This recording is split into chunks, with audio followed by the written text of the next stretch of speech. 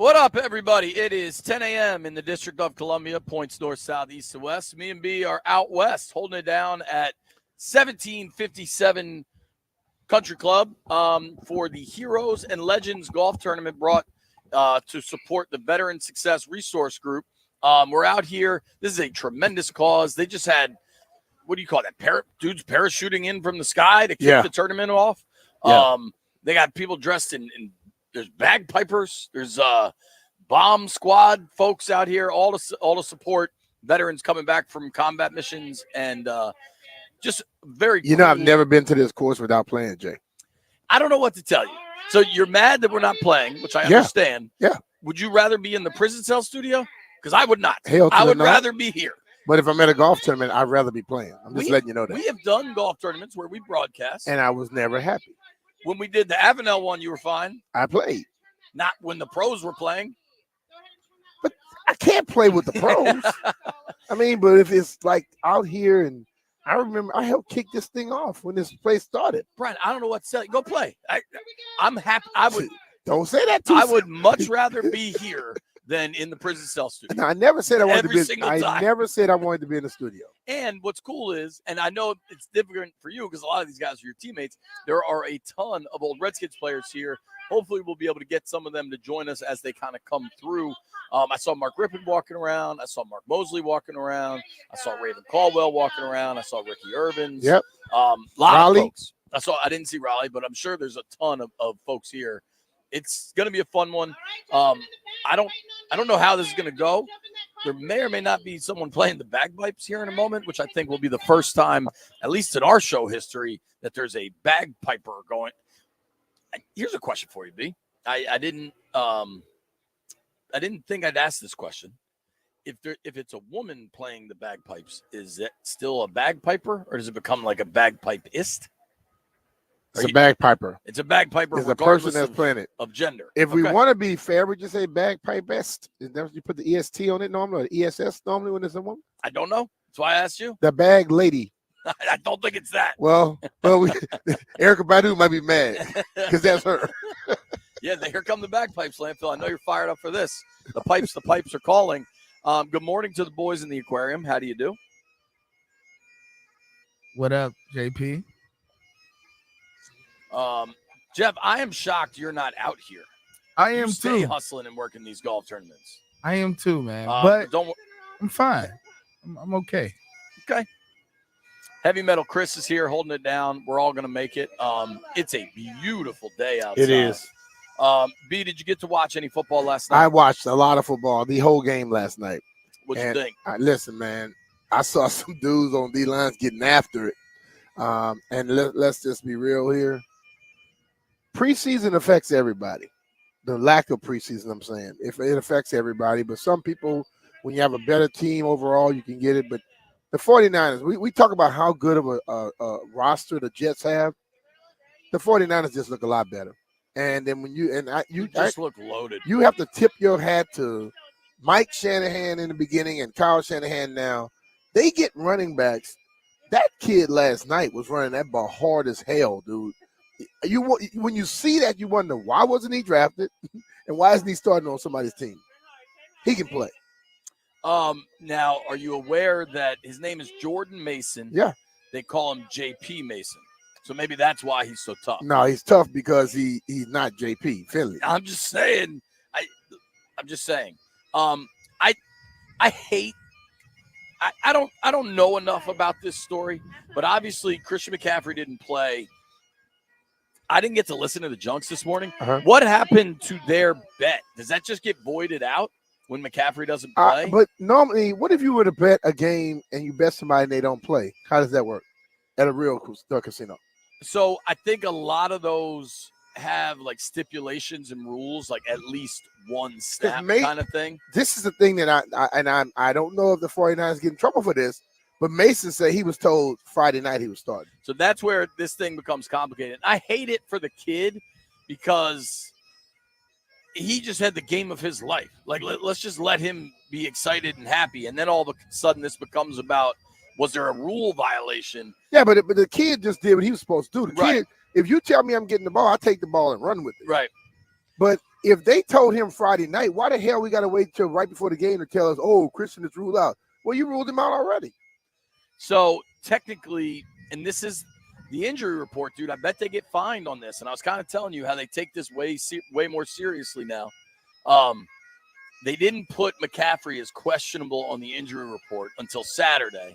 But Mason said in the postgame that he might have known he was starting by Friday He didn't say might have. They say, when did they tell you? He said Friday night. He said maybe Friday night. So he tried to give himself a little leeway. It was on Friday. But they probably it was maybe Saturday. I just think it's a little much, man. And then you read Florio on this. The 49ers, as evidenced by what Mason said, knew the truth. No one else did, presumably. In a world without legalized gambling in fantasy football, there's an all's fair dynamic that applies. But with money now changing hands based on decisions made in reliance on the information the team has provided, it's a problem. McCaffrey's out. Mason's in. He looks fantastic. Yes, he did. I don't know what the Jets got. I don't know if last night was a fair test for them. Like maybe they'll be a lot better down the line here. But I just think the Niners, again, just look like a wagon. Defensively, Fred Warner is so damn good. They were running to the ball, though. What do you think of Rodgers? Rodgers looks a little off to me. Looks a little rusty. And I understand that Rodgers throws a lot of off-kiltered-like throws, but he did not seem like he was ever really pushing off that leg to me. He threw everything like with a foot in the air or falling back. And if he can't really push off that leg, he won't play a whole season like that. Just listen to these possessions, man. Like listen to the Niners possession chart. So the first possession of the game, 3 and out. Then it goes field goal, touchdown, field goal, field goal, ball game. And they just took a knee. Yeah, but they scored. They didn't. They went 3 and out, and then they scored on, what, 8 straight possessions. Their field goal kicker was on point. Do you know what happened to me? Are you saying this to rub salt? No, I don't know what the hell happened. What it messed you up? Yeah. I was up 18 points in fantasy going into last night. And then he hit a field goal. And he had the Niners kicker. Is he supposed to not kick? No, but it just sucks that a kicker. I mean, Beamish. Well, I feel sorry for your fantasy people. I like real football. That man did his job.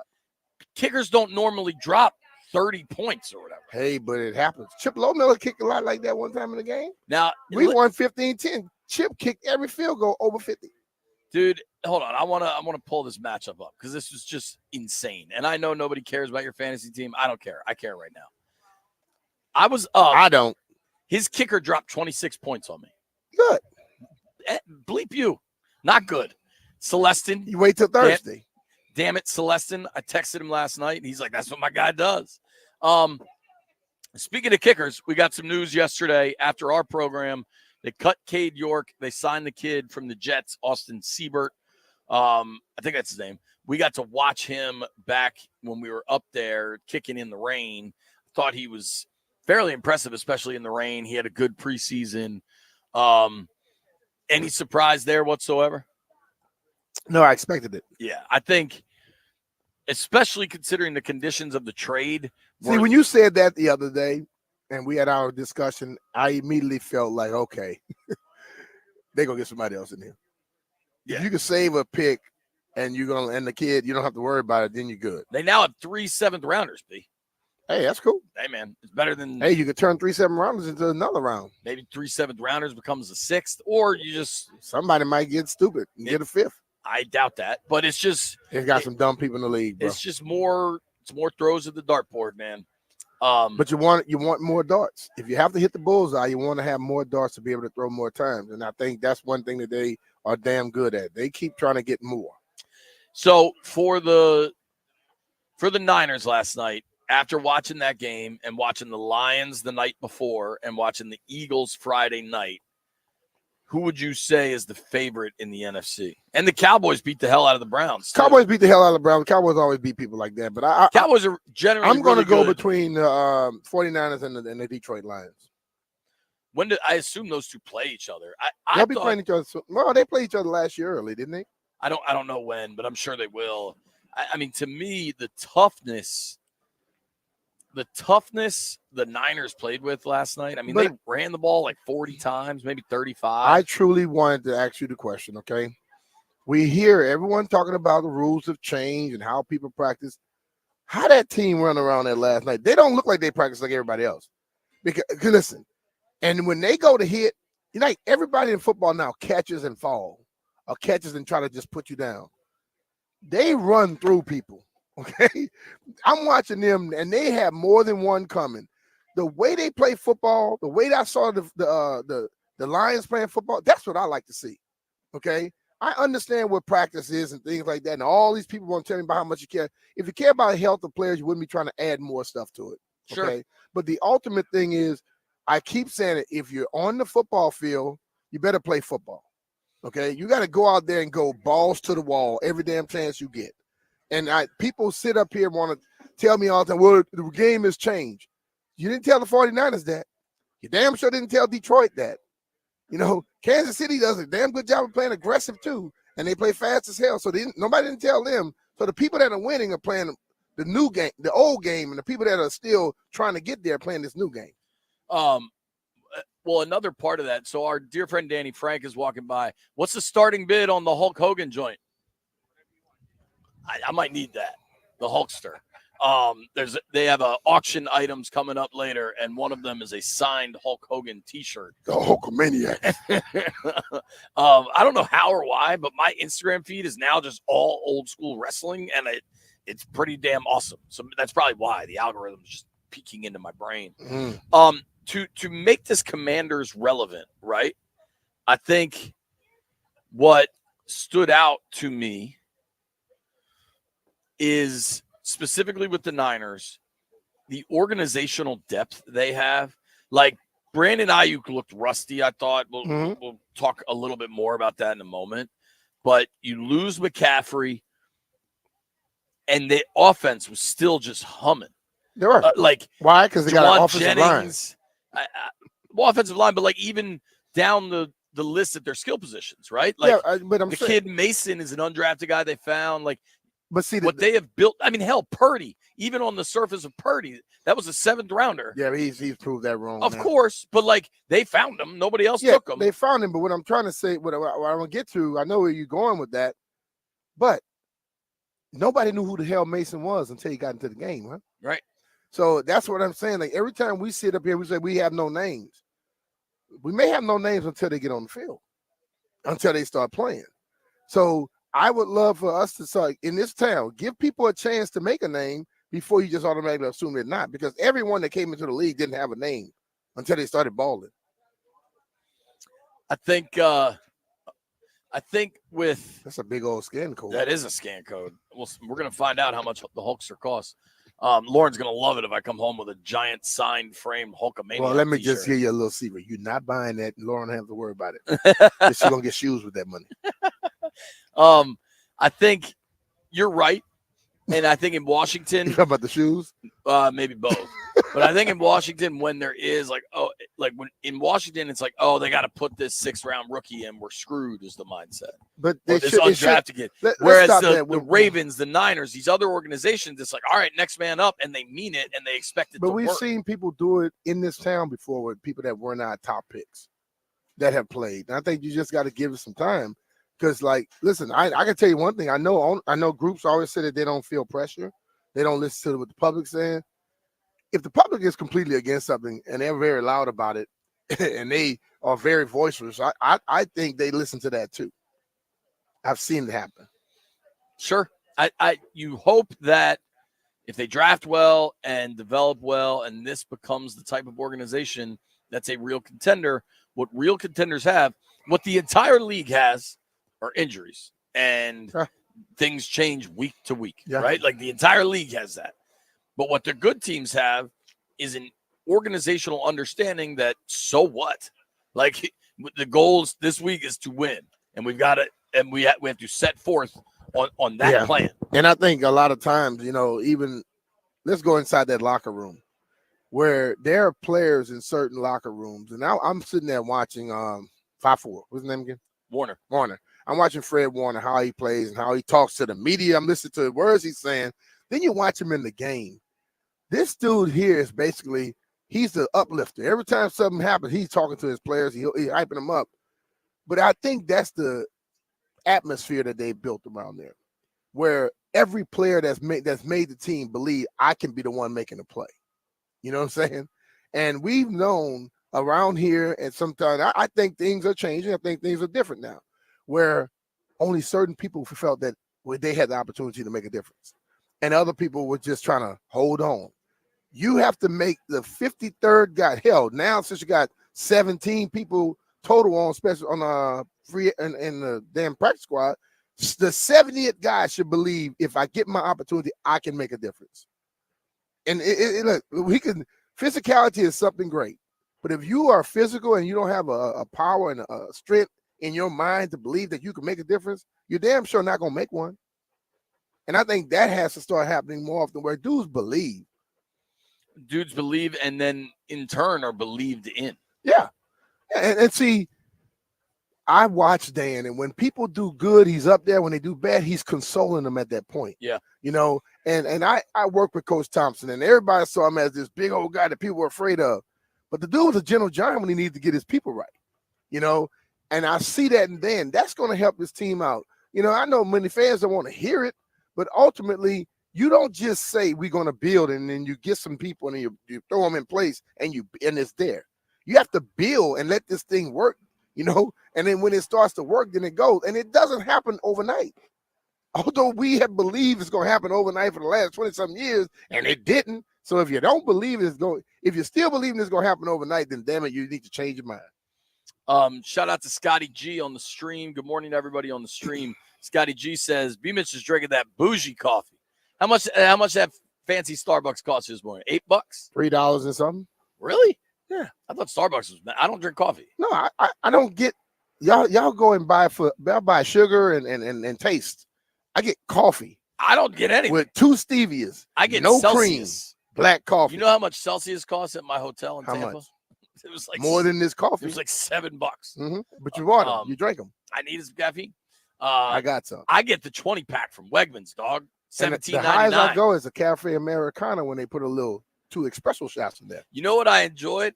I don't know how on earth he landed on this, but I saw on Twitter last night, Cameron, like everybody randomly, there's a moment in the incredibly constant price gouging inflationary era with which we live in. Every once in a while, there's a moment where you're like, damn, how much is this? Doug Cameron last night posted a picture of Miracle Whip. Was like, listen, I don't care if I get made fun of for liking Miracle Whip. There's no way this should cost $10. Doug, that's not mayonnaise, bro. And then everybody just responded to him making fun of Miracle Whip. That's not mayonnaise, bro. You gonna drink artificial mayonnaise? Yeah, I guess so. All right, a lot for us to do today. Miracle Whip is a spread. Listen, I'm not a Miracle Whip expert. Barstool Nate will join us at 11. 1 o'clock, really excited. They have to. Marty Smith from ESPN will join us. Just a really unique character in the ESPN landscape. Really excited to talk to him. We're going to hear from Dan Quinn yesterday, kind of what he talked about, specifically with Jaden running the ball. We're just getting warmed up live at the Heroes and Legends Golf Tournament 1757. Going to be a fun day. Hey, it's Brian Mitchell here. NFL Week 2 is here, and you can start the season with a big return on FanDuel, America's #1 sportsbook. If you're new to FanDuel, you get started with $200 in bonus bets guaranteed when you place your first $5 bet. Well, we have the Thursday night game coming up, and the Bills are going down to the Dolphins. And you know what? If you want to have a same game parlay, you can go with Dalton Kincaid, anytime touchdown. Tyreek Hill, over receiving yards. He'll have some motivation still from what happened to him last week. Josh Allen, I'll go with the under passing yards because Josh seems to be running instead of the over passing yards. Just visit FanDuel.com/Brian to make every moment more this season. FanDuel, official sportsbook partner of the NFL. FanDuel Sportsbook is the official partner of 106.7 The Fan. You have to be 21 years old and present in Virginia. First online real money wager only. $5 first deposit required. Bonus issued as a non-withdrawable bonus bet, which expires 7 days after receipt. Restrictions apply. See terms at sportsbook.fanduel.com. Gambling problem? Call 1-800-GAMBLER.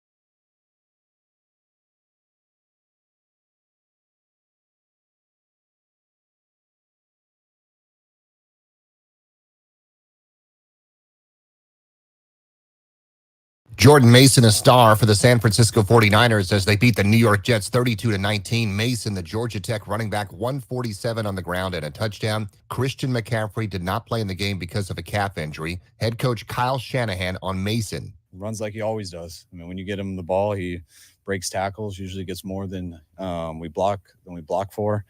When we had the good lanes, he always hit them and got a bunch, but JP was awesome today. Jake Moody hit a franchise record-tying 6 field goals. Aaron Rodgers held to 167, 1 touchdown, and an interception. Commanders preparing for the New York Giants, looking for win number 1 on the season. The team released kicker Cade York yesterday and are looking to sign Austin Siebert, says Tom Pelissero. Nationals back home at Nats Park tonight against the Atlanta Braves. Start of 2 in a row against the Braves. Mackenzie Gore versus Reynaldo Lopez. Pre-game coverage begins 6:15 right here on The Fan. The Mets lead the Braves by 1 game for the final NL wildcard. I'm Byron Kerr on The Fan.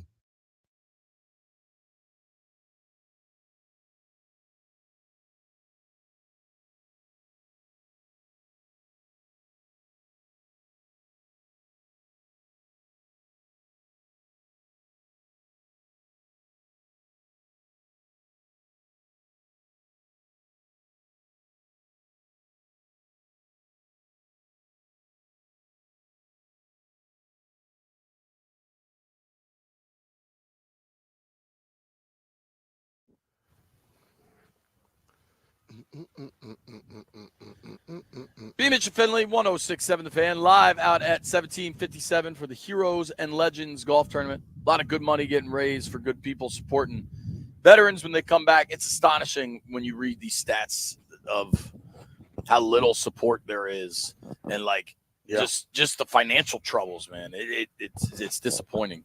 Coming up in just a few minutes, we're going to give away tickets to Marley Brothers later this month. That should be a really good show. Did I tell you I watched that Bob Marley movie? Have you watched that? No. I think you'd like it. I'm not a movie guy. I know, but I know you like Bob Marley. I love Bob Marley, but if I watch a whole movie, it's gonna take me like 4 or 5 times to watch. You're gonna fall asleep. I'm falling asleep, dude. Jeff, did you watch the Bob Marley movie? So I watched it when it came out in theaters. Yeah, it was good, didn't you think? Then he went home and acted it out.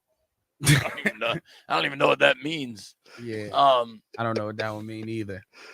I'll explain to you later. So this is pretty interesting. Ben Baldwin, we've had him on the program before. I think he's a DC local guy. He's a hardcore. Calling some of this stuff analytics is unfair because there's no analysis involved in this, right? This is just he compiles statistics in some capacity. Mm-hmm. I found this pretty remarkable, man. 1st and 10 against now. This is last year. 1st and 10 pass rate last season was pretty remarkable. How infrequent the Washington offense was throwing the ball, which it would seem so bizarre, but they 1st and 10, they almost always ran it, and then they throw it on the consecutive downs. Mm-hmm. And then as the games got away from them, as they repeatedly did in that game, in that season, they throw it on the first. Then they'd have to, right? Yeah. I think looking at Sunday's game with Cliff Kingsbury, I think they had a lot more variety on 1st and 10. Yeah. Kind of with a day to absorb it and react to what we saw around the league. Thanks very much. What do you make of offensively what you saw in the game? Yeah. Sunday? I think there were things there that, and I think the Tampa Bay Buccaneers made them throw the ball up front for the most part. Yeah. They missed opportunities down the field. But I think, like you said, he did have variety in it. And I think everyone looking for the motion. The back switching side sometimes is motion. That back switching from the T position over to on the right to the left makes that linebacker moves. You know what's happening. That back moving from the I down to the T or vice versa. It gives you something and it shows you a little bit. I think it was okay, and I think as Jaden gets a little bit more experience with it and gets more better feel, you're going to see the results of it. You know, you go back and you check out some of the parts of that game. He didn't do as bad as some may think. He did a lot better than what people may think, especially first time going out against a team like that. Are there people that think he did bad? It's those out there who wants to knock the offense, and they go to Cliff, and then he and Cliff the ones that take the brunt. I don't think if you don't think Jaden did great, I think that's reasonable. But in no way was he bad, dude. He's a rookie quarterback that didn't turn the ball over. But nobody should. That to me, no one should expect great in the first game. To me, I think arguably the most impressive thing he did was not turn the ball over. I'm with that. Think about what we've seen over the last few years, where we've got veterans, or Howell wasn't a veteran, but he turned it over. Well, let's just say, Jay, it's a lot of passive aggressive conversations that goes on where they try to use little things and I'll talk about like what didn't happen, why it didn't happen, and they're pointing the finger at him when ultimately, no, you're looking at the wrong thing.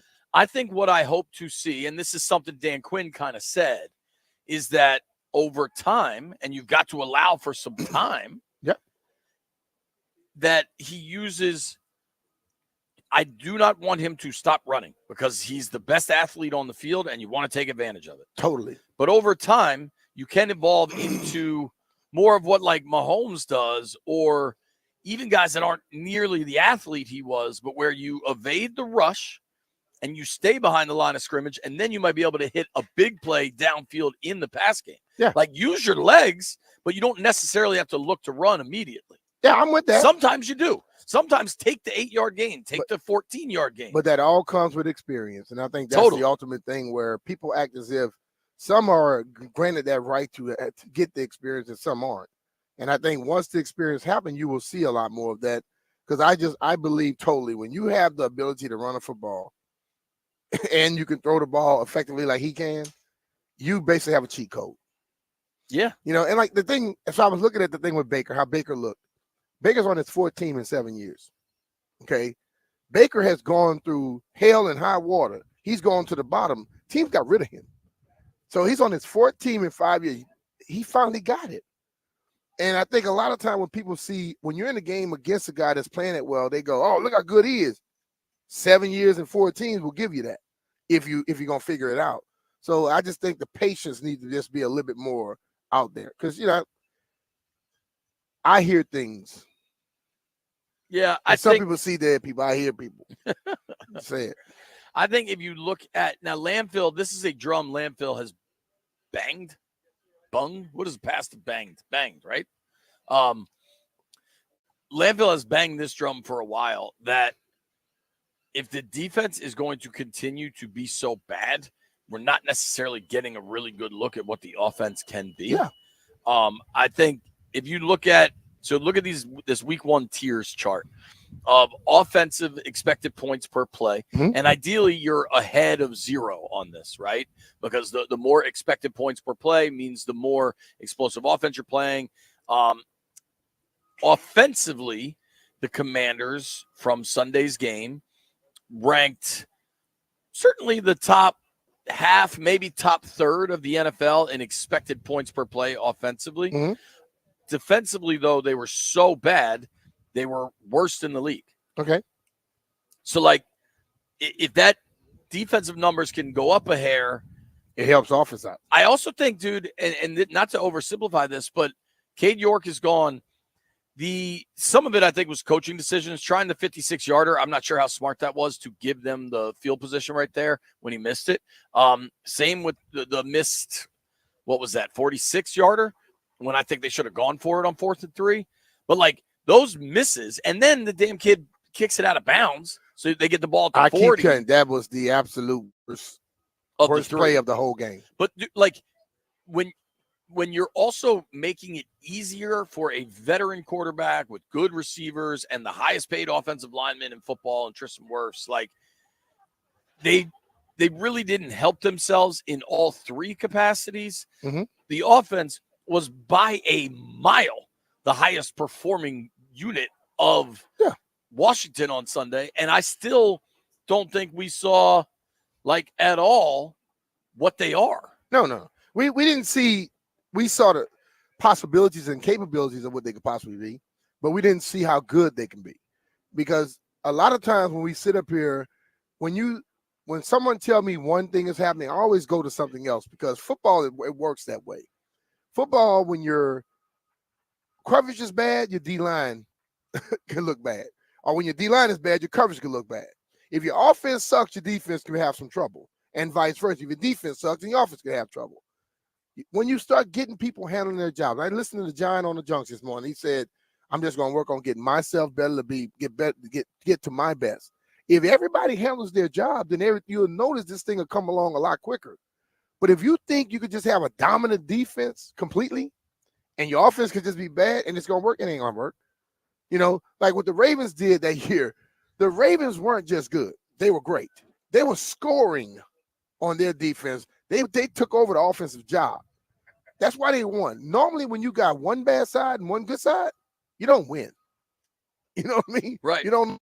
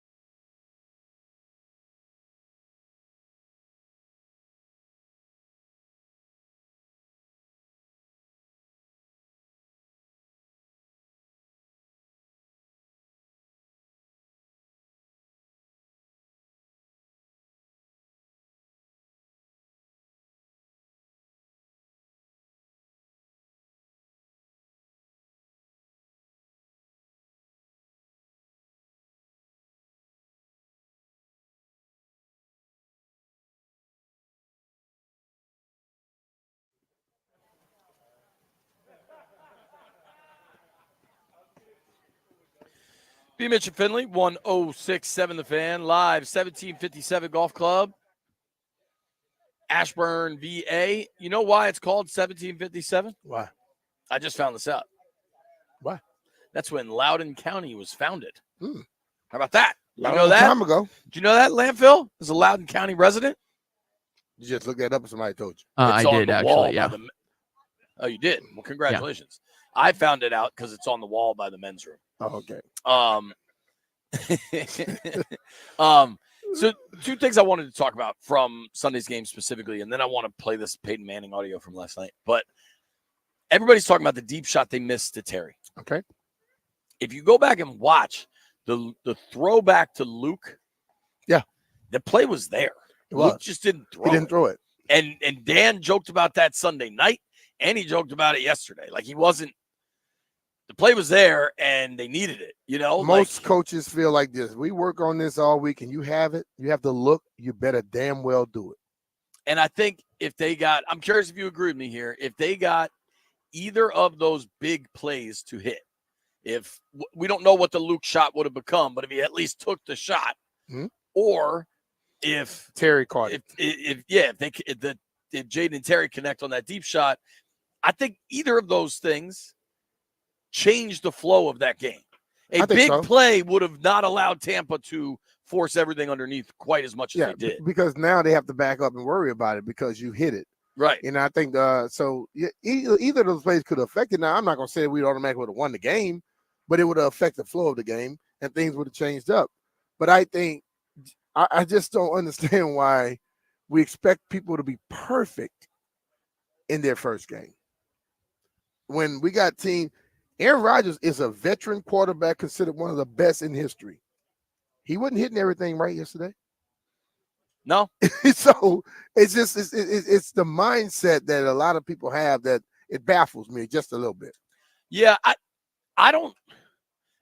I'm going to say something that will surprise you, that you always tell me. Mm-hmm. Like the people on social media, whatever. Like if somebody has drawn a conclusion that Jaden is bad based on Sunday's game, ignore him. I ignore that. It's far too premature. No, but I'd like to always just put it out there so those who like to listen to the stupid people don't become stupid. Okay. See, let's be real now. Society is not like it was when if someone says something, you will vet it. Today, people just see something and they automatically believe it. So as much as they see stupidity on social media and some radio stations, I think we should at least throw out some positive stuff and put out another way of thinking. So then they got two choices to choose from. And if they choose to go with the stupid one, then you're just stupid. Well, we also live in a world where everybody thinks all information is fake and like it wants to consider where it came from. And who knows? We're just talking. Well, not really, because they've seen to buy everything they hear when it's posted on this crap. Whoever the dude was that tweeted me and B Mitch the list of first ever performances by rookie quarterbacks. I believe Phillip Rivers was at the top of that. If you happen to be listening to the program, tweet that at us again, please. Also, it was on Twitter. It was on Twitter. Okay, I don't look at Twitter. Well, how'd you see it then? I looked on. I normally just go straight to IG. That's why I've been looking here the whole damn time. So I missed it. This is also a direct. You've told me to do this. If anybody has a bike rack, I can have. I'd also like that, please. A bike rack. For like the girls' bikes. Like I got one. You got a spare? Yeah, I'm getting a new one. Okay, whenever you're ready. Thanks. I cost you $2,500. No, I'm out. I need a cheap, easy one because we got a fancy one and I can't work. I do have one at the house though. Okay, that'd be great. Thank you. All right, well then we solved that problem. Brandon Ayuk. We had to deal with so much Brandon Ayuk stuff for so long, and you and I said all along, this is all so he lands back in San Fran with a fresh contract. Totally. Like I think this was all contract. I found it, Jay. Bam. Okay, great. We'll get to that then. Brandon Ayuk last night in that game. Now, it would have been a hell of a catch, but he dropped a touchdown. And I think Peyton Manning is really pretty reserved in being critical of players. Mm-hmm. I think Peyton and Eli are really good on the Manning cast. Peyton's, did you see the Ayuk drop? I saw it. Okay. This is Peyton and Eli reacting to that play last night from the Manning cast. Man to man, Jennings, throw.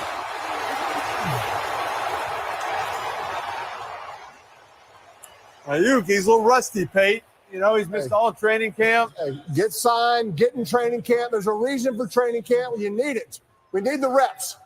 Oh. Get those contracts done earlier so we can get in training camp. We don't drop balls on opening night. Right, it's probably one thing catching passes, running routes. All of a sudden, you're laying out for a pass, full speed, diving. That's why. Yeah, those happen in camp. You make those, you practice those. That's just a little rusty right there. You're still catching balls at a high school field from some quarterback that's 45 years old, my age. You're not catching balls from your quarterback. Get signed, get in camp, and we don't drop the ball. Peyton was pissed. He was pissed. I'll say this. He's right. But then again, tell the teams get their people in camp. You're going to sign them any damn way. So don't you think he eventually signed the same deal that was there 3 weeks ago? That's what they said. Yeah. That's what they said it ended up being. But still, I mean, the team can have a different approach as well. Yeah. You know, get him in camp. I said exactly what they just said when I saw the play. I say if he had been in camp and was in shape, he'd have ran right through that ball and caught it. I think, like, the team could have a different approach. I'd look at the Cincinnati Bengals, who are clearly just slow playing this Jamar Chase thing when the market's been set. The Niners' organizational reputation, that the money was there. The money was there. Like, I think if it was completely, if the team was on the up and up completely, then the players wouldn't have to do these outlandish things to make sure that they get what they need. Yeah, the whole league. What stood out to me specifically with that, though, is, and I think I put this in the text thread last night, is you always say players need to play football to play football. Totally. And I think Ayuk is a stud receiver. Yes. I think 8 times. Now, that's a tough play. So I'll say 8 times out of 10, he makes that play. Yeah. Maybe 9. It's probably 9 out of 10. If he was in shape, he doesn't have to lay out for that. You know, he runs through that thing because when he laid out, he damn near put his hands past the ball. You know, if he just runs through it, you catch it. And I think that's a lot of time where when you're in complete shape, you know I can run fast through this thing. When you're not, you go, oh, man, I may not make it. So you dive. And you know what diving does? Oh, at least he tried. He gave great effort. But when you dive, you're less apt to catch the ball because you're not worried about hitting the ground when you're running through it. You're worried about hitting the ground when you're diving for it. So I noticed this a little bit too, and I was curious if you did. Danny on the stream just said the 49ers looked pissed at Ayuk too after that play on the sidelines. No one helped him up or even really looked at him. It did seem like that was his second one he missed in the game. Yeah, man. It seemed like, who knows? They ended up rolling, so that's a pretty easy way to have a game with mistakes. But see, players. I also thought he got up and looked a little glazed-eyed, like maybe he hit his head on the ground. But the one he caught on the sideline was a little bit difficult, and he might almost let that one go. I know. You know, it's just like the little things. Debo, when he went over the goal line, that ball started coming out. He was able to pull it back in. Why? Because he's been practicing and he has all the little different things you can do to keep playing. Ayuk, his team was probably pissed at him. They were. Because you know what, dude? We went out here working all this time. You signed the same damn deal they offered you like 4 or 5 weeks ago. You could have been here and you would have been better for us. But it'll go away soon because they know what he's capable of. Totally. And you can be pissed a little early, but then when you win by 2 touchdowns, you don't worry about it. The beer tastes a little colder. You know what I mean? And everybody kind of keeps moving. I enjoyed Peyton kind of taking him to task publicly like that. And the play, I'm so glad we don't have to hear about Brandon Ayuk anymore. They did flash a thing, like a stat during the game. The Niners have the highest paid DN, the highest paid running back, the second highest paid tackle. Yeah, the third highest paid tight end. Right. Yeah. And then 2 receivers making 30 mil or 27 mil, whatever Debo's making.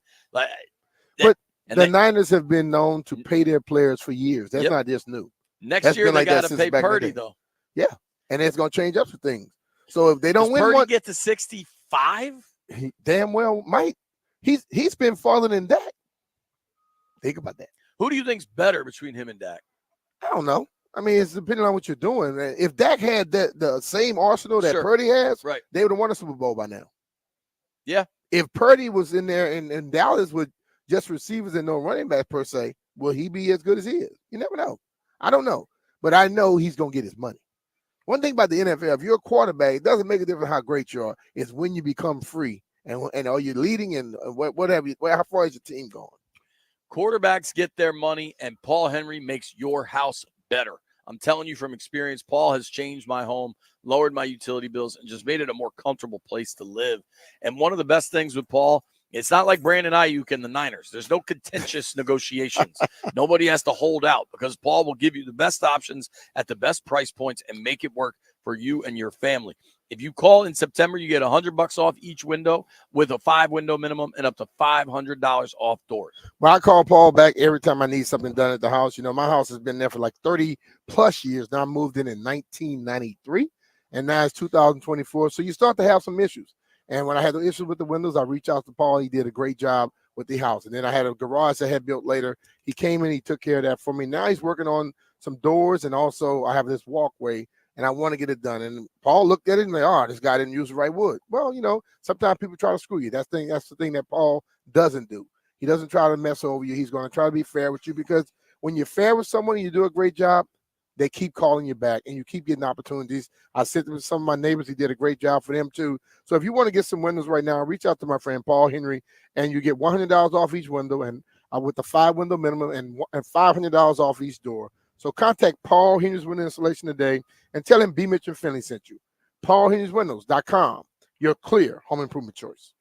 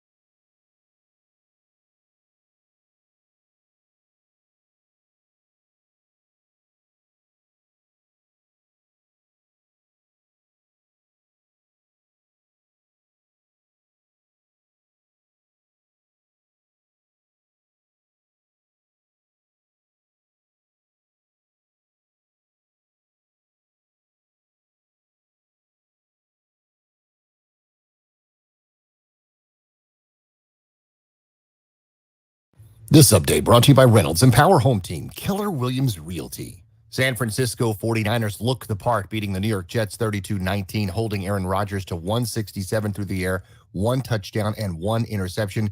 Christian McCaffrey did not play because of a calf injury.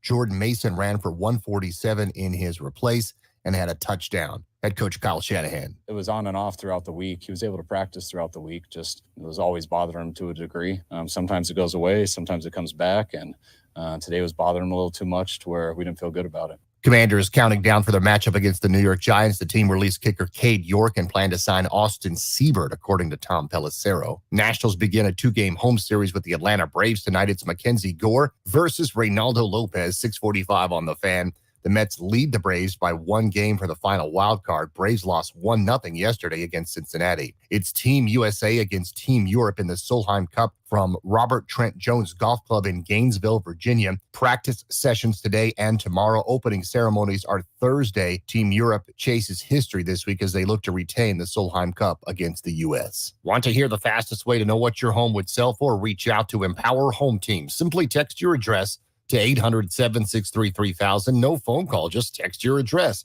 to 800-763-3000. That's 800-763-3000. Byron Kerr on the Fan.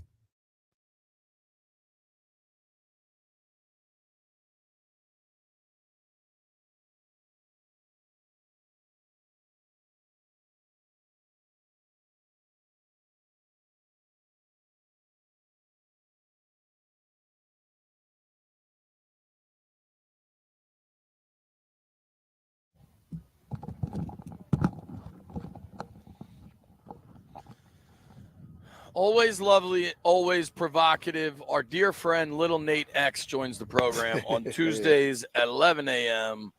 You know him as Barstool Nate, or perhaps just Eric. Hello, Nate Dogg. How do you do? Fellas, September 10th. We're still doing well. No negativity today, all right? Positive vibes only. Dude, I'm glad to hear that. I think, listen, the defense really performed poorly in Tampa, and I don't understand how I watched the game and many others watched the game. Like, after watching that, it's pretty clear to me the defense was the problem, and yet a lot of folks are up in arms about Jaden. I thought Jaden played fairly well. I think he was by far the best rookie quarterback that started this weekend. Do you land near where I land on this thing? This is where I land. Yeah, and yes, to answer your question, I land pretty much exactly there. We knew it was going to be a roller coaster of a season. We knew we were in a rebuild. We knew that they were starting from the ground up. When you finally see it in a regular season game with your own 2 eyes, it can be a little bit jarring. It can be a little bit of, oh, wow, this is not a good team. Now, there were flashes of good players on, both sides of the ball, sure. But my main takeaway is this. Someone tweeted at me that it was a poor showing. They weren't ready to play. They weren't prepared. And I said, au contraire, they were ready to play. The talent just isn't there. It's like if you played Madden with all players who are 62 overall. You can practice Madden as much as you want. If the players aren't good, you're more than likely 9 times out of 10 not going to win the game. And I think that's where we're at. Emmanuel Forbes can be prepared all week. If he's just bad at football, there's nothing you can do about it. And I'm sorry for taking a shot at him, but he was obviously the weakest player on the field on Sunday. He struggled. So it's not a matter of unpreparedness to me. It's a matter of this roster is not good. We are still reeling from the Ron Rivera years where he did not do a very good job of drafting or developing talent. And now the new regime is in, and it's just going to take time, man. It's really just going to take time and patience and draft classes to really rebuild this roster that looks like, basically an expansion team at this point. Jaden is a rookie quarterback. He showed flashes. We have very little talent at wide receiver. We have very little talent in the secondary on defense. It's just going to take time. What positive did you take from the offense? I mean, since they played the best of all of the 3 groups out there, what positives do you take? Honestly, Jaden not forcing the ball and the lack of turnovers. Like him not throwing in an interception is more important to me than the fact that he didn't throw for a touchdown. He barely threw downfield, which I think is maybe a bad thing. But going 17 for 24 in your, NFL debut, it's not that bad. Like, and plus the 88 rushing yards, which obviously is great. I like that he didn't try to force the ball into windows that were probably open in college, especially at LSU, that now in the NFL don't exist. You see a lot of rookie quarterbacks try to force balls because they're so used to doing that. They're so used to the easy completions that don't exist at the NFL speed and the NFL level. So I thought Jaden, for the most part, played well. We can talk about his helmet fiasco. We can talk about him not knowing how to slide. We can talk about all that, but that's all stuff that he can learn and grow and develop into. I thought for the most part, I liked the running game. I thought Brian Robinson, he only averaged 3.3 a carry, but I thought his receptions obviously were a major impact on the game, him and Eckler. The offense is going to struggle when, Luke McCaffrey is and Zach Ertz are your guys. Like, it's not going to be great, but for the most part, I was content with how the offense looked. Well, dude, what's interesting is I was talking with a quarterback, a veteran quarterback that's not on a roster right now yesterday. And I watched Brock Purdy. No, I watched Brock Purdy last night. And there is a theory. I'm curious what you think about this, B. I don't think you and I have talked about this. More and more, these quarterbacks don't want to traditionally slide unless it's like very, like they're in an open field and they see the defender coming at them from like 5 yards away. Yeah. And they slide and it's obvious they're not going to get hit. More and more what these guys like to do, and I'm not saying Jaden nailed this, but I think this is what he was attempting more, is to go down on your shoulder. Not that it's head first, but you kind of like pick your spot and land where you're not going to take a shot. Yeah. Now, sometimes the defenders just hit you anyway. Yeah. And sometimes it's a penalty, and sometimes there's an ejection. Like, you can't. Brock did it last night. Brock did it twice last night. And it was funny because I talked to somebody about it yesterday afternoon, and then I watched Purdy do it twice. I think that's where Jaden's trying to get to. And I think some of these guys are getting taught that. And I think on top of it, when you saw when he started the slot, do the dive or whatever, he was 2 yards past the line. They brought the ball back to the line. Right. So you get the same protection either way. So the slide or dive don't make me a difference. As long as you protect yourself, that's all I give a damn about. Yeah. Does that add up to you, Nate Dogg? That's fine. But I think I speak for everybody. And B-Mitch just said it. As long as he protects himself, man, if you didn't hold your breath a few times when he was running and going head first, you're crazy. We need him. Bro, when his helmet comes flying off, it's pretty nerve-wracking. JP, your tweet after the game, did you ask the question, what's up with the helmet flying off? And he said that, my helmet just flies off. Look. I did not ask the question. Brian and I addressed this yesterday. Our answer is very simple. Let's get this fixed. Get a tighter helmet. Let's figure that one out. Yeah. So when Beeman just said he has to protect himself, that's immediately where I think everybody's mind goes. Is fine. You don't know how to slide, go head first, whatever. Buckle your helmet on, man. This is the NFL. Like it's a dangerous. See, I thought it was buckled. I just think it's too damn loose. Whatever it is, whether it's not buckled or it's too loose, let's get that fixed. Like non-negotiable. Yep.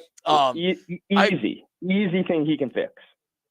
Yeah, and I think more and more, if they had hit the deep shot to Terry, or if Luke had thrown the quarterback throwback, I think if they could hit one of those big plays, it would have loosened things up a little bit at the line of scrimmage, and I think that could have changed a lot. The things I did like, I really, to your point, Robinson, I really liked Eckler in this game. I think Eckler showed you he's got plenty left. Tough as hell. And dude, if you look at some of the defensive stats, the blitzes, I mean, he was facing at least a 5-man front and often more than that, 6, even 7 on damn near 50% of his snaps. I think we are underselling how impressive it is that a rookie quarterback that had 3 preseason drives, he was on the field 3 times in the preseason against whatever version of defenses he saw that nobody blitzed in, didn't turn the ball over once against the Todd Bowles defense. And all we hear about Todd Bowles, like I for all the talk of, the throws were at the line of scrimmage or he ran too much or buckle your helmet, to not turn it over, I find almost more impressive than everything else. Yeah, got the ball out quick. I think I read he got the ball out quicker than any other quarterback on Sunday, which, again, very impressive. I'm with you. You're right. We can spend time talking about the helmet and this and that no shots downfield. It's how I started off this call, is 0 interceptions in his debut. And as you said, against the Todd Bowles defense, I think you're right. We're not talking about that aspect enough, the not forcing the ball. If people want to say he pulled down the ball to run it too quickly, fine, whatever. He's comfortable doing that. And he got 88 yards on the ground in his rookie debut. I think that's great. So he'll get more comfortable. I think if you're a fan, you should like what you saw out of Jaden. I think the biggest problem with Jaden is not having receivers. I truly, I've been saying it since June. I really wanted us to make a move to do something. I'm very concerned about the lack of talent at the wide receiver position. I'm extremely concerned about it. And then Zach Ertz, who is a reliable tight end, I think he's 33 going on 34, hasn't played a full season in 3, 4, 5 years. If he stays healthy, great, but we're not banking on it. So if I had to say the one thing I'm most worried about, it's not the secondary, because we know the secondary is trash. Like that just is what it is. I'm worried about Jaden getting better week after week. I think that's everybody's number one, not concern, but what we want to see out of this team. It's not, I want to see this team win 11 games. That would be great, but that's not going to happen. I want to see Jaden get better week after week after week. I want to see him make less mistakes. I want to see him improve. I want to see him throw downfield more. But you can only throw downfield if there's receivers that are open. De'Ami Brown ain't getting open. So, Jamison Crowder is not even seeing the field. So that's what I'm most concerned about, is just Jaden improving with the lack of weapons he has to improve with. I think that's fair, man. I think what I said to B yesterday, and we landed at a good place on this, because basically I wasn't, unfortunately, that surprised defensively. I thought Dan Quinn and Joe Witt would be able to clean up some of the mistakes we saw, and perhaps that will come over the course of the season. Like, you look at the touchdown the rookie receiver McMillan scored, you clearly had a communication breakdown between Quan Martin, a second-year player, and Mikey Sammer, still a first-year player, right? Like, ideally, you can clean some of that up, and that was your point. Yeah. But unfortunately, the defense is roughly what I expected. The offense was probably a little less than I expected, and I think there is room for improvement there, and that is what I think fans should be kind of excited by. And I got to say, I liked the push the defensive line got. Baker played unbelievable, right? Like, let's just say that. It is what it is. He looked great. Baker's ability to slip out of stuff was crazy. Weirdly, happy for him, rooting for him. He seems like one of those guys, bad situation with the Browns and, bounced around a bit, found a home, and is now balling out. He was a prick for a while too, though. Yeah. I think some of that's on him. He's and maybe he's finally matured. So. Yeah, maybe he's no longer a prick. Right. And I probably goes both ways there too. Yeah. But yeah, I was weirdly, he's an easy guy to root for, I think, at this point. But yeah, he's so elusive. He threw great balls. But I thought our defensive rush, was getting to him nonstop. There's some screenshots that were going around. He was wrapped up and he was just getting out of these sacks. So I like our defensive line. Just the push that they made is just the results in the sacks didn't show up on the stat sheet. And Baker just played a great, great, great game. He did. Almost three bills with 4 touchdowns. He was really good. And what really impressed me with Baker is they would have a key 3rd and 5, and he would throw a rope anticipating his receiver. And to your earlier point about receivers, they got good ones down there. Yeah. Godwin, Evans probably going to the Hall of Fame. Godwin's a stud. Kid McMillan looks really good. They got weapons. But Baker really did play well. You hope that defensive effort, the defensive front, Danny Dimes coming to town this week. Yeah, you better get to him because his legs can't hurt you. His legs have hurt Washington plenty. Yeah. Bro, I have come on this show after, I think, every Giants game for 3 years and said the exact same thing. Why do we make Daniel Jones look like Joe Montana out there? Why does he run around like Michael Vick against the Commanders defense. He is such a bad NFL quarterback.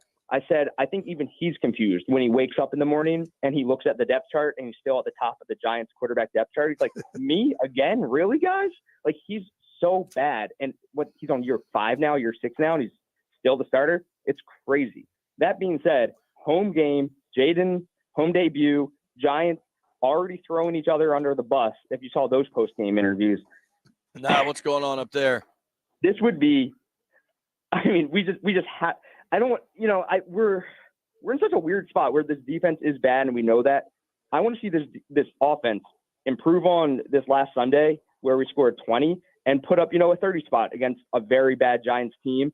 I think it's possible. We're going to give up points. This defense is going to give up points. I would like to see the offense match them plus more. I think that's very doable.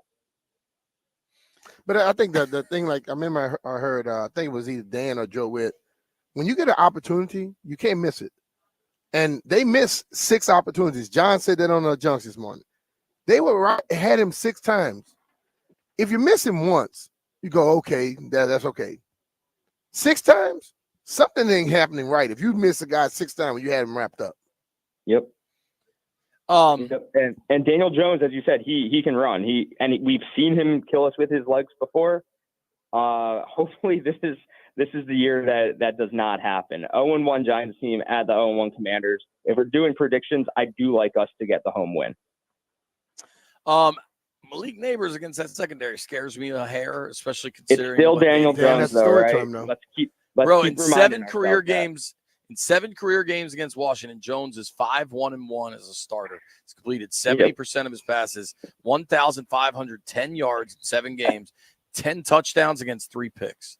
He's a Hall of Famer. Get to him and take him down. Is that just crazy? That, like, what is Some people just have a feel against others. But the thing of it is, for years, okay, if we look at this stuff and just be honest about it, for years, we get to him, we don't take him down, he breaks, he goes. Just like Baker just did. So the people that are getting that pressure, it's not about just getting pressure. It's about getting the damn quarterback to the ground. Take him to the ground, however you have to. If you get a flag, get a flag, but take his ass to the ground. And all we're asking for is improvement week over week. So if we went 0 for 6 last week, maybe we go 1 for 6 this week, and that's what gets the victory. It's all we can ask for. Little improvements week over week. I'm not asking for much. You'd like to think you get off the field on 3rd downs against Danny Dimes and Devin Singletary. What's the heat like on Joe Shane up there, dude? The heat like on what? Joe Shane, Giants GM. What are you saying?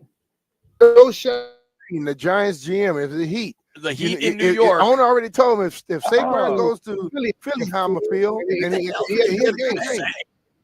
I had no idea what you're saying. Yeah, no, I mean, if I'm a Giants fan, I'm questioning every decision this team has made. I guess I'm okay with coaching, kind of, but maybe I'm just a generational Daniel Jones hater, but I think he is – I can't comprehend how he's still starting there. I truly, truly cannot.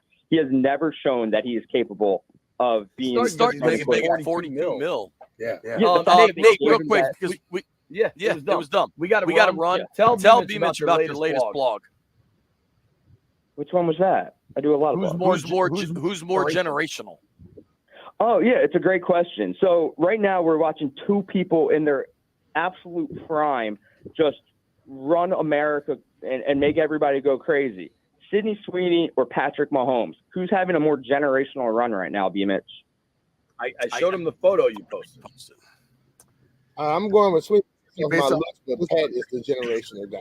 But B-Mitch disagrees with your central premise that Sweeney has been cool. Ryan argues that boobs have always been cool. They've always been cool. I mean, you must be blind or something, dude, or you just too short to see them. No, Ass is having a moment. Ass had a big 10-year run, but boobs are back. But boobs have never left, dude. We got to let you go before CK kills us. Ass had a good run, but boobs are back. Yeah. I mean, hey, I support everybody. That's what I want to That's know. just the Cleve. All right. Thank you, Nate Dogg. We out? I don't know. If anybody's here, we're going to play Dan Quinn next.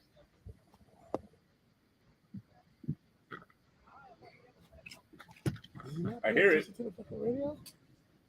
I hear it. I don't know if we were out or that was just what.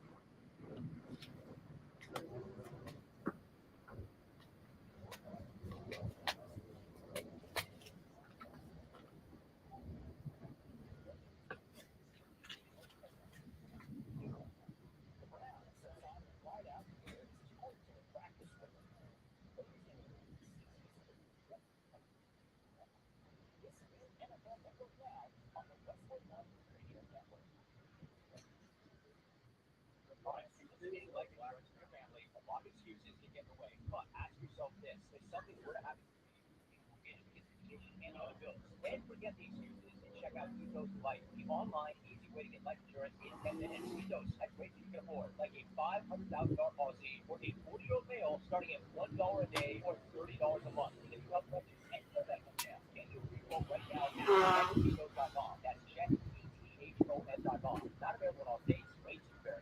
This is the story of the one. As a facility technician installing the welding station, he knows getting the ventilation right is critical for safety. That's why when questions arise, there's Granger. Granger offers deep and technical product information online at his fingertips, so it's easy to find what he needs.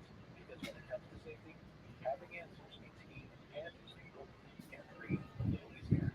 Call clickgranger.com or just stop by. Granger, for the ones who get it done.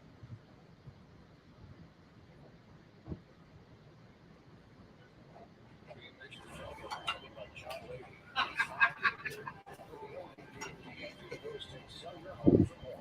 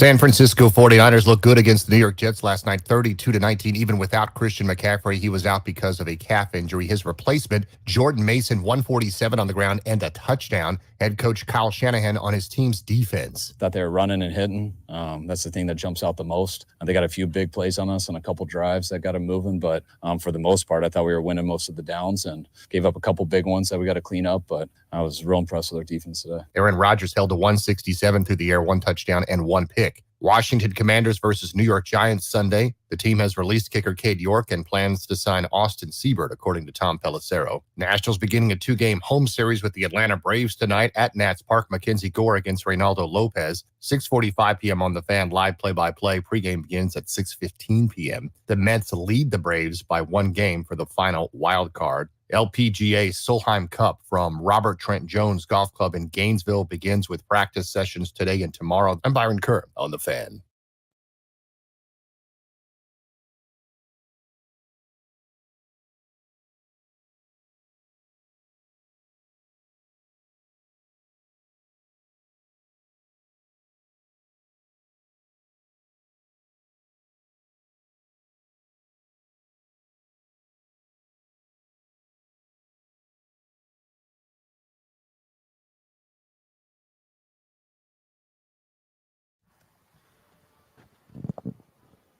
B. Mitch and Finley, 1067 The Fan, out at 1757 Golf Club, supporting the Heroes and Legends Golf Tournament. I think Grant and Danny are coming out here too, so that'll be cool for them. It's a beautiful day, nice setup here. I saw some Paisanos folks walking around. I wonder if there's pizza in our future, B. Did you? We will find out. I'm looking. Dan Quinn spoke yesterday afternoon. They cut the kicker. They signed a new kicker, but I think kind of the most important stuff from DQ was talking about what he saw Sunday and where things can improve. Let's because I think Jaden is like the sensational thing that everybody wants to discuss, but the absolute biggest problem on Sunday in Tampa was how bad the defense played. True. So let's start with number 17 on how to fix the defensive issues for Dan Quinn. When I talked about I like doing hard with good people, it didn't mean like in the spring and in the training camp. Like it's now. And like those are the moments that like you do have to be in and fight through it, Mitch, because it's when you're in it, in that moment, like and it doesn't go your way, you stand taller, you fight stronger. And so I think sometimes you have to go through the other end of that fire to know that, amen, like no matter what, this is how we get down. And when you miss it, it stings, like I said last night, and it should. But when I do see that identity come to life, and we're not there yet, but we will be. And that's when all the hard stuff that you've gone through, that you look back to see what you had to fight for. And this will be one of those games, I would bet, many months from now, we'll look back and weren't pleased with how that performance went. And learned a lot from it. And that's why a day like today of Tell the Truth Monday is essential, because you have to talk about it openly and without emotion when it goes good and when it doesn't go good. Largely agree. Totally. All of that works as long as they get better. Tell the Truth Monday. This is a game that we learned from. That all works as long as there is improvement. You got 16 games left. You got a bad team coming to town. Yeah. Ideally, you see it as soon as this week. You would hope so, but I think the whole thing about it is you could tell somebody the truth in one time and they don't get it. You got to keep doing it. I think the consistency of whatever they're doing is going to be what makes a difference. I know people feel like, if you're doing something and it doesn't just make something different automatically, you stop it. No, you keep pushing it. Because if you're trying to build that certain level of culture or whatever they say, you got to keep doing it and make sure everybody understands that, we're not going to stop because you're not having success at it. We'll get rid of you too. They saw that kicker did not – we've been sitting at the kicker position. They don't produce, they go. That's going to have to start happening at other positions as well. Yeah, I actually I had TV at Channel 4 yesterday, so I had to jump off the conference call early. But my question that I wanted to get in for Dan, and I'm going to ask him tomorrow, is kicker is a binary position. You're good or you're not good. Mm-hmm. Like every kick is an adjudication of your ability. right? Like corner is not like that because there's 65 snaps in a game and not all of them are awful, but a couple awful ones impact the whole team at such a high rate. Yeah. D end, D tackle, O tackle, receiver, right? Like these are the things. And I'm curious, clearly for this team at kicker, the timeline is immediate. They are willing to make immediate binary decisions. With other positions, what's that timeline like? But see, with the kicker position and then also with that contract, they had to do something. And I think when you're looking at the kicking, it's been that is a position you need to have good. A cornerback position, their natural job is to be getting beat a lot of times. So you can't look at the cornerback like the kicker. The kicker, I agree, is just kicking it. So I don't know if you can even much compare those two. I'm not. I'm saying, but with a corner or a wideout or a tackle, what is the timeline? 6 weeks, 10 weeks? I don't know if you put a weeks? number on it. It's just this is where we throw the numbers out the window. It's a field thing where I don't feel you're gonna get it. It could be 1 week, it could be 5, it could be 10. But when you feel that person is not getting better, he got to go. It has nothing to do with numbers at that point. Because normally a cornerback can lose 10 plays. Then he gets an interception and we finish saying he played a great game. You know what I mean? So that position is weird. I mean, it's one of the great quotes of all time. Supreme Court Justice Potter Stewart, when asked to describe obscenity, he said, I don't know, but I know it when I see it. Like, maybe that's how you judge the corners and everything else. Another DQ cut I wanted to get to, and maybe we circle back to this later in the program, Landini, but I want to play it right now. Jaden. 16 carries for Jaden. This is number 12. If Dan Quinn thinks that's too much or how they can rein that in. Yeah, and certainly not all of those are designed quarterback runs. Right. So I think that's important to say. But, yeah, I think he'd be the first to say the same thing, Scott, to say this is, I had a chance to go rip it to somebody else. Sometimes you can see a rush or a pattern break and there's open space and you go. But, for him, create it when it's there. When you get outside the pocket, we'd love to see him remain a passer first. And I think it's going to come with more experience, Scott, honestly. When I can go extend it to throw it, when, hey, this play's over, I'll get rid of it and move on to the next play. So I think you'll see that trajectory continue, Scott, as we go. Certainly 18 carries is not the model, that we're looking for, certainly with Brian and Austin and others here. But at the end of it, I do think we'll continue to grow in that spot, but certainly not by design to have that many.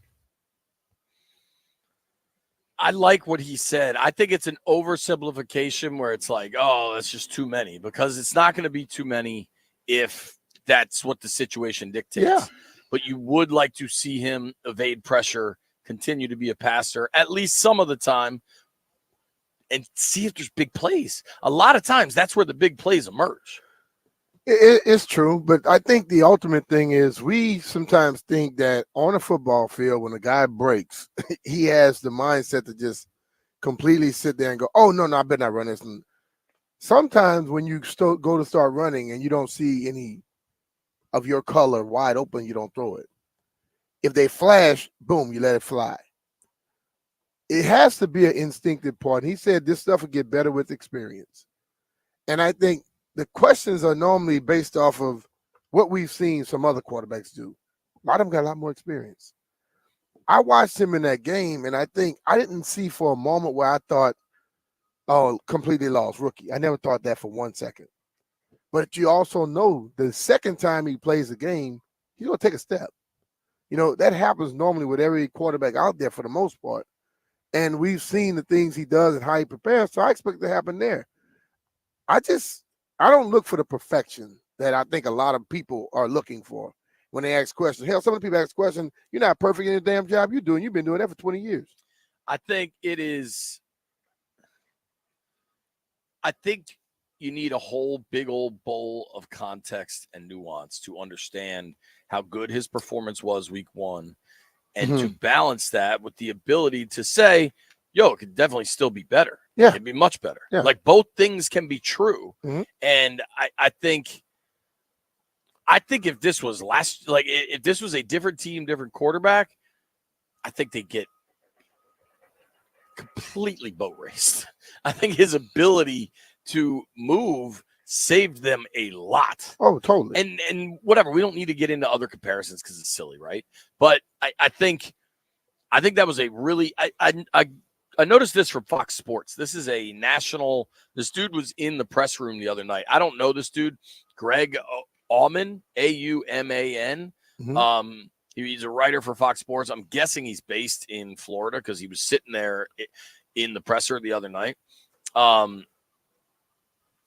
But from a national angle, where they're maybe not as obsessed with the ups and downs, I thought people responded in a different way than maybe some are locally. Mhm. I thought this made. I'm reading now from this column. An NFL debut on the road against a 3-time defending division champ can be a lot for any rookie.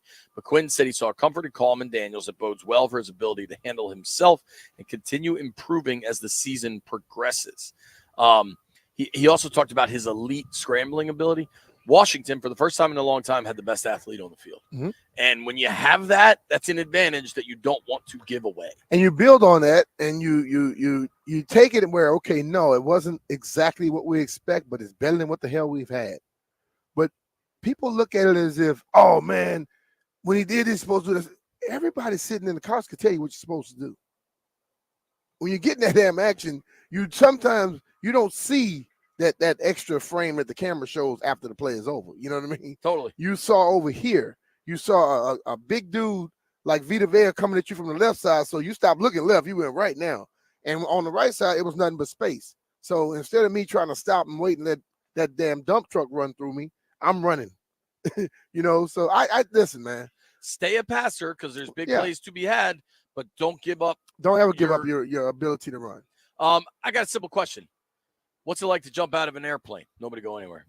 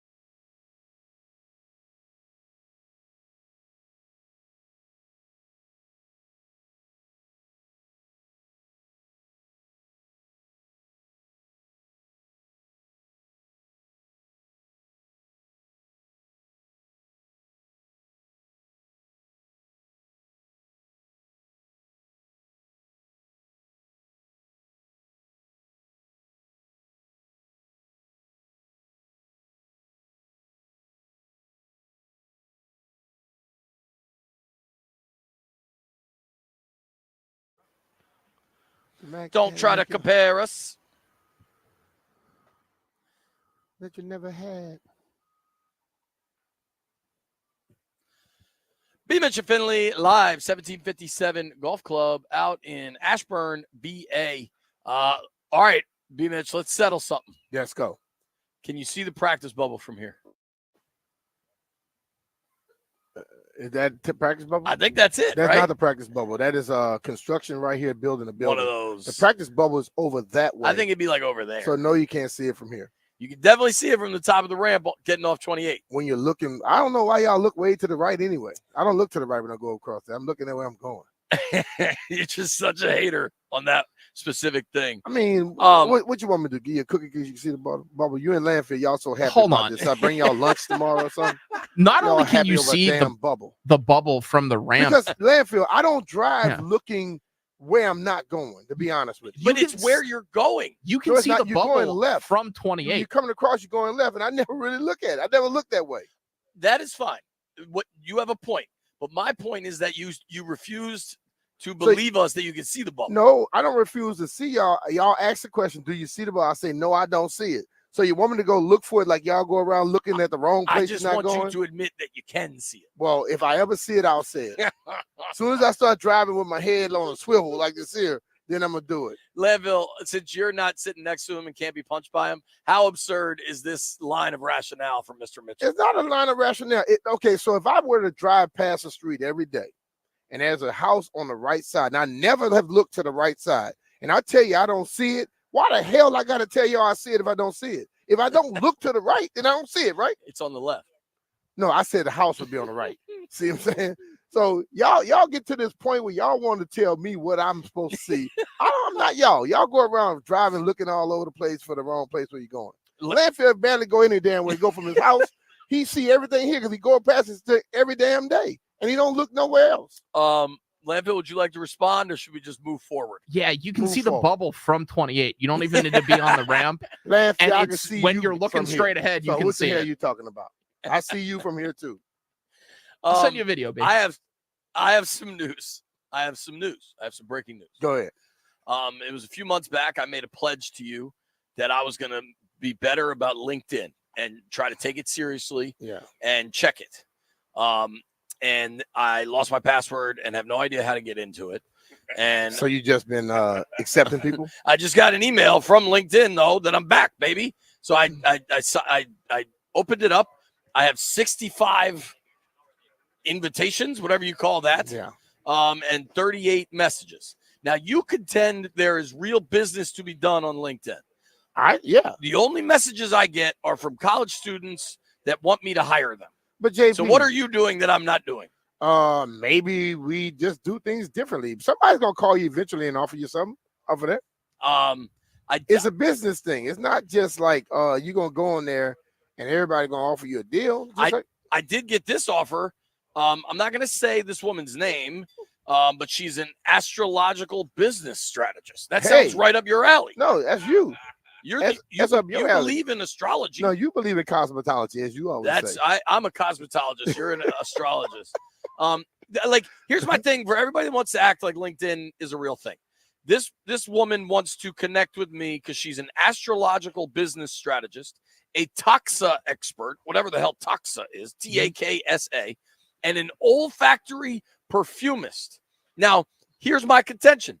LinkedIn is just for people that want to be on Facebook, but know at work they're not allowed to, so they go on LinkedIn. Like this is just a fake Facebook that people pretend is this real business thing. Meanwhile, the invitations you get are for olfactory perfumists. But I totally disagree. And I'm going to accept it. I'm gonna ask you a question. Thank you for the invitation. How much money have you made off of Twitter, Instagram? How much have you made? Actual money. How much? Just give me a roundabout fee. Between the two of them over time, there was a time where Instagram was paying really well for Reels. I'm listening. Say it's $1,500. Okay, I got 10,000 off of one interview. But Brian, one appearance. Yeah, but you're Brian Mitchell, a former NFL player. They'd find you one way or another. But you're still JP Finley, where if you keep doing the stuff, if you're not on it, you can't complain about what you didn't get. Once you're on it, then you complain about what you don't get. Hey, fellas, we got breaking these news. people been sitting there since you lost your. We have actual breaking news, Jeff? Not actual breaking news, but we just got video confirmation that you can indeed actually see the bubble from 28 without even moving your head. B, how can you not? So if you're looking, hold on. If you're looking at a bubble, who's this from, Greg? No, or is this has Landfill previously taken the video? No, if you took a video, you're looking directly at a thing, and you're looking at that video. Damn it, you're gonna be able to see something that they just took a video of. I don't even know what you just said. What? He's looking at a video. Landfill went across to take the video, looking at the place, and then Jeff looking at it tomorrow. Well, you don't have to move your head. You're damn straight. You're looking at the video, idiot. No, B. This is If you along are the driving lines down of this what highway- constitutes rain of an I argument. took the video Hey, out my man. windshield, B. Hey, as I keep saying, Landfill, Lansdowne. you were pointing towards where it was, where I'm not looking. Hey, when you get off the ramp, it's you like the ramp goes left and the bubble's right there. Like it like the Wegmans steeple and then the bubble. I go this way. I always look at the AOL building. Does that make y'all happy? I almost want to open the phones just on people that know First the of all, exact scenario. we do 28 a to sports show. Sully Road. We or do a whatever. sports show, and y'all always want to talk about some dumb ish because y'all want to sit up here. You think I give a damn about where a bubble is? I care about how this team gonna get better. I care about how we gonna score some touchdowns and stop touchdown. Y'all talk about some damn bubble every day because it's idiocy. It's idiot stuff. I don't give a damn about that type of stuff. A lot of people are saying this is the same old Commanders because they got their ass kicked week 1. Let's talk Are about that. they? We'll explore.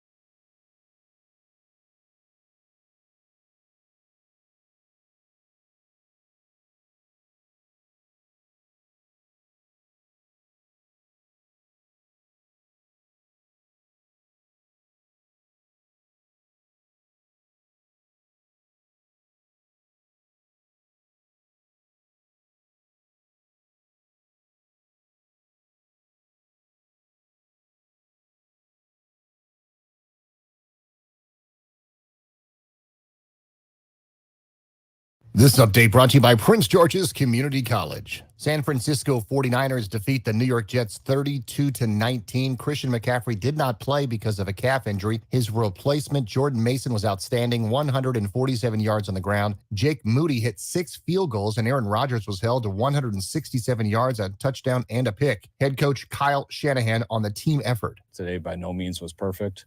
There were some parts that were sloppy, but just overall, all 3 phases played really well together. Being able to score there at the end of the half and with the field goal, run the clock out, score the opening drive of the third quarter. Our defense getting the 2 turnovers, our kicker going 6 for 6. Being able to have 37 runs, I look at that as a complete team goal that we try to do. So I was real happy with just the team overall. The Commanders now prepare for the New York Giants this Sunday. The team released kicker Cade York and planned to sign Austin Seibert, according to Tom Pelissero. The Rams' Puka Nacua aggravates knee injury and is headed to the IR. The Packers will not put quarterback Jordan Love on the IR with a knee. Malik Willis will get the start against the Colts. Nationals preparing for the Atlanta Braves tonight. Mackenzie Gore versus Reynaldo Lopez. 6:15 pregame, 6:45 first pitch right here on the Fan. Get a degree, certificates, or take an enrichment course. Live within 6 miles of MGM? You could go for free. The local impact grant makes it possible. Visit pgcc.edu for more information and explore the freedom to learn. I'm Byron Kerr on the Fan.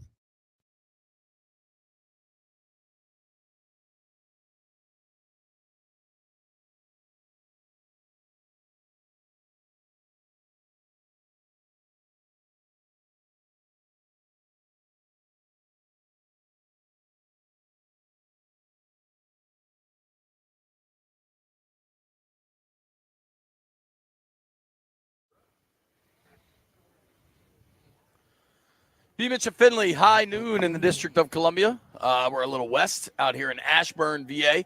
Brian, I've acquired some breaking news. What's up, breaking I've news? acquired a piece of information. Give it to me. I don't know what we do with this information, but I've acquired this information. Okay.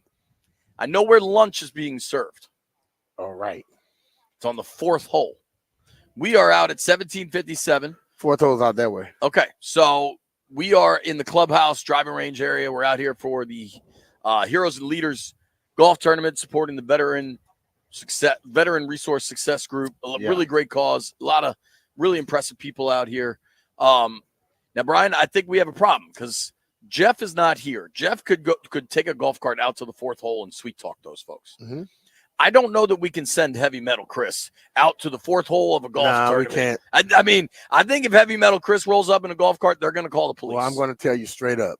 There's a little snack shop right behind us. I mean, I could just take it. I mean, you could. Yeah, snack shop right there. Sure, but they have box lunches with the good roast beef sandwiches. They got good burgers right here. Okay, we'll figure it out. Maybe and I know the young lady back there that cooks them. Okay. When I play here, I used to always see her, so I'm gonna go in and ask her for a burger.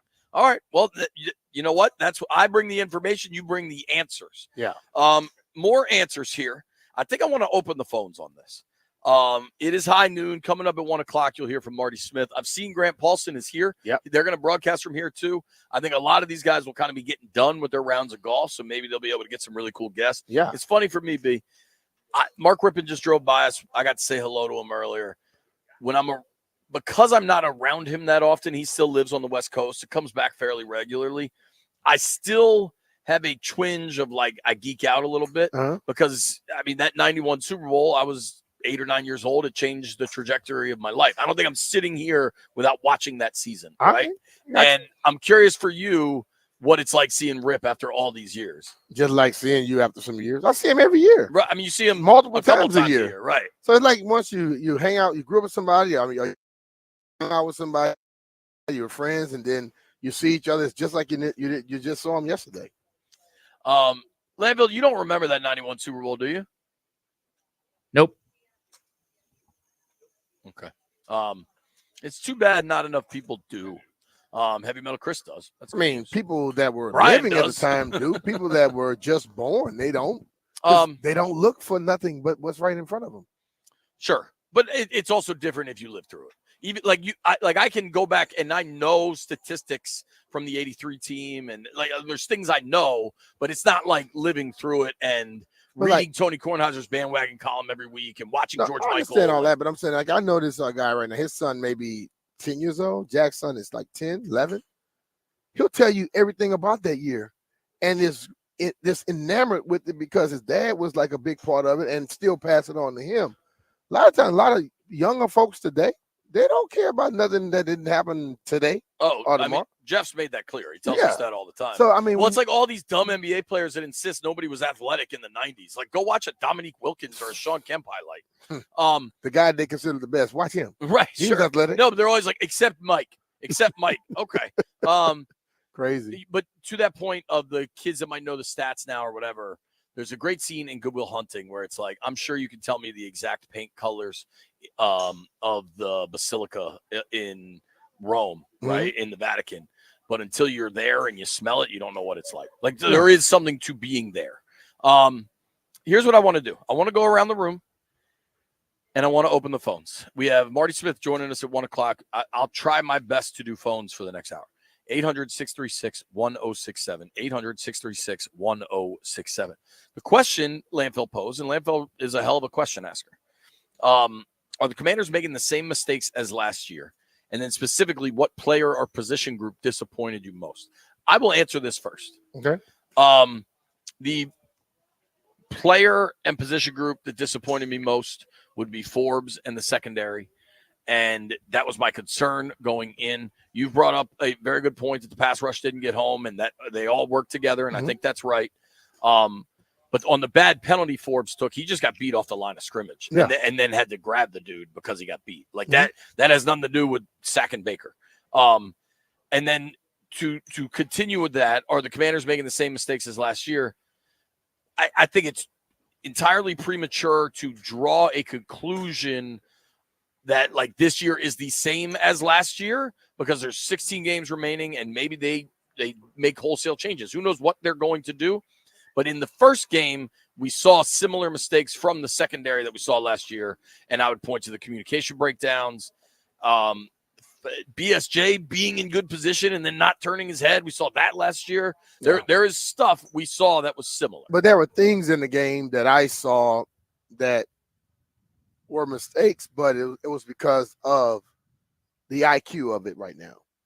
Like the play where you talked about the kid over the top, 15 on Quan and also Mikey. Yeah, McMillan.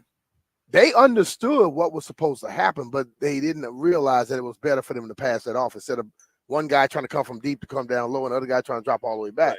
So basically what you did, you left a hole. So when you're going to the position, you leave a space. If they had passed it off, then it never was a space. So as they get older, I think those guys will figure that out. I think the tackling is the same as last year thus far, but that could change. You know, we got at quarterbacks last year and we didn't bring them down. We allowed them to move around. But like you said, it's too early to say if it's going to be all last year. That was just one game. And it's the first game. And I looked at a lot of games this weekend, and I saw a lot of things that shouldn't be happening in the first game if you had put some effort through preseason and things of that nature, and it's still happening. So let's look into it in this game coming up and the following. Within 4 weeks, we'll know. I agree. I think 4 weeks is a pretty good barometer, if you will, kind of to get a real idea of what's happening there. Landfill, I'm curious if you believe this is the same as last year, if it's too early to make that determination based on one game. I think a few of the fundamental problems are kind of the same as last year. The secondary is obviously bad. There seem to be a lot of communications issues. Maybe it's just because I watch the Commanders all the time, but it kind of seems like that's something that's been a problem for like 5-6 years here, where there's a ton of blown coverages and just dudes running wide open in the secondary, and that's pretty frustrating to watch. Yeah, I agree with you there. Like, that has been a consistent issue. And dude, I don't want to say specifically like the player that said this, but when I heard in the post game, like, yeah, we just got to get our communication locked down. Like, I've heard that we need to get our communication locked down since I've been coming to Ashburn in a professional capacity, starting 12 years ago. Like, some of these things are just what corners say when they get beat.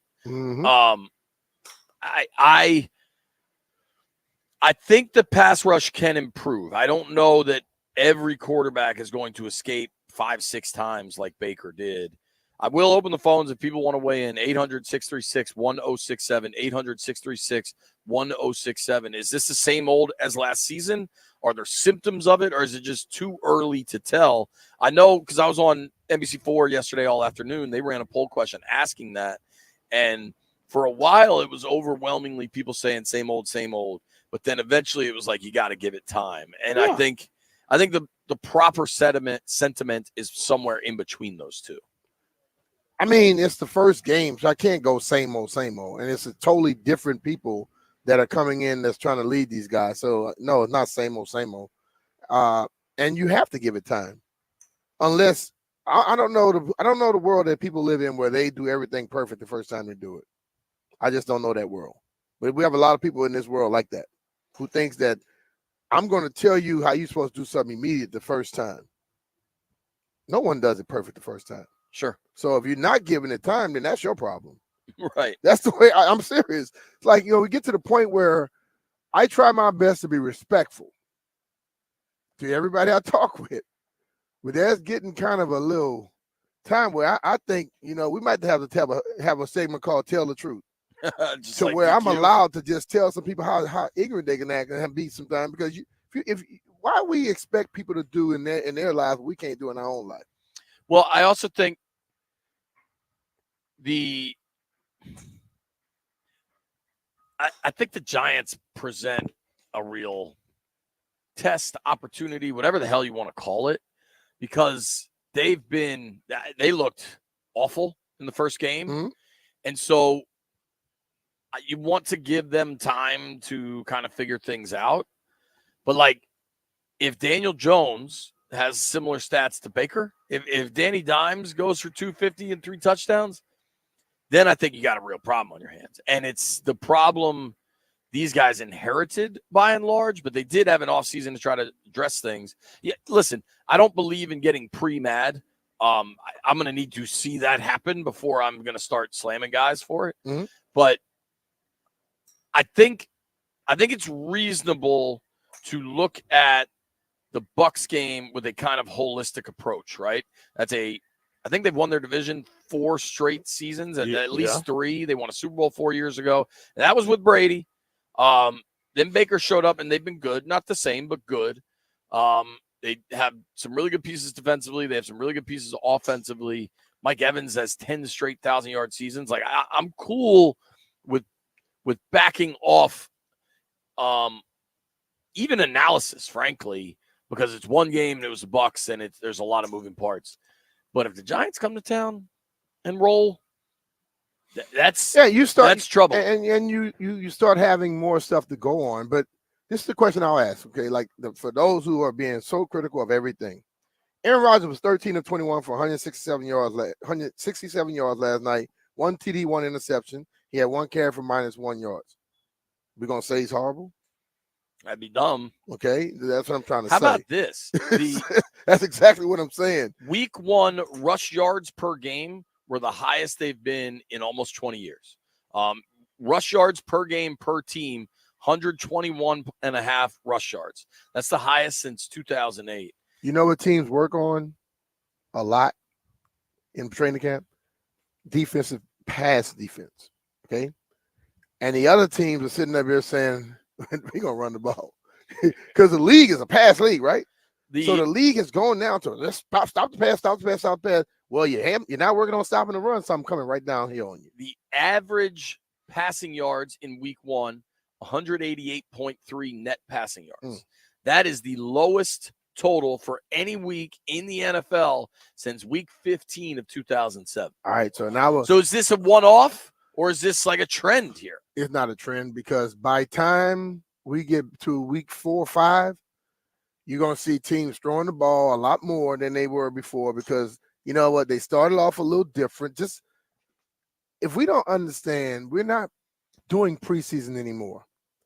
We're basically doing training camp during preseason, and then we do preseason in the first 3-4 weeks. I saw a quote that Herb Street said in an interview, and Herb Street's calling NFL games now. I think he does the Thursday night Amazon game maybe. But he said basically September's turned into August. Yes. And the thing of it is we see most teams were more vanilla running the ball. And then they try some pass things off of it. And not how fit are many training camps? Not particularly. So now you get in the game with a team that literally has better talent, more experience, have better chemistry. They're going to handle you.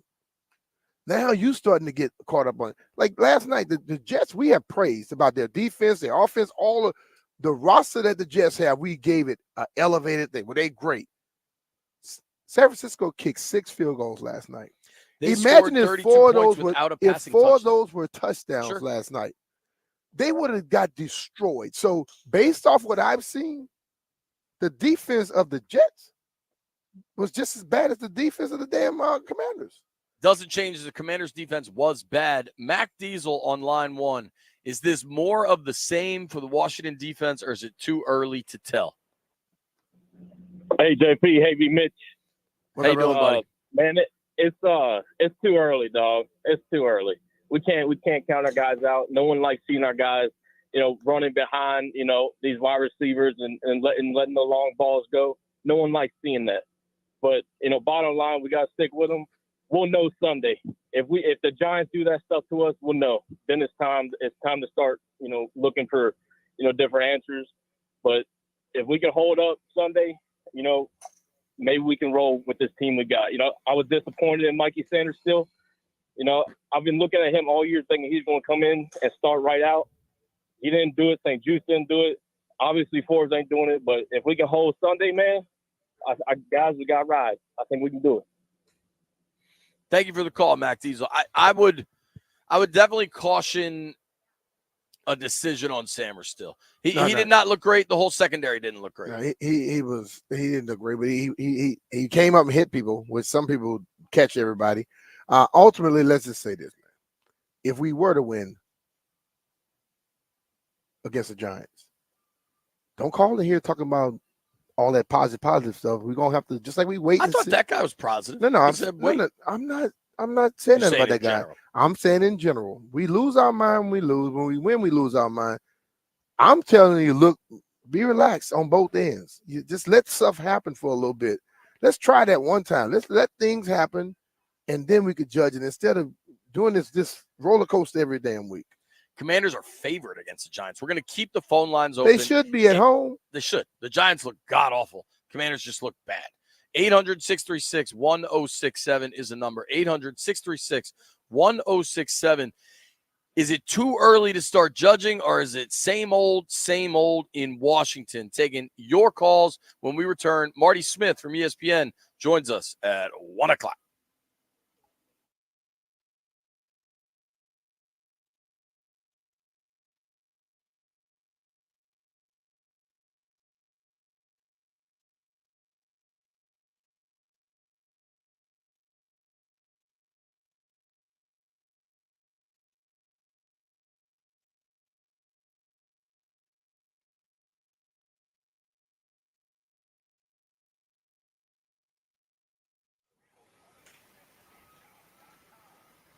Hey, it's Brian Mitchell here. With the record heat this summer, I know your air conditioner took a beating and your current brand is not cutting it through this humidity. So now's the time to switch to Rude. Take advantage of Rude's $2,000 tax credits, and Maryland residents can even score exclusive rebates from Rude. I personally switched my house over to Rude, and the difference is night and day. So trust me and visit Rude.com to find your savings. That's RUUD.com to see why they're the MVP of cooling. And remember, if it ain't Rude, it ain't right.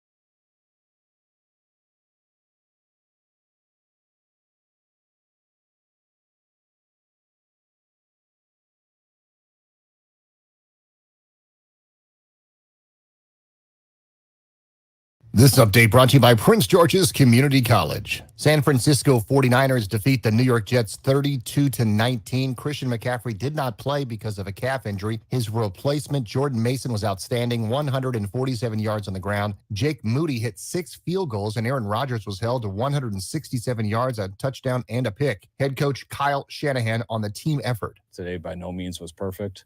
There were some parts that were sloppy, but just overall, all 3 phases played really well together.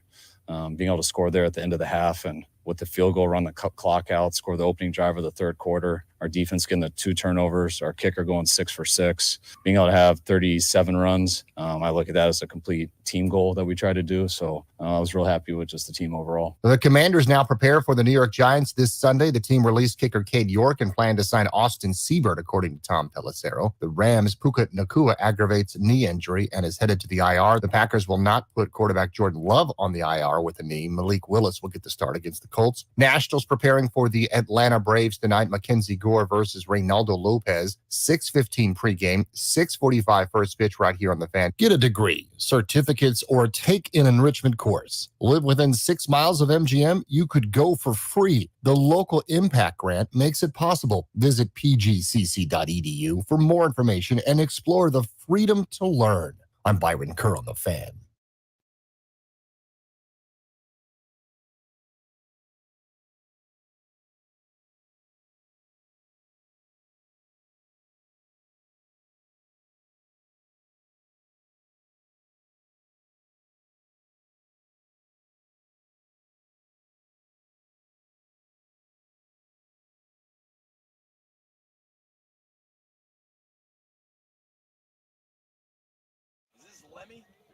Is this Lemmy?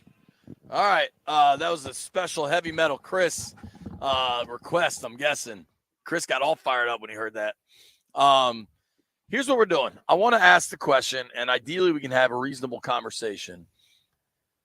What we saw week 1, is it the same old? Because a lot of it is the same stuff we saw last year.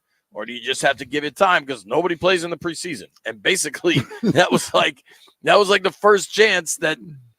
I mean, if you had to rank the 11 defensive players Washington has in terms of importance, where would Payne, Allen, Wagner rank?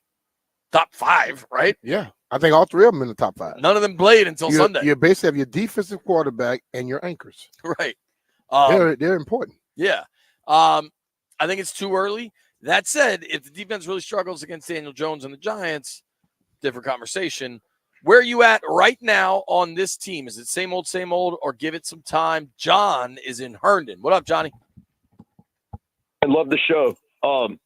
Thanks, yeah, bud. it's too early, but if we lose to the Giants next week, we got serious problems. But I will say, Emmanuel Forbes blows. Man, he absolutely blows. He's got to go, man. Does nothing but hurt the team. It took the Patriots about 15 seconds on the clock to grab Christian Gonzalez after we picked him. He's horrible. Thanks, guys. Thanks for the call, dude. I tell you what, now Gonzalez has to prove he can stay healthy, but in the games they've been on the field, Gonzalez has looked like the better pick for sure. Carlos is in Severna Park. What up, Los? Same old, or chill out a little bit? Same old. Well, no, just chill out a little bit. But there's one thing that's same old, and there's one thing that is the common denominator that to this day I will not stand for. I'm even going to the store right now. I'm on my way to Best Buy to buy a new TV, because back in the day, I had a small TV and I see cornerbacks like go man on man, 1-to-1, pumping on the line and everything. So now, I got big boy money now and I have a 65-inch TV and I still can't see my cornerbacks going up against, bumping and, just getting on the wide receivers on the line of scrimmage, everything like that. I'm about to go buy a 90-inch TV to see if we can go head-to-head to these wide receivers. B. Mitch, am I overreacting, or am I just a Spanish man to just stick to soccer? Because I thought you can be within 5 yards of a wide receiver, bump him on the line as many times as you want, not get called a flag. But no, we give cushion. We give so much cushion. I got more pillows that give me cushion than this dang cornerback does. We gotta get you some new pillows, Los. I don't know. Los, is it that you want a bigger TV, or did you break your TV? Is what I'm trying to figure out, and you're blaming it on the cornerbacks. But let's be real. The NFL right now, they they put him in a bad situation. They tell you could bump at 5 yards, up until 5. But how about that OPI last night? They caught a lot of craziness, man. Lauren was up. Lauren watched the first half with me, and she was trying to understand. She's like, "Why is that offensive pass interference and not holding?" I'm like, "Well, technically, in a pass play, when he's downfield like that, you get 5 yards to engage, and then after that, it's interference instead of holding." But it is defenses are at a disadvantage. Well, he was blocking when the ball was in the air. Right. That's exactly. why. Defenses are at a disadvantage, and these guys have played poorly. I don't think they will. I mean, that was a good ball. I think you started to see Forbes. There was a portion where he got pulled. Yeah. I don't like if it goes bad this week, I don't know that these guys will have, what do we call it? A self-preservation league, right? Patience. Ron had to prove that Forbes was his guy and that they made the right pick. These guys don't have to prove that. Yeah. Which is not going to bode well should they continue to struggle. The thing about it is the frustration in the game after the game is not just held to players and coaches and fans. There were people that were in front office that were frustrated too. So things will get worked out because you have a lot of people's reputation that's riding on this thing. Totally. Let's go to Alex is in Aspen Hill. Same old, Alex. So I think this is year one, game one of a rebuild. I mean, everything is new. However, whatever percentage of the roster, the whole front office, everybody's so much new. This is year one, game one. We need to have some patience. That being said, if some of these holes don't get addressed in this upcoming offseason after this season, then we're going to have to start to worry a little bit. See, now I'm going to tell you, that call right there is where my mind is. But I can understand the frustration of some people, but damn, you can't hold this group right now. Yes, it's a few people that were still here to what everybody did prior to them. You got to have some patience, some level of patience. I agree with that. I think some level of patience for sure. You can also balance it. They really didn't do a heck of a lot this offseason to address some of these things. Yeah. They have a lot of money to spend. They decided not to go that route. They want to build through the draft. And if that's the plan, it's going to take some time. And I think Adam Peters told you this, right? Like Adam Peters was pretty clear about everything. But then when it actually starts to happen, folks get a little disappointed and it takes longer. It's going to take some time. Let's see what Commander Tequila has to say. Hello, Commander. How do you do? Pretty good, you guys. Well, it's going to take time. You know, what I'm seeing is not same old, you know, because everything's different. You know, even we're bringing over new guys here and there. We're addressing the issues. We're seeing the issues what they are. Now we're going to fix the issues. What I'm looking at, I'll be honest, within 6 weeks games, I see 3-3. You know, maybe a positive 4-2 by 6 weeks. You know, but we all learn our lessons, so we got to learn how to rap. That's all it is. You know, we got to point the fingers at nobody but ourselves. Thanks, buddy. I always man. appreciate that call, man. I don't always know what it means, but I always appreciate that call. Commander Tequila, very loyal listener, and we love you, bud. Yep. As far as what we expect to change, right? Mm-hmm. Everybody, there's a lot of concern about Jaden Daniels getting 16 carries. I think that changes. I think that number goes down. Mm-hmm. There's a lot of concern about the secondary. I'm not sure that changes. I think Daniels gets fewer carries. I think they will get in his head on that to, continue as a passer. Don't immediately look to run. I don't know that the secondary can be overhauled. Yeah. You know I think what one thing about Jaden, though, Jaden is not going to throw a ball just to be throwing the ball. Agreed. And I think when he goes to break, if someone is open, he will definitely get the ball to him. But if they're not, he's going to get the yards he can get and get down. And I think they're going to have to understand that at one point. Like Dan stated, Chris said that thing fell. As Dan stated, they weren't design runs. But I'm not going to tell a guy, I wouldn't. It's me as me being my Brian Mitchell coach now. I'm going to be the coach. If you see nobody open and you got space, no, throw the ball anyway. Run that damn ball, get those yards, get down. I'm not going to take that away from him. And now I don't expect him to have 16. game in and game out. Right. But I need him to be able to do that without worried about someone saying something about him running the ball. Funny scene here. The wind picked up and napkins started blowing everywhere, and we've got our best guy on it. Heavy Metal Chris is walking around the driving range picking up napkins, and the napkins are blowing on to nice people trying to hit their driving range balls, and you can kind of see Heavy Metal Chris's butt when he Chris bends down to pick them up. He got it. It's a good vibe here. Good See, vibe. I didn't see his butt. You did, because you looking. I mean, I don't know. Our guy Damon is in Oxon Hill. Damon, thank you again for the diorama you presented us with. How are you? Oh, I'm doing great, man, and it was my pleasure to put it together. A lot of people have asked us about that. Did you ever connect with Toby Altizer? Because he wanted to interview you about that. No, I haven't. However, I mean, I can hold on or get back in contact with Jeff. Yeah, let Jeff know. Perfect. Oh, Perfect. yes. All right. That's beautiful. All right. I Terrific. think it's kind of all of the above as far as what y'all have mentioned. We got, keeping this in mind, man, we have high expectations and low patience. So when we draft a dynamic player like Jaden Daniels at number 2 overall, we looking for him to be like you say, a finished product. But as Brian say, man, you got to play football to get better at football. And when we're not seeing them play in the preseason, which is, or just playing before the season begins, this is what we get in it, which is some of the same old of just getting beat. They didn't address the cornerback situation, and so we dealing with some of the same quarterbacks from last year.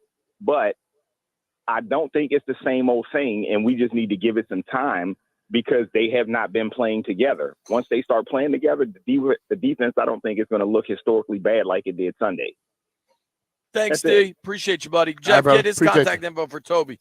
Vaughn via Twitter says, are they the same old team? Yes, until they prove otherwise. Simple as that. I just think it's too early. Yeah, it's too early to say that, man. Our guy Jupe is on the line. What up, Jupe? Same old, same old? JT, D-Ness, what's going on, fellas? How you doing, bud? Hey, I'm good. I don't think it's same old, same old. I refuse to believe that guys like Bobby Wagner, Frankie Louvu has been allowed to happen like what happened this past Sunday. Like I said the other day, 90% of the team is brand new. Chemistry is a big thing in this league. It's going to take time for these guys to gel together. Jaden Daniels, people got to realize that's his very first NFL season start game. And maybe the speed of the game just got to him a little bit. But when I could tell, looked like he was going through his progression. He made a quick decision, and he stuck with it. He got down. He did what he needed to do to move the chain. So, it's just, and really this season is based on us finding out if we have our franchise quarterback in Jaden Daniels. We're not going to the Super Bowl. I doubt we make the playoffs. If we do, that's a plus. But right now, it's just figuring out what we have in Jaden Daniels. That's all I got for y'all. Jupe, you're totally right. The absolute best thing that can happen this season is clarity at the quarterback position. Mm-hmm. Ideally, that answer is, hell yeah, this is the guy. Possibly, maybe he isn't, but you want to know so you can move forward. Yep. The other thing you want to know, it's September, and it's not only the start of football, but it's also Responsible Gaming Education Month. If you decide to get in on the action this season, the American Gaming Association wants to remind listeners to have a game plan when it comes to betting. A solid game plan includes betting with legal sports books only, knowing the odds, keeping it fun, and sticking to a budget. Please go to haveagameplan.org to learn more. That's brought to you by 106.7 The Fan's proud responsible gaming partner, the American Gaming Association.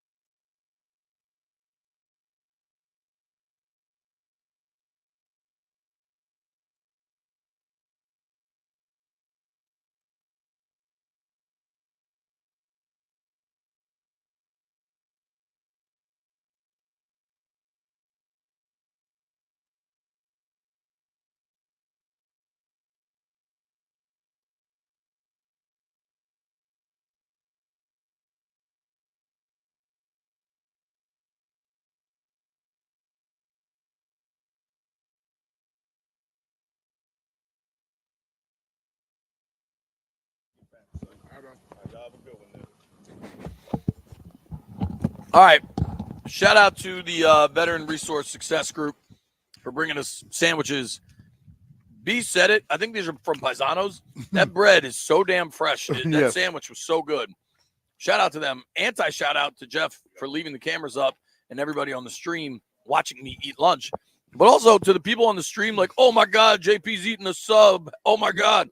Who cares? Like, yes, I'm eating lunch. I am not embarrassed about eating lunch. I want to be clear to the world. Yeah. People eat lunch.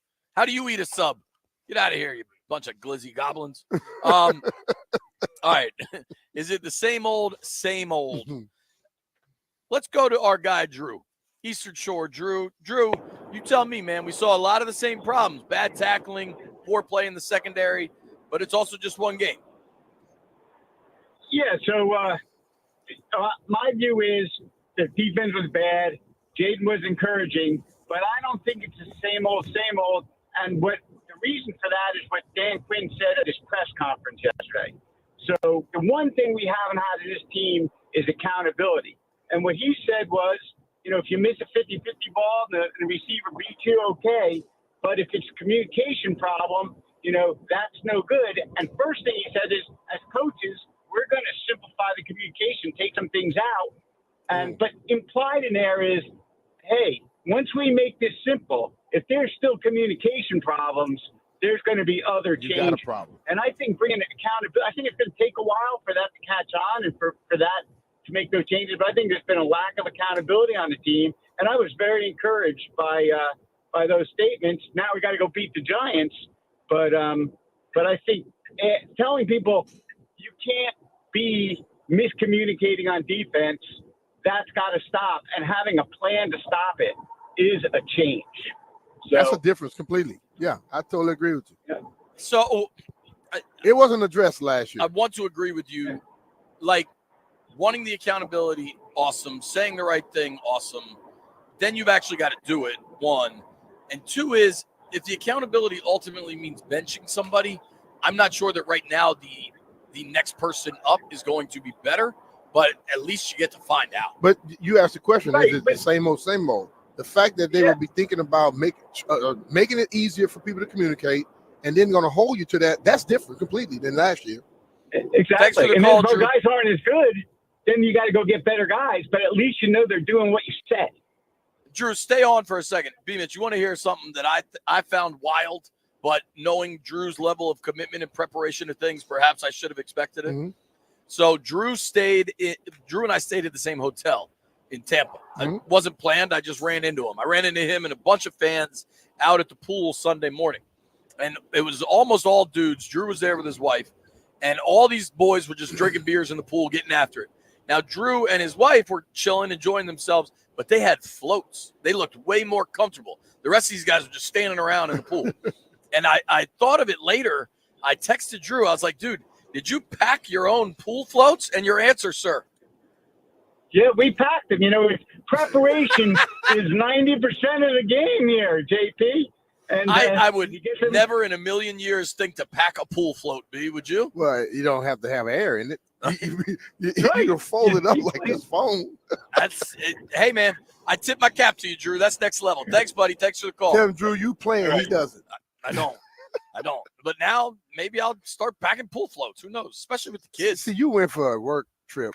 Drew probably was there for a week. Oh, yeah. So he's just like if you're going to the beach with your kids, you pack stuff then. Yeah, I do. A lot of times, though, with the beach, especially like the pool toys, like the sand toys, the little stuff, I just buy it new every year and just leave it there because it's like $8, and I don't feel like schlepping all that back and get all the sand. Everybody don't have that JP Finley money. It's $8.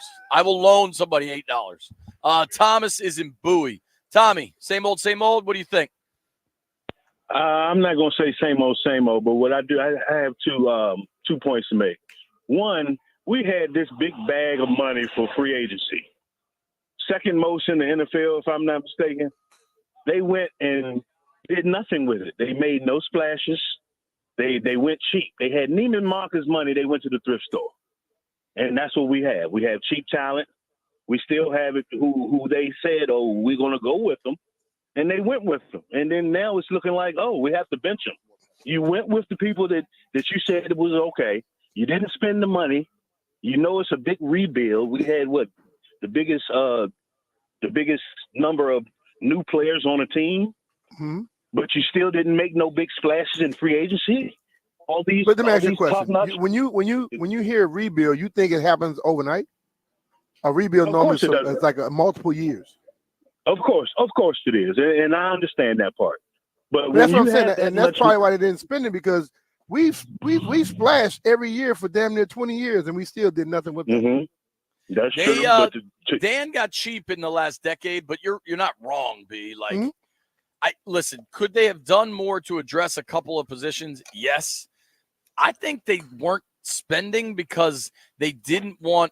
This is actually a line that I've now stolen from Governor Moore, that they don't want to chase a sugar high, and I think that was their point, that they don't want to chase getting to 9 wins this year and then falling back, because until you build that base of talent, adding players that, like the Niners, if you look at what they did, and now they're really good. They're arguably, I mean, real good. If Patrick Mahomes didn't exist, you know what I mean? They may have 2 Super Bowls. Right. But they were bad for 2 years before they broke through in the third year and made a Super Bowl appearance. They went 6-10 and 4-12. Like, there's a very clear plan for Adam Peters. Yeah. And it's not going to be, let's spend a bunch of free agency. Zeke is in D.C. Zeke, what up? Same old, same old? Zeke, you there? All right, Zeke, you gone. Zeke's back in Dallas. When we come back, we are very excited to have Marty Smith from ESPN join us. Marty Smith is working to support collegiate athletic programs. It's going to be a really cool conversation. Marty Smith does a lot: football, racing, college football. Can't wait. Nobody go anywhere.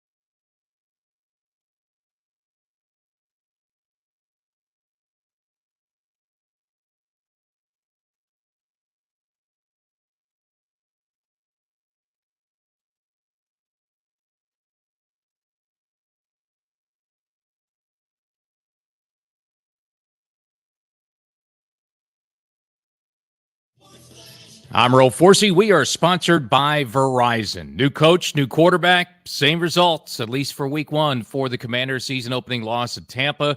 Home openers this weekend. Commanders take on the Giants 1 p.m. in Landover.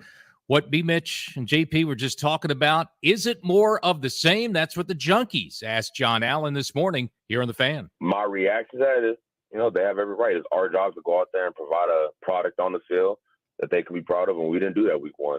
So I'm looking forward to the opportunity. I know the team is, and we're ready to play on Sunday. A lot going on around the rest of the NFL. Stunning DNP for the Niners last night. Their win over the Jets. Running back Christian McCaffrey, a late scratch Monday night due to a calf injury. Adam Schefter, ESPN, says there's a real chance McCaffrey may miss week 2 for the Niners as well. Russell Wilson's status still uncertain in Pittsburgh due to a calf injury. So Mike Tomlin saying today the Steelers are prepping as if Justin Fields will be their starting QB once again Sunday against the Denver Broncos. And baseball after Monday off, Nationals back home tonight against Atlanta. This is the start of the second to last homestand of the season. Nats and Braves 6:45 tonight on The Fan. Phones weren't made to be broken, but life happens. So when you break your phone, Verizon's got you. Trade in any phone at your local Verizon store in any condition, guaranteed, and get a great deal on one of their best 5G phones with unlimited ultimate. From the Crop Metcalf 5-Star Sports Desk, I'm Earl Forsey on The Fan.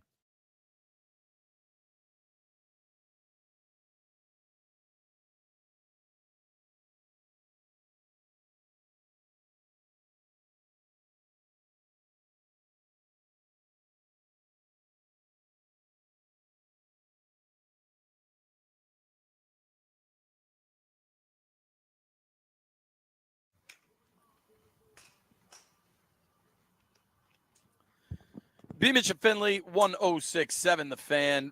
Really excited now to welcome in Marty Smith from ESPN, a guy I've been following on social media for a while and watch all his work on college football. Marty, thanks for joining us, man. How are you? Pleasure's all mine. Grateful for you guys. Thank you for having me. Appreciate it. I've enjoyed your work for a long time, Marty, and I think you have this vibe where you approach things kind of differently.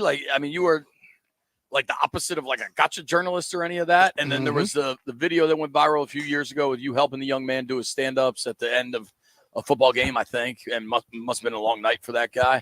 How did you arrive at like where you want to be as a national big name voice, but also without like some of the hot takery that has taken over? Yeah. Yeah. It's kind of hard to answer.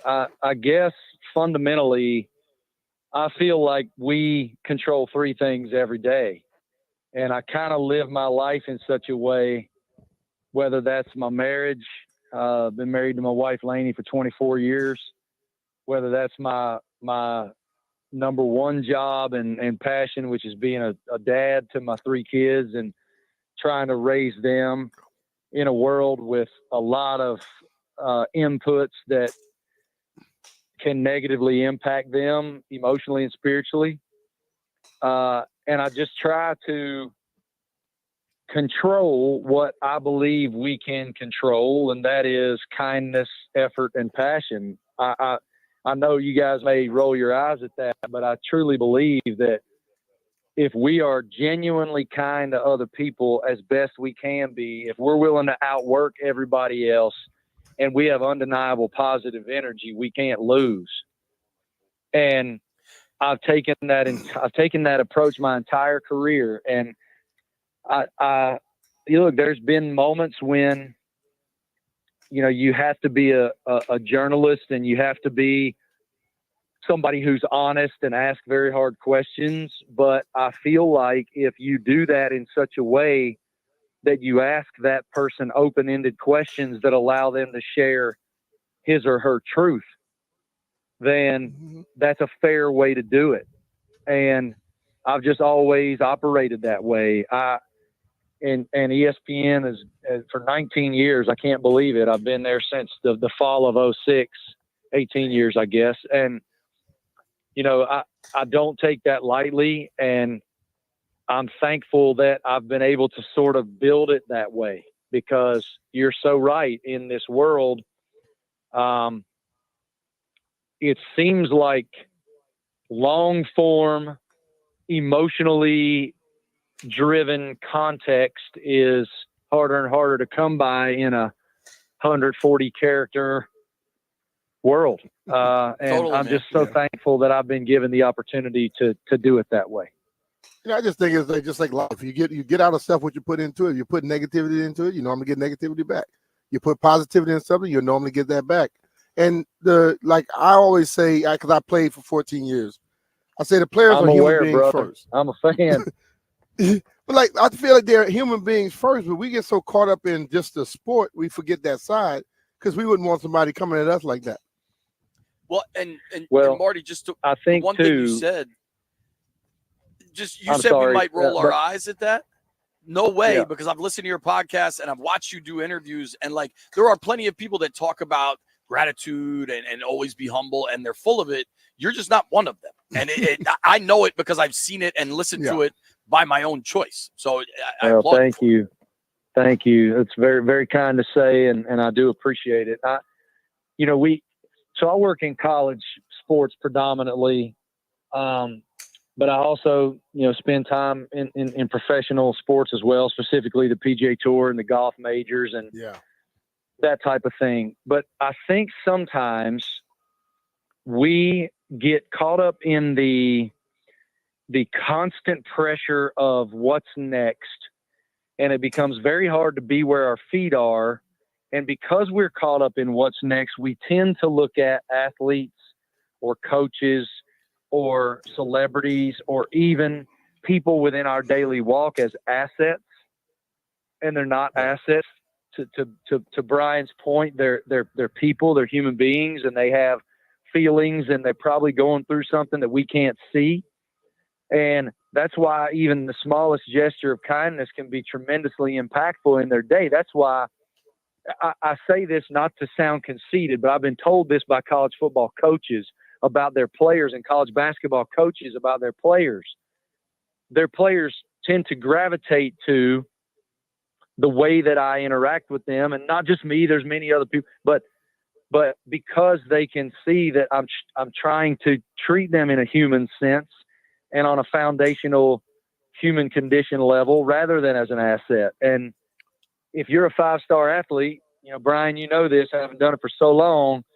If you're a dude, that can happen, that the public might view you as an asset. And that can be hard when you're struggling emotionally or spiritually.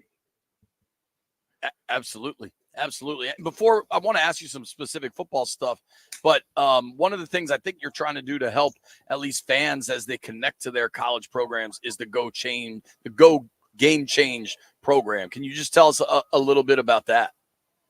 Yes, I'll be very quick. I appreciate you asking me.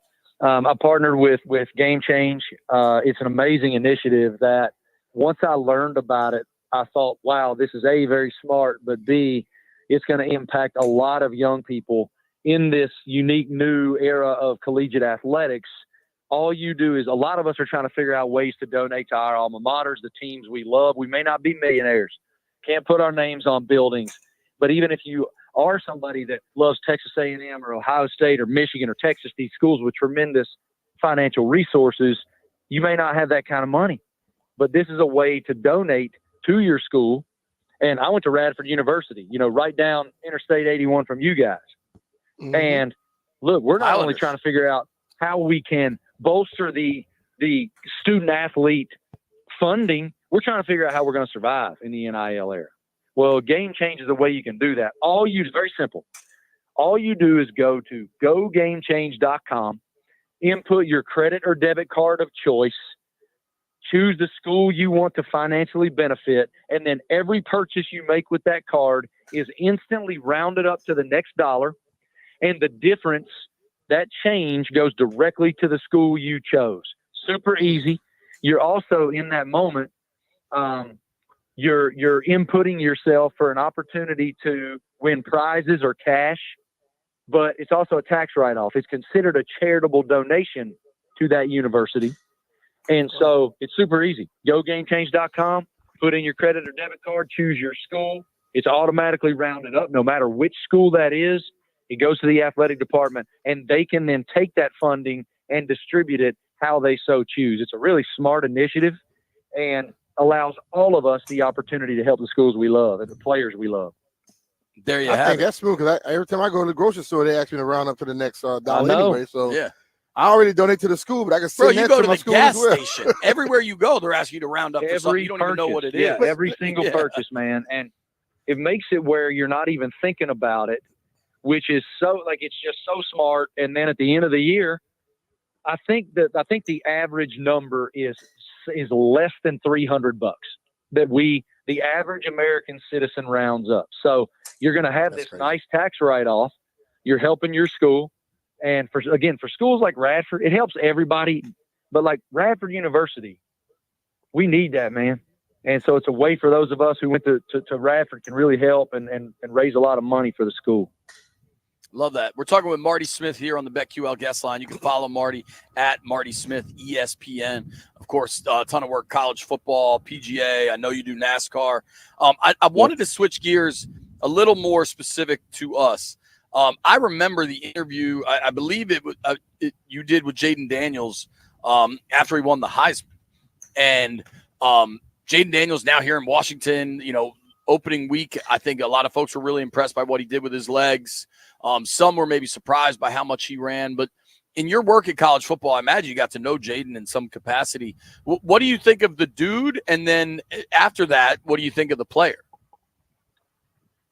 I don't know if I have enough superlatives. I was around Jaden a lot. I interviewed him. I would venture to say as much or more as any national media member that wasn't specifically on the LSU beat. I know I did multiple college game day features on him. And to your point, interviewed him when he won the Heisman last December in New York. I know his parents. I know Coach Kelly very well. That guy is a dude. And the Washington Commanders and all of you guys in your listening area should just be thrilled that you have a guy like that who comes in with so much humility, but it's quiet confidence. Yeah. To lead that I almost said program, that franchise in the way that he does lead. I can tell you, he walked into that locker room, and I know this because I've spoken with folks that are I almost called them the Redskins. I'm old. Dude. I grew It's up in all right. Virginia. This is a That's safe what they've space. been my You're whole good. life. I'm sure Mitch still struggles with that too. But the Commanders, I've spoken with folks inside the organization there, and they told me like the second the guy got in the program, in the franchise, they were blown away because of this amazing energy that he has. And I'll never forget, one of the coolest conversations that I've ever had was with Brian Kelly. This was early last season. I actually did 2 different features on Jaden last season. And BK was sharing with me that there was a light bulb moment for Jaden where BK pulled him into his office and said, listen, you have to stop being afraid to throw it in the window. You got to throw that thing through the window. And if you throw an interception, that's what we have a defense for. You have to be fearless because you have the talent, you have the acumen, you have the ability to rip it, go rip it. And everything changed in that moment. All of a sudden, he was fearless because he had, think about that on a human level, guys, on a fundamental human level. Sure. Belief is so powerful.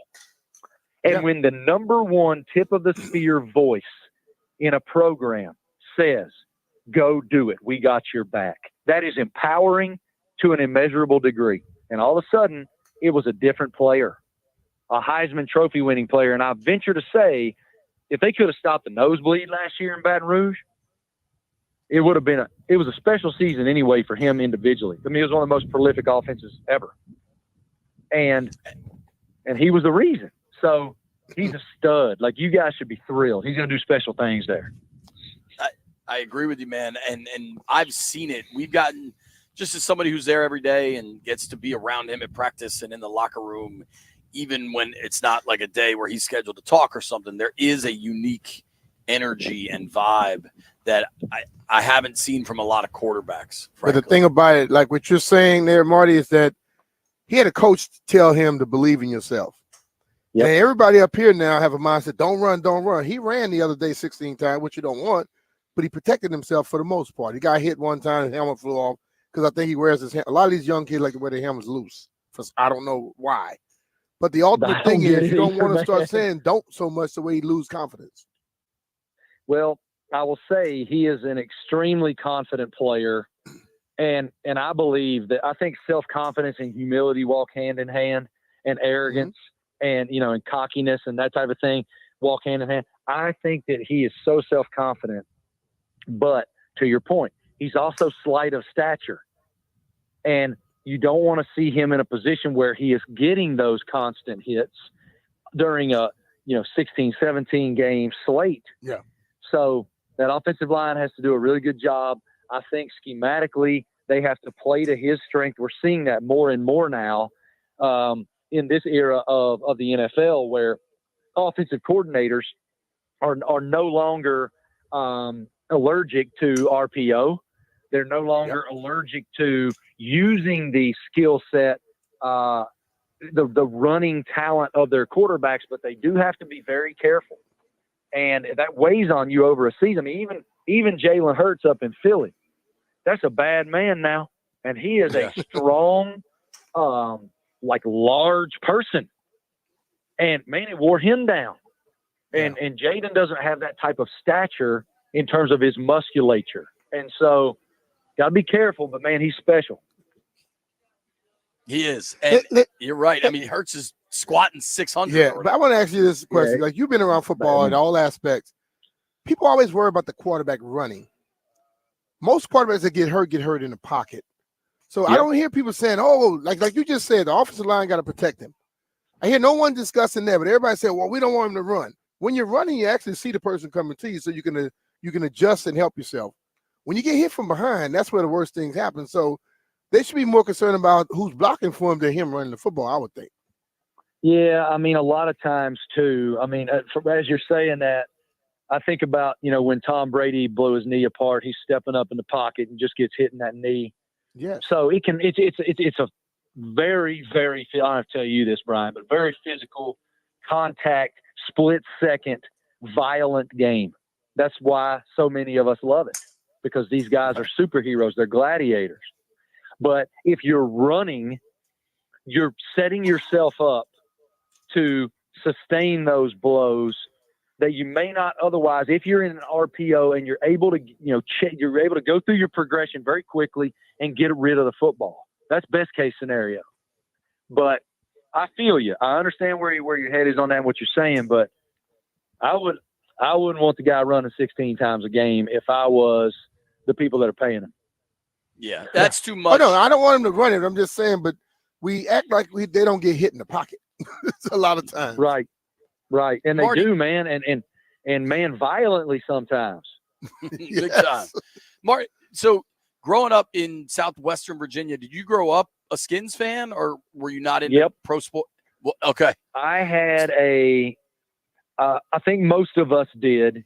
I'll never forget it, one Christmas. So I think it was my 6th grade class picture. I have it in my house right here. I live down in Charlotte, a little bit north of town at Lake Norman.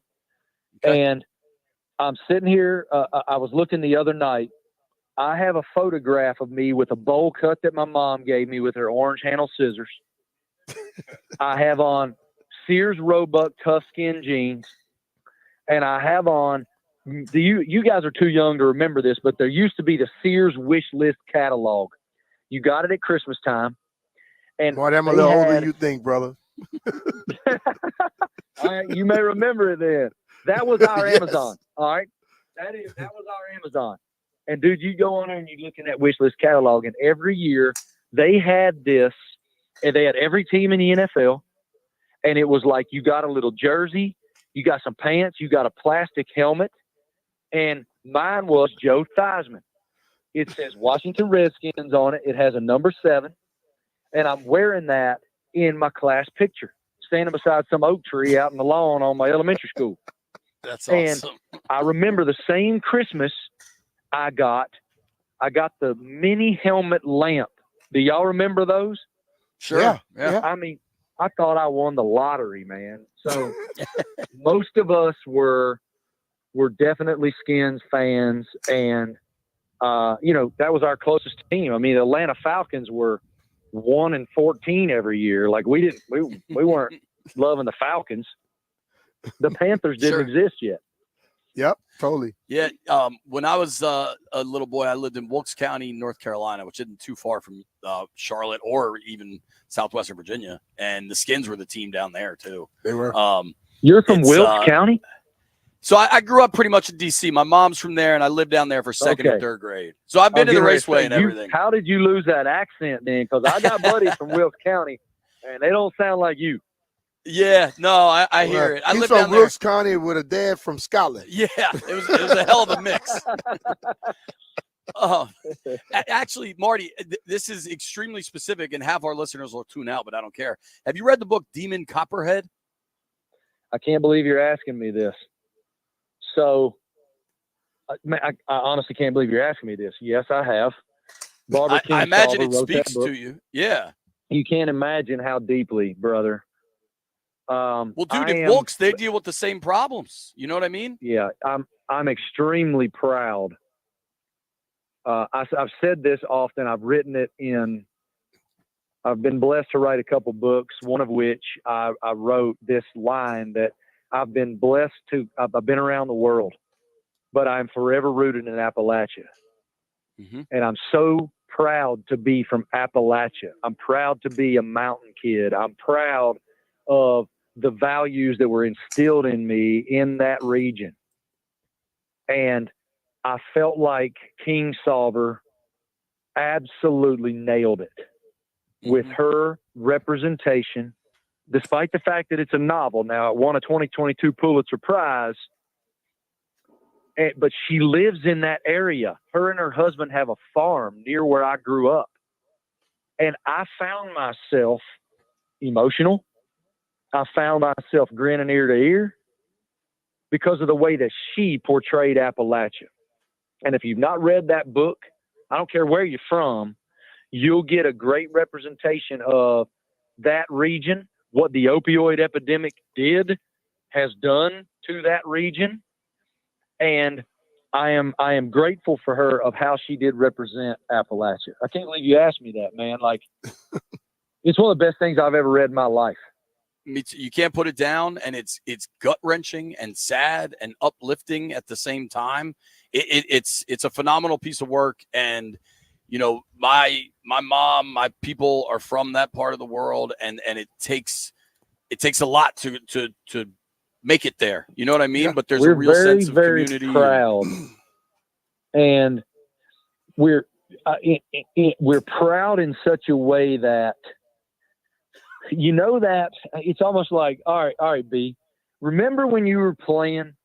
All right. And it may be a teammate that y'all might not have been best buddies. You didn't get along that great. You might have even had a couple of issues in practice. Mm-hmm. But the second you're between the lines and somebody on the other side takes umbrage with that person, you're running to his defense instantly. Because I can say whatever I want about my brother, but you can't. Yeah. That's how we are in Appalachia. He's from South Carolina. Hey, Marty, we got to let you go, man. This has been tremendous. Thank you for the time. Seriously. Appreciate you, bro. Grateful for you guys. I'm so thankful you let me have this time, and I hope y'all have a great week. Be well. Thank you. All right, Marty. Take care of yourself. Thanks a lot. That is Marty Smith from ESPN. Give him a follow at Marty Smith ESPN. I really liked what he said about Jaden because that's the kind of energy I've seen from Jaden. Yeah. And I think the running stuff will sort itself out, but the person, what we've seen at quarterback is we've seen some gifted kids come in here that don't have the mentals right. Yeah. And I think Jaden has that. The thing he said about confidence is something that when you constantly hear don't, that bothers me a little bit. Here's the other thing. It is September, and it's not only the start of football, but it's also Responsible Gaming Education Month. If you decide to get in on the action this season, the American Gaming Association wants to remind listeners to have a game plan when it comes to betting. A solid game plan includes betting with legal sports books only, knowing the odds, keeping it fun, and sticking to a budget. Please go to haveagameplan.org to learn more. Brought to you by 1067 The Fan's proud responsible gaming partner, the American Gaming Association.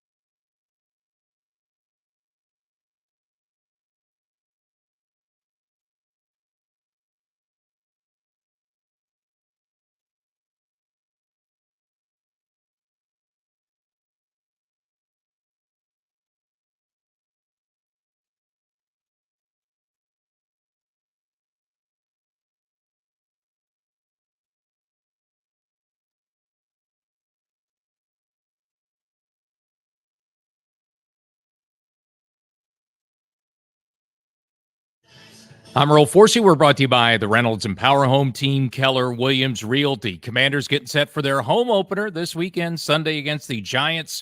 1 p.m. kickoff at the newly named Northwest Stadium in Landover. Commanders a 2.5-point favorite. Last night, Niners get their season off with a win against the Jets. Aaron Rodgers and company visiting San Fran. Niners come out with the win, and without running back Christian McCaffrey, who was a surprise late scratch from the game Monday night due to calf injury, there's reports that he could miss week 2 as well. Monday off for the Nationals, so they're back in action tonight and back home against Atlanta. Nats are starting their second-to-last homestand of the season this evening. Nats and Braves, 6:45 here on The Fan. Want to hear the fastest way to know what your home would sell for? Reach out to the Empower Home team. Simply text your address to 800-763-3000. No phone call. Just text your address to 800-763-3000. That's 800-763-3000. From the Crop Medcap 5-Star Sports Desk, I'm Earl Forsey on The Fan.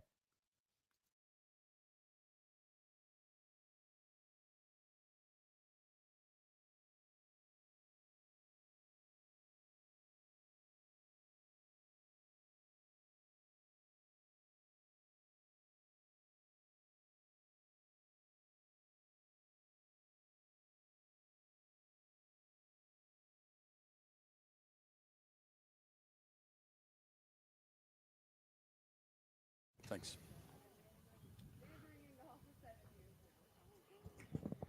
Under her underarm. B. Mitchell Finley, 1067 The Fan. Grant and Danny coming up next. I've seen Grant. I haven't seen Danny. I've seen the Stallion. I haven't seen Darius. But apparently they're going to broadcast from right Darius here. won't be here. He'll be in studio. That's probably accurate. 1757 Golf Club out in Ashburn, VA. Couple of players on this driving range Brian and I are watching. This dude in the blue and the dude down there in the white seem like they got some game. Lefty does too. Okay, I haven't seen him yet. I went to the restroom again. Chugging water, man. Sometimes you got to go, B. Hey, man. If you missed Getting old, Jay. if you missed any of our conversation with Mark Smith, I got to say, Landville, I want to say this on the air. I really appreciate you booking him. Good job there, Lendy. I'm a big fan of his work, and I really enjoyed that interview. I've seen him more. I've seen him in some college football, but I've seen him more in the golf stuff, the golf segments he does. Yeah, he's good, dude. Like he's good at what he does, and that's I think when you see a guy that can have some versatility to do college football, golf, NASCAR, all of it, like it's because you're good at what you do. Mm-hmm. Now let's get back to what you and I are good at and talk some football. CBS Sports. You're talking about Scotty's. We're good at that too, but I don't know. It's Tuesday at 1:30. 5 o'clock somewhere. That's true. Listen, I'll say this, B. No one has offered us a drink yet. We haven't turned any drinks not down. True. That's not true. I've turned down. Oh, somebody offered you a beer. I saw that when they walked by. That's true. Nobody's offered me a drink yet. How about that? He offered as soon as he walked out. That is. She offered food though and drink. Yeah, we're good. Thank you. We'll take the drink. So we got this article about one thing we learned about all the teams in the NFL. Yeah. I don't think, considering we have, 6 minutes in this segment, we're going to be able to get through everything. But I want to pick and choose some things. Now, this is from Cody Benjamin, writer at CBS Sports, and I'm going to bring some stuff up where I agree or don't agree. Let's start with the Atlanta Falcons, Brian. Okay.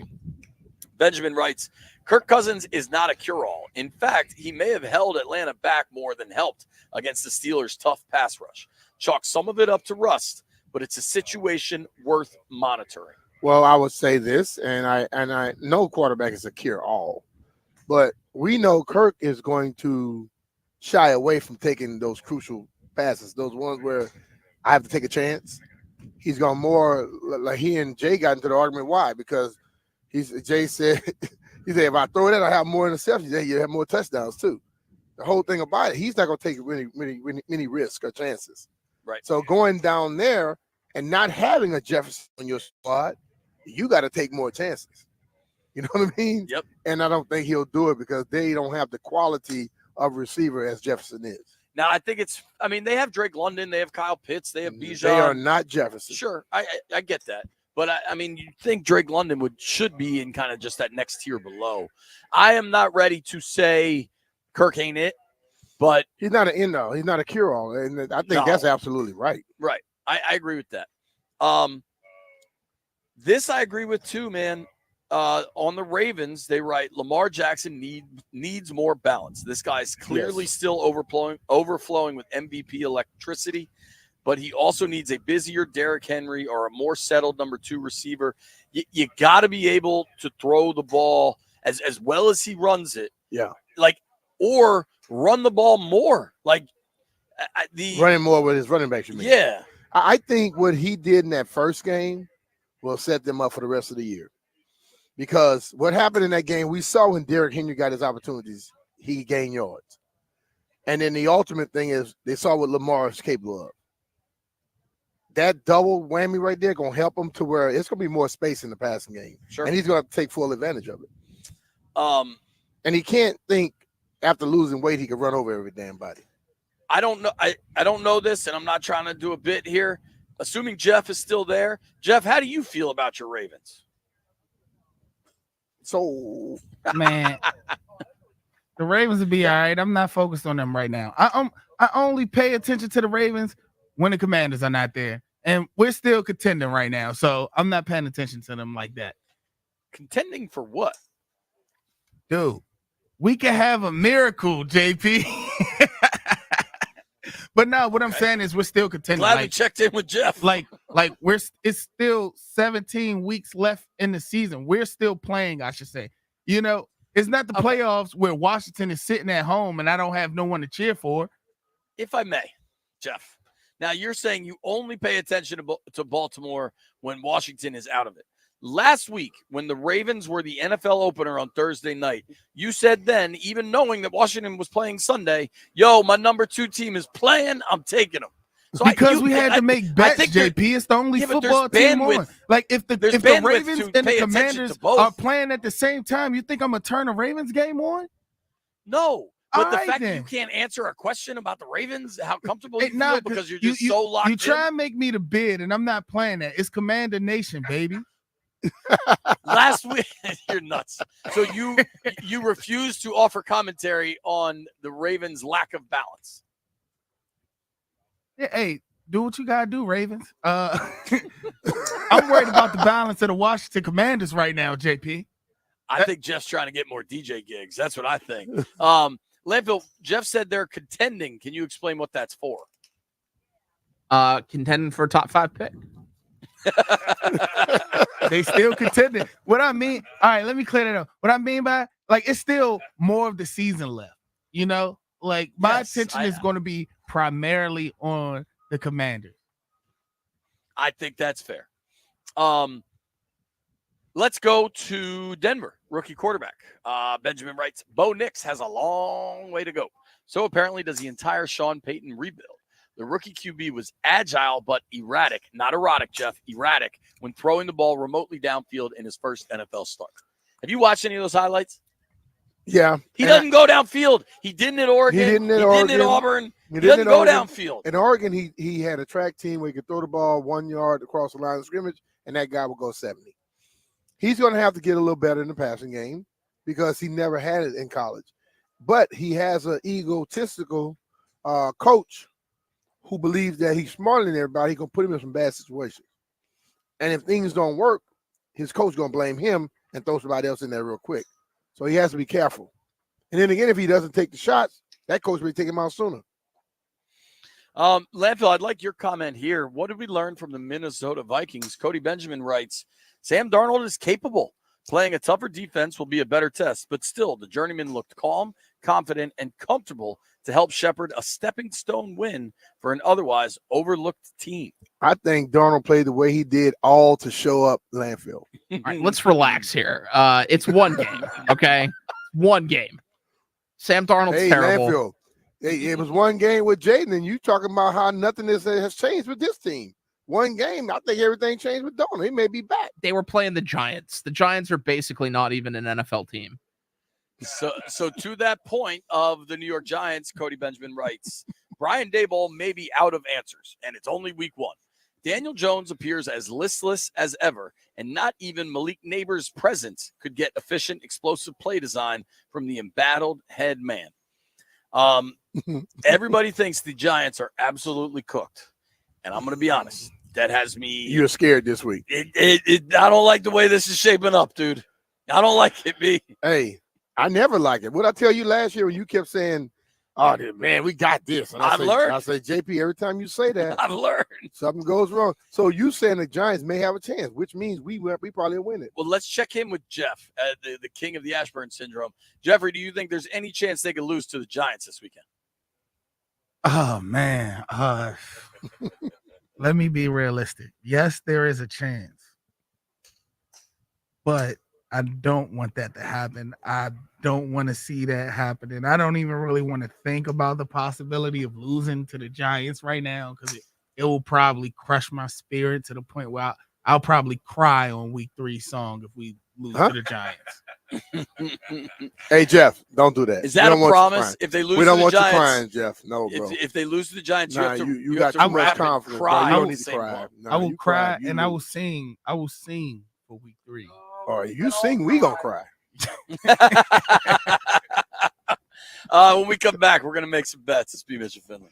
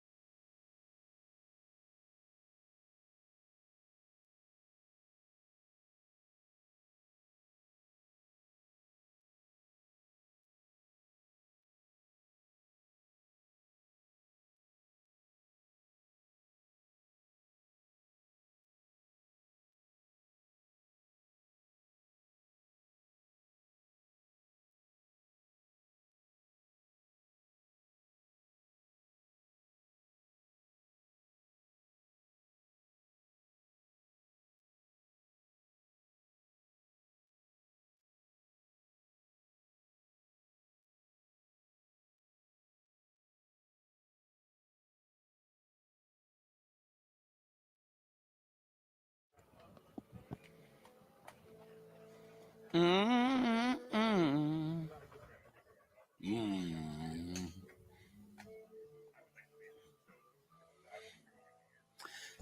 I see what you're doing here, and I got to tell you, I like it a lot.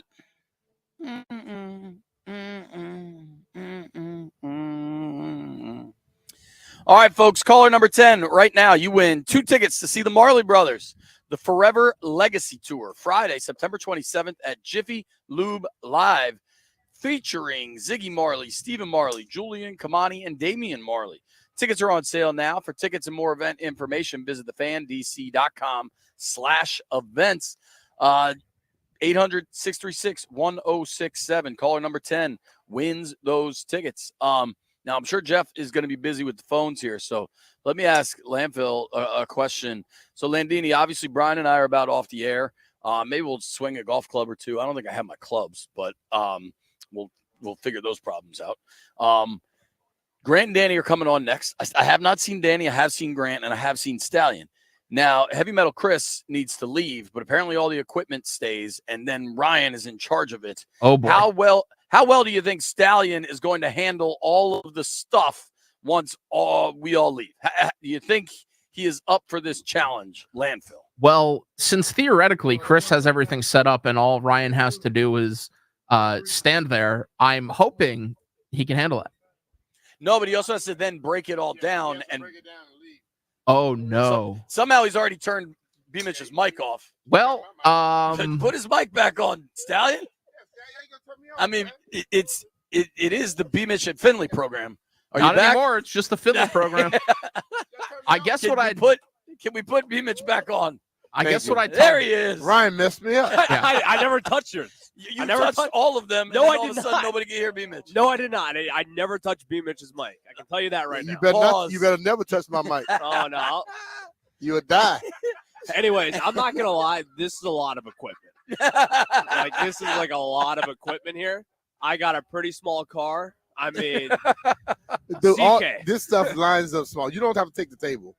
Yeah, I don't have to take the table. I have to How about take the this chairs? tent. Are these the chairs? You got to take these two? The tent is pretty big. These The these tent new is chairs. big, Even when the man. tent folds down, No, it'll still take up his whole. Have you seen his car? The What kind of back, car do you it'll drive? take the back Like a seat. 2016 Hyundai Access. I mean, Yeah. the hatchback, man. It'll fit the like- back seat. It's little, It's not that big. It's about that wide and it's about that long. Dude, it's Do going to you be. not want to deal with this? Is this why you're setting very low expectations? now? Yeah, I definitely don't want to deal with any of it. Like, I was like excited to come to a golf course. I heard there's food here. I mean, it sounds like a great event.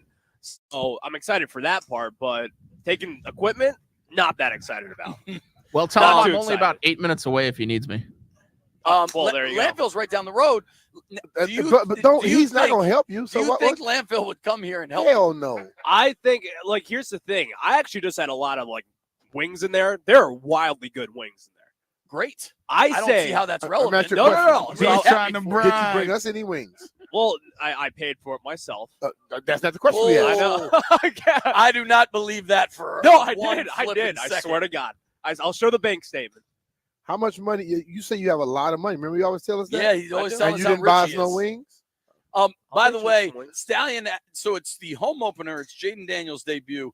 I imagine this weekend's game at Northwest Stadium's a pretty hot ticket. Yeah. Stallion texted me last night, hey, you got any hookups for a pair of sillies? You too? I then told him, I said, no, but text B because I was completely Oh, no. punting on B the said he situation. had me first. No, you got me second. Who worked on the show first? Oh, hold on. Jeff already told us he bought his tickets already. Oh, yeah. No, Says he no, I always did buys not. tickets. Yeah, he No, always I buys did not. tickets. No, All I right, did let's not. make some bets before all hell breaks loose. Heard it here first. Oh, boy. This is so crazy.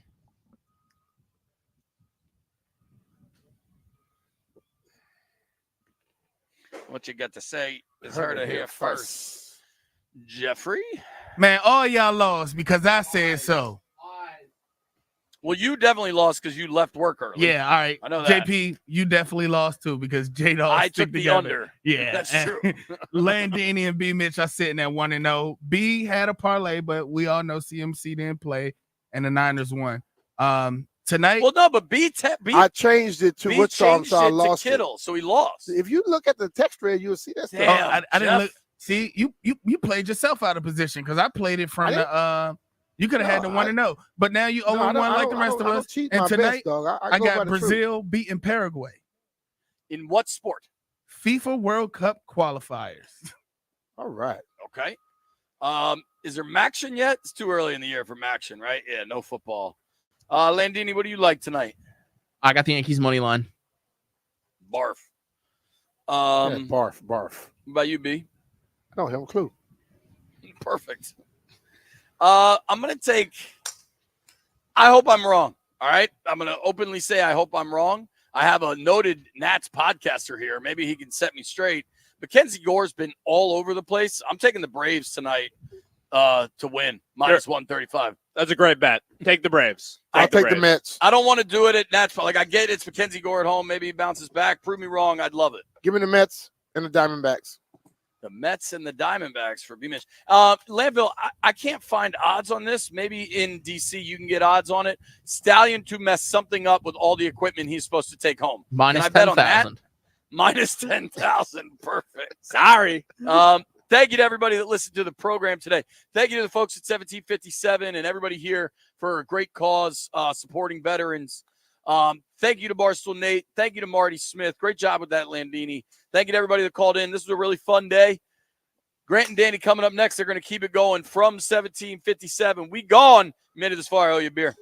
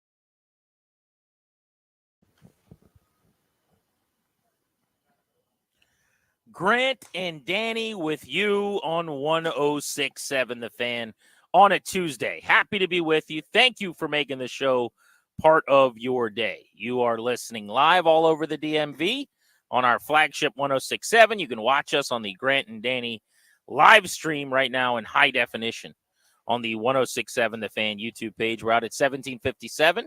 Beautiful golf course out here in Ashburn near the Commander's training facility. Excellent event benefiting the Wounded Warriors that we are happy to take part in today, Danny. Very cool, man. Yeah, it's just one of those nice reminders. The fall day is perfect, warming up in the sun.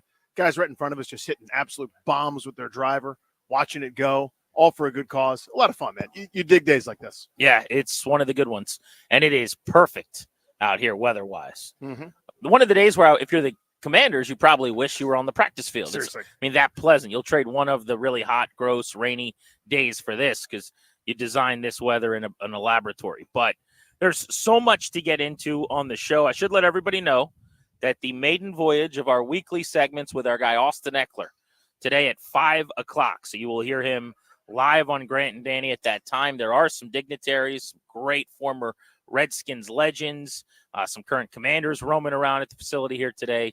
So we'll try to get some of those fellas on the show as well. So we'll be very busy on G&D. But to just get into our traditional Tuesday show, I guess we could start with Monday Night Football last night.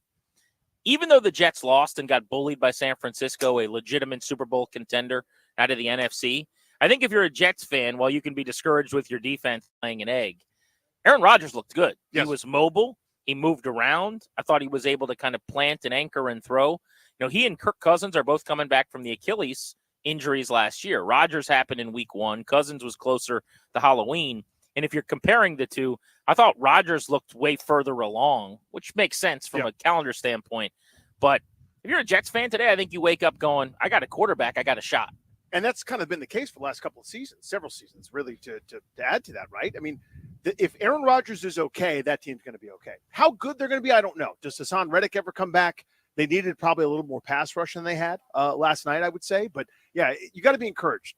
San Francisco's legit. There's a great chance they're going to the Super Bowl. By the way, I know you don't do moral victories, but if you're the Jets, you're going, that was actually a nice step forward. How good is that team? They're very good. They did not have Christian McCaffrey. Did it matter?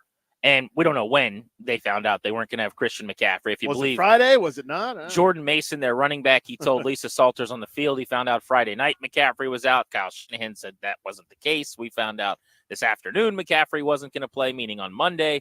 Then Mason came back in his next availability in his press conference and said, I'm not talking about that. So there was a lot of different moving parts on exactly the timeline on the McCaffrey injury. But here's what I know. Death, taxes, and a Shanahan running scheme turning a back you've never heard of into a legend overnight. I mean, that was the case with Jordan Mason. He didn't have as many carries in his college career as he had last evening. 28 attempts, 147 yards, and a touchdown. And by the way, that's supposed to be a really good Jets defense. That defense is supposed to be a run-stuffing, dominant physical front. Like, they are supposed to be able to get after people.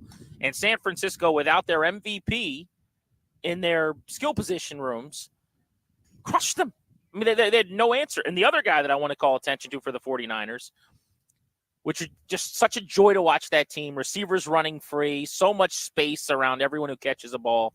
Kyle was putting on a clinic as always. Trent Williams, man. How much do you miss that dude? They call him Silverback. Trent Williams was dominant. He did not practice one time. He did not work out with the team one time. He was on his couch, training on his own, doing whatever he was doing for the last couple of months, holding out. And then 72 hours before the season kicks off, Kyle Shanahan gets on the horn and says, hey, man, we need you. We want you back here. No problem. They played his music. He came walking through the door. He looked heavier than he normally does last night, watching him in pregame. And then he didn't allow a single pressure. He crushed his assignments all night long. One of the greatest tackles of ever. He's incredible. I also think two things are true. He might be a little bit to deal with at times, but it's worth the squeeze. There may be a day where it's not. Heavy lies the crown. We have not gotten there yet. That is a badass. You could be successful. You could have enemies. You could be unsuccessful. You can have friends, Frank. Get out of bed and just mush people. That's what Trent Williams does. He's here to eat, sleep, and knock dudes stiff. What an unbelievable player. As Hall of Fame comes, right? Like one of the great players of his generation. Not just, oh, he's a nice tackle, he's a good piece here. That dude is incredible. Like moves around like a running back at 300 some odd pounds. Couldn't be stronger. Age doesn't affect him. It affects mortal people, not guys like that. But just think about not only the age, where I think he's now closing in on 40. Yes, 37, right? 38, something like that. Not only the age, the fact that he didn't prepare all offseason. Yeah, the fact the Walter Jones plan, right? He didn't practice. He's not in any football shape. I got multiple DMs on Instagram at Grant H. Paulson and texts from buddies last night early in the game going, Trent looks bigger, right? Like he noticeably has some weight probably to shed. 33 pass blocking snaps, not a single pressure. First time he hasn't even given up a pressure since week 3 of the 2022 season. I mean, he was tremendous. But you start thinking about it. This guy has been in the league now. This is his 14th season. He spent the first 9 of them here. And because of the way it ended in Washington with the Bruce Allen regime and all the optics, he's not going to be known as or go down as a Redskin or a Washington guy first. Even if he ends up playing 7 seasons in San Fran and 9 here, 6 versus 9, whatever, he'll end up being a Niner probably, which is a shame. And that's one of the things truly, Danny, if I could say this, that I hope for this next ownership group, which they've already proven is also a priority for them. I want better relationships with our great players and the important people in the building. I am so tired of Chris Cooley flying out of the D.C. area, landing in Wyoming, and now living in a house in the woods not to be heard of or heard from again, like because he's at odds with the team. Enough of that.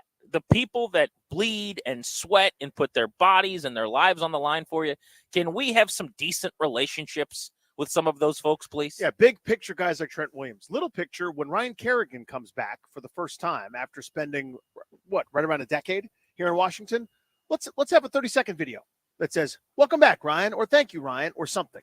And it wasn't because Ryan Kerrigan wanted to leave because he was pissed off. It wasn't because he wanted to leave because, he was like, screw this, I want to go somewhere else. It's because he was told he wasn't wanted, right? Like after a year as a part-time player, we had 5.5 sacks. Rivera and company moved on, which, in general is not the craziest thing in the world to do. A guy that's whose skill set is diminishing, who you'd like to go younger, bring in your own guys, whatever the case. That's not crazy. But what is crazy is not saying on a 30-second video montage. I mean, when every national that got 2 at-bats here comes back, they get a video, they get a standing ovation like they cured polio. I mean, it's unbelievable. It's probably too far in that direction, to be honest with you, for my liking. But I'll err on that side rather than ignoring the fact that the guy who, when he left here, was your all-time sack leader. Now there's a statistical anomaly that may or may not be the case, but you couldn't bother to have some kind of production. It was an afterthought for them. You've already seen a dramatic improvement in this regard because it's controllable. Just think of the Darryl Green jersey retirement video. Outstanding, great content, perfect. That's the way you treat a legend. More of that, less of the previous. Ladies and gentlemen, please turn your attention to the infield, where we'll now be playing a special tribute to former infielder Wilmer Defoe. Look at the video board. It's Ryan Rayburn. And then the video replays are like, and it's a base hit to center field for Defoe, his first as a national. And highlight. And then it just ends. And he waves. Are you going to be classy or you're not? Yeah. Are you going to treat everyone like they were somebody or are you not? My point is, the somebodies definitely need to be treated like somebodies. And we just, around here, we haven't seen it and they haven't done it. Just err on that side, man. If you got a shift for the Capitals, you get a nice little ovation. Come on.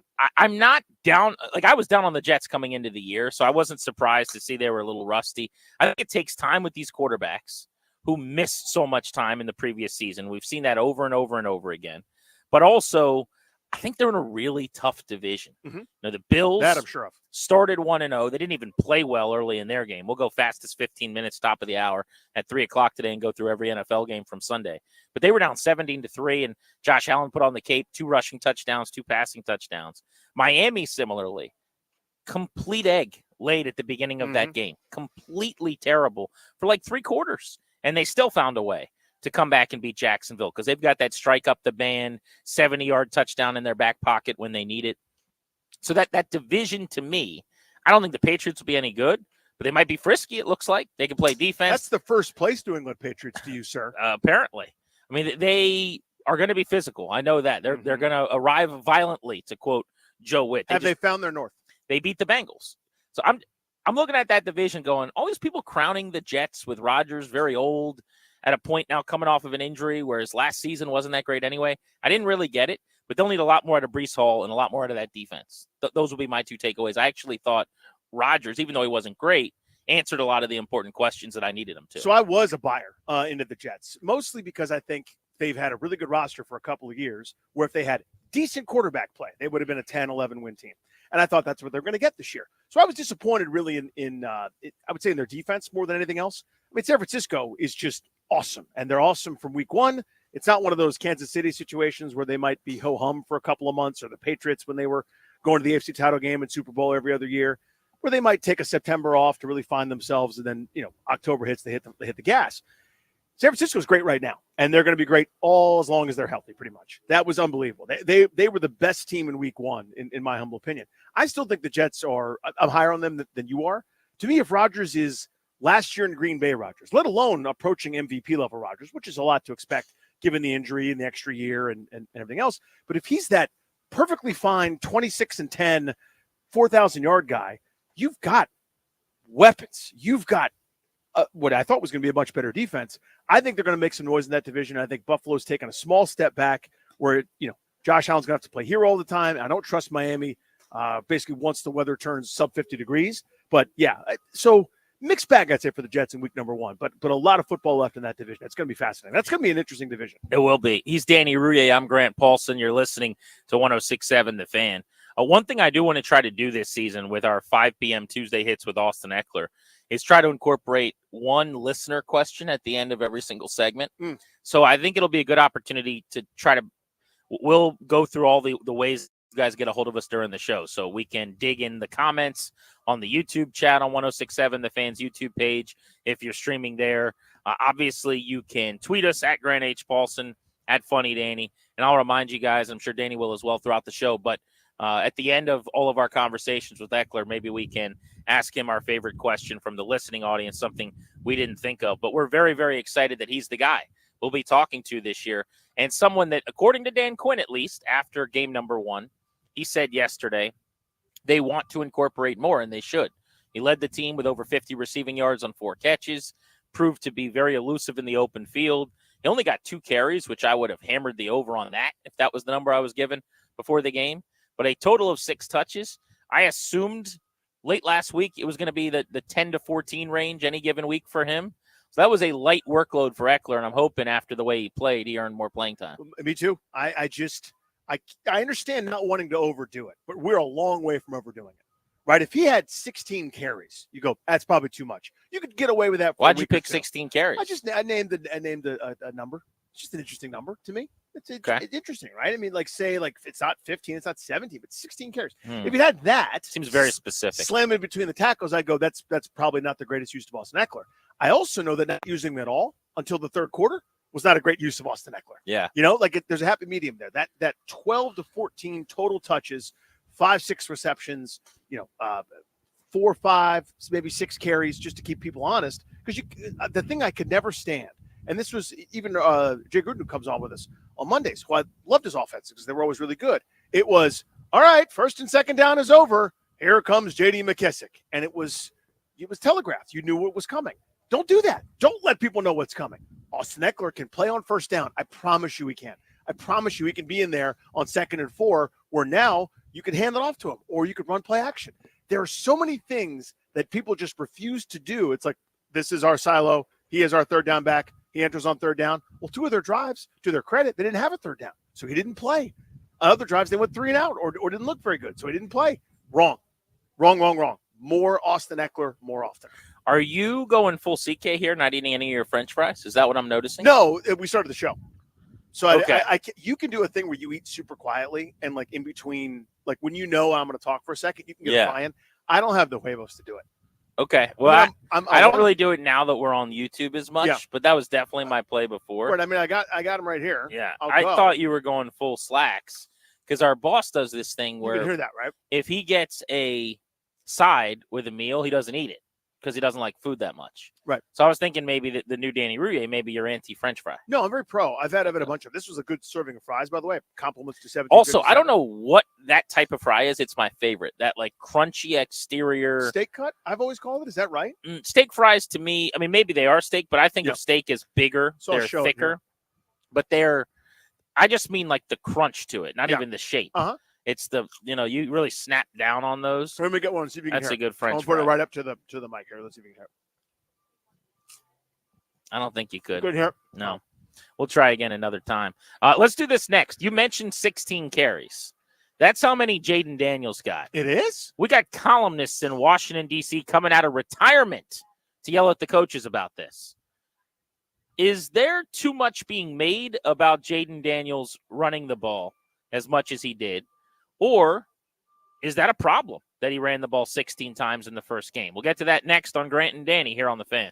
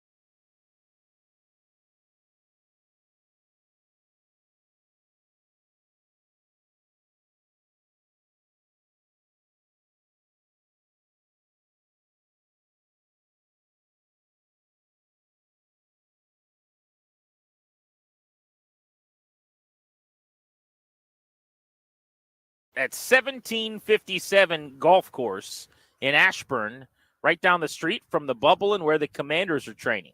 Where Grant and Danny, you are listening to the Fan. It's another game week for the Commanders as they get ready for the Giants on Sunday. I was just talking to a listener who was out here hitting golf balls, and he said, I'm taking my son to his first ever game. He's 5 years old. I was strategizing. Do I take him to the Giants game in week 2 or the Panthers game in October? I said, well, those are definitely the two to consider. If you're going to pick two, pick from those. Based on week 1, you made the right decision Yeah. with those two teams. You might want to wait till Carolina in October, but you never know what the weather's going to be. I think that's your safest commitment, if I'm honest. But the other thing is, because he's like, I got to get him a win. I got to get him hooked. Early in the season, get him out there. Let him experience a football game in person live, and then he's going to want to sit with you and enjoy the season, right? He's going to want to watch games. But he said, the one drawback would be if they lose big. They may lose this weekend. They shouldn't, but they may. I just can't see them losing big. I don't think the Giants have big. Exactly. Do you know what I mean? Like I think they're so limited and so low ceiling. They don't have that club in the bag. We're at a Right. golf range. Like they don't have 300 yards off the tee. They're like, all right, time to hit the driver, and they pick up a pitching wedge. Like they'll get it there. It's going to take a little while though. They stink. They do. It's really important for the Commanders. You're at home. You're 0-1 after a dud. You got to look pretty good in this game against the Giants. Yeah, the Giants have stunk. They're as stinky as anybody who's been in the sport over the last handful of years, and yet 8-3-1 against Washington over their last 12 matchups. Even Danny DeVito Yep. beat the Washington Commanders. Yep. If memory serves. Right. It's Tuesday. If you're Yeah. new to this show this football season, Tuesday's a big day on G&D for a lot of reasons. We already told you Austin Eckler is going to be our weekly 5 o'clock guest every Tuesday. But on Tuesdays on this show, we've got a staple in the football season. We call it Commander's Survivor.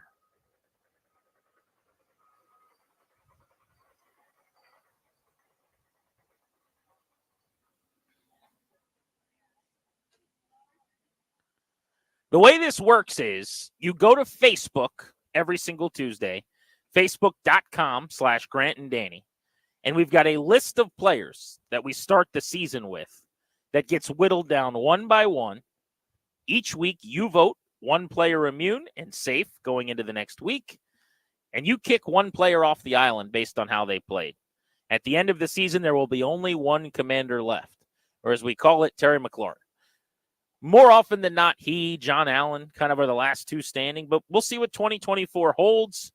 Danny, why don't you let everybody know what players are competing for the title of the 2024 Commander Survivor? On offense, Jaden Daniels, Brian Robinson Jr., Austin Eckler, Terry McLaurin, De'Ami Brown, Zach Ertz, Brandon Coleman, Sam Cosby. On defense, Jonathan Allen, Deron Payne, Bobby Wagner, Frankie Louvu, Benjamin St. Juste, Emmanuel Forbes, pack your bags, Quan Martin, Jeremy Chin, and Austin Seibert, your kicker.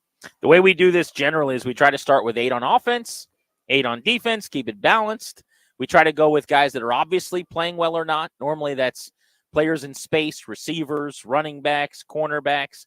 With linemen, we typically go tackles over interior guys. On the defensive line, we go with the studs, Allen and Payne.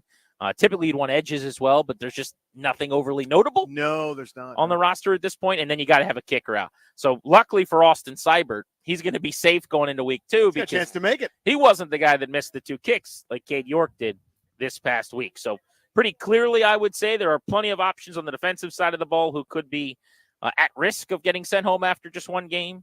We're light on immunity options, maybe Jaden Daniels, Austin Eckler in a decent shape going into week number 2. But go vote right now. We'll update this throughout the show. And at the very end of the show in our 6 o'clock segment, we will tally up the votes and let you know who's getting sent home and who's getting immunity. We'll do this every Tuesday on Grant and Danny. Go vote, facebook.com/Grant and Danny. But that brings us to the topic you and I wanted to open with today, which is Jaden Daniels running the football. I saw Dan Steinberg, our old friend at the Washington Post, who's a great writer and used to run the DC Sports Blog and now edits a big chunk of that sports department's paper. He said that Tom Boswell, the legendary columnist in town, called him last night. And it sounds like he was really hot. He was angry. He had to get something off his chest. And Steinberg's like, why don't you write about it, even though you're retired? So Boswell wrote, Jaden Daniels has 16 carries after one game. For that, the Commanders' coaches should have their heads examined Otherwise, Daniels soon will. Which is a pretty powerful headline there from Thomas Boswell.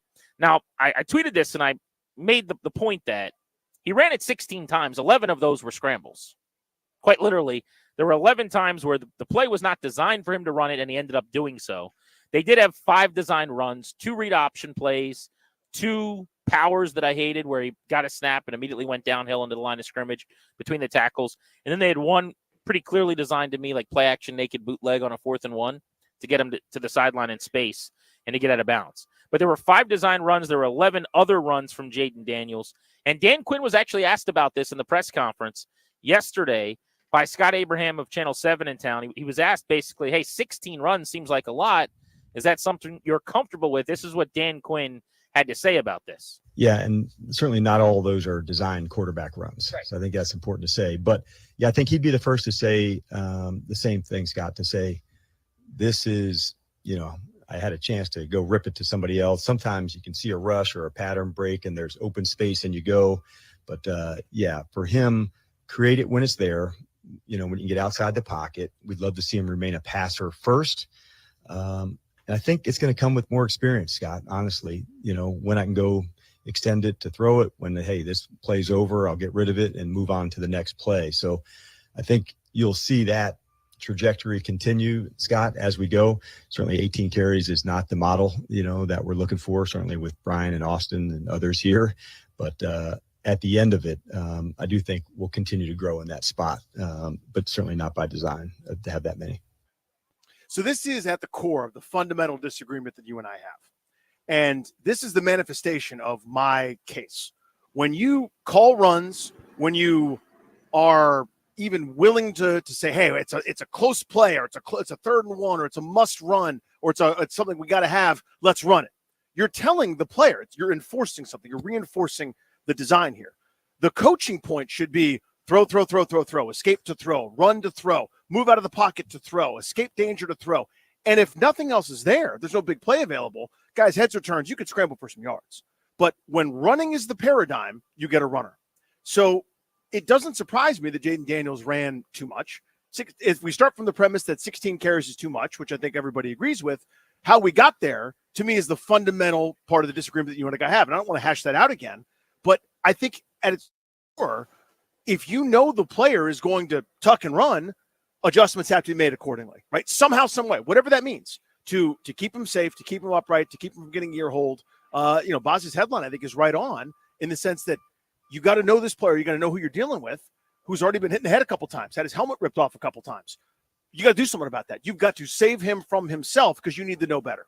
Yeah, so my problem is not the 5 design runs, although I will say that I would never run that power thing with him. I would tear that right up. Downhill. I think at 200-ish pounds, that's an egregious decision, and it just doesn't make sense to me. I would also say that they had him running the football, slamming into the line of scrimmage at the goal line in a game that was lost with 1.5 minutes left, and I talked about this yesterday. Mm-hmm. And that was, to me, coaching malpractice. That was ridiculous. You're down by almost 25. The game is lost. There's 1.5 minutes to play. It's 37-14 with a minute left. What are we doing here? But that's kind of the end of my issue with the coaching in game. Now, the other umbrage I would take, so to speak, with the coaches on this front is that answer where Dan Quinn effectively said, it was a lot of words. Here's what he said. Some of those scrambles should have been passes. Mm-hmm. That's exactly what I heard when I listened to that. Yes. It's what I saw when I watched the All-22. Some of those scrambles shouldn't have happened. He should have gotten out of the pressure and reset and thrown the football, or possibly just there were scrambles where he wasn't pressured, where he just pulled the ball down and ran. On those plays, you got to just stay in the pocket. Let's be calm. Let's be comfortable. We're a quarterback. We're a thrower. And let's wait and find someone to get open. Let's get through our reads. And that's going to happen, I think, more and more as he gets more comfortable, as Dan Quinn said. But to Boswell's point, when you're taking issue with the coaches, to say, well, he ran it 16 times, the coaches are idiots. I used to say this with Griffin and the Shanahans to an extent, too. Although he had way more designed runs, I think, early than we saw from Jaden Daniels in week 1. It's not the coach's fault if he's scrambling and getting out of the pocket, other than if they are not behind the scenes saying, hey, Jaden, you got to throw this. You got to zip this ball in here. This is NFL open. Mm-hmm. This ain't LSU open, but this is NFL open. Stand there, set your feet, drive this ball to this wide receiver who hadn't caught a pass and is doing cardio in the third quarter. And that's, to me, where they got to be coaching him. If they're doing that behind the scenes, even if he's not going to say it at the podium on Tell the Truth Monday or whatever, fine, no problem. Right. But the answer to me was an opportunity for him to say, yeah, we don't want him running 16 times. It's bad. And I don't get that sense. Just like when they were talking about him not sliding. It was this like funny thing. Oh, yeah, maybe we'll get the Nationals to come out. They didn't. There's no sliding. When his helmet comes off, so funny. His helmet doesn't hit, it doesn't fit right. And it just his helmet falls off. It's been happening to me. Come on. I need a little more Urgency. acknowledgement and urgency that this is a thing. Protecting him is important. 16 runs is not the script. That's not the plan. And I think we got a little bit of that, but not the decisiveness publicly, the definitiveness on how big of a deal that was that I wanted. But having said that, I just go back to the designed runs a handful of times in a game. Don't draft him if you're not going to do that. That is the superpower. The amount of scrambles, though, where everyone claps and goes crazy, he goes and gets 6 yards, that's cool unless you turn down 14 through the air. And there were some of those, too. It's one game, so I'm not going to have a big overreaction. But you heard Dan Quinn at 2 different points in his press conference. In fact, Darius grabbed the clip when he was answering Nikki's first question at the very beginning of the press conference, where he said some of the plays where he wanted Jaden Daniels to throw the football. Like, this wasn't even the question, and it was one of the first comments he made in the press conference yesterday on his Tell the Truth Monday. This is what he said. Yeah, I think it was confirmed. I think mostly, Nikki, from like the competitor side, I felt that. I think if you'd asked him, there'll probably be a few throws that he would either, like to rip or where the progression may have taken him.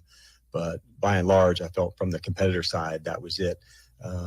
Those were some of the things I saw, even like on some of the runs, like we didn't have a lot of design quarterback runs, but some of the ones that he did, I think if you'd asked him again, he'd probably want to let it rip to one of the guys on some ops. So missed opportunities, those are the hard ones. I think the one to Terry to start the second half. And so I'll jump in here. You see what I'm saying? Yeah, of course. Yeah, That's the closest we're going to get, I think, to him publicly saying. But hopefully behind the scenes, they're rewatching that play going, hey, buddy, here's where we're going. Here's where we want you to throw it. Because they don't want him to scramble 11 times. I'd like him to just hear him come out and say, yeah, 16 is way too many.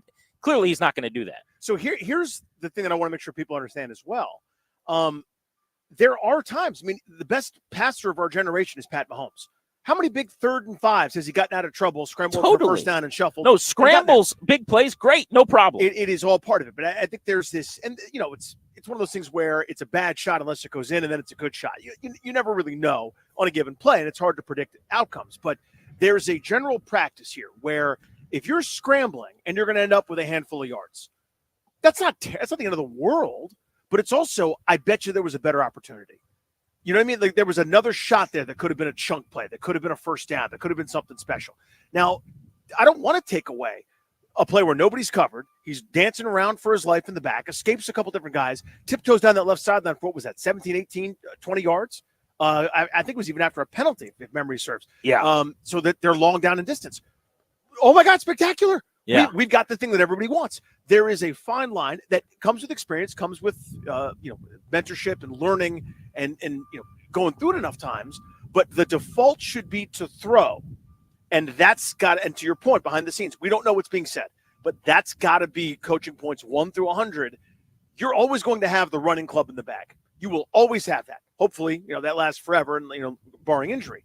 But the thing that needs development is that throwing part of it. Right? And that's what we have to do. Should not be a surprise because while he's got those That's tools, normal for a rookie, sure. accuracy, touch, all those things, they're there. We saw it in college. As I pointed out, it was a very basic passing offense with unbelievable weapons at LSU. It is going to take time. So nobody should be overreacting. I think it's a fair conversation to have this week after 16 runs, which is something essentially only Lamar Jackson has done in history. You just do not see that. It's a lot, and it's more, I think, than most of us thought. But I guess to sum it up for me succinctly, I'd like him to. The scrambles are godsends occasionally. It's something that he is always going to have to do, but you want to minor in it, not major in it. Right. You want to have that back-breaking, soul-grabbing scramble for a first down as a secret weapon that you can occasionally tap into every once in a while. You don't want it to be the default setting. He drops back, it's not there immediately, and he runs. Because then you miss out on too many things aerially. And it's just the first game. That's important to remember, too. But what do you guys make of what is becoming a story this week, not just locally, but nationally, how much he ran and the seeming endorsement's too strong, but the coaching lack staff, of concern. yeah, the coaching staff not coming out to say, hey, that is in no way what we're trying to do here. 800-636-1067 is the number if you want to join us on Grant and Danny on the Fan.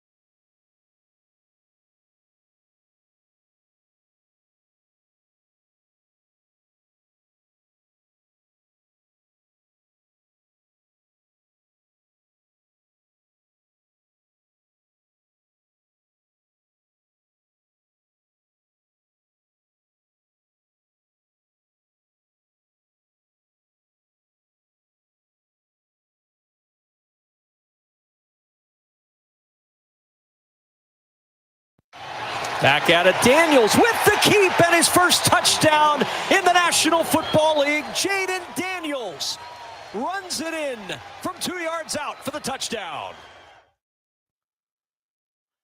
Jaden Daniels, 16 rushing attempts. Felt like a lot on Sunday. Tom Boswell was hot, came out of retirement to write about the coaches needing their heads examined before Daniels needs his looked at. Question we've got for you guys is, are you concerned? I guess I'd sum it up, Danny, by saying I'm going to wait another week and see what it looks like. I think this could be a nice learning lesson for everybody where Daniels kind of played some hero ball and didn't see something open right away, pulled the ball down and took off. And my guess is they get back in the film room, they point some things out, they coach him up a little bit, and it looks a lot different this week. I would guess single digit, maybe 8 or 9 carries with 6 of those scrambles, 2 or 3 design runs. They scale it back and they try to get their passing game going. So I am concerned. My hope is what you said, right? My hope is that an adjustment is made. But read between the lines here. Oh, his helmet fell off. he's a dog, though. Oh, he doesn't know how to slide. Maybe we'll get C.J. Abrams to come by and help him slide. Nobody did anything. Not funny to me. They don't have the trauma that I have. They didn't live through 2012. They don't know what it's like to have this golden thing and have it ripped away by one extra scramble, one extra cutback, one extra read option, one extra triple option against Cincinnati. They don't know what it's like to have it ripped away. So I'm carrying that baggage with me. This is a me thing, and that's all fine and dandy. I don't think they have the urgency. I don't get the sense that they're thinking, this will work itself out. I don't need to work itself out. I need stop what everyone else is doing and work on this element until it's fixed. He's also statistically the most slender running quarterback in history. Yeah. Right, just body type wise.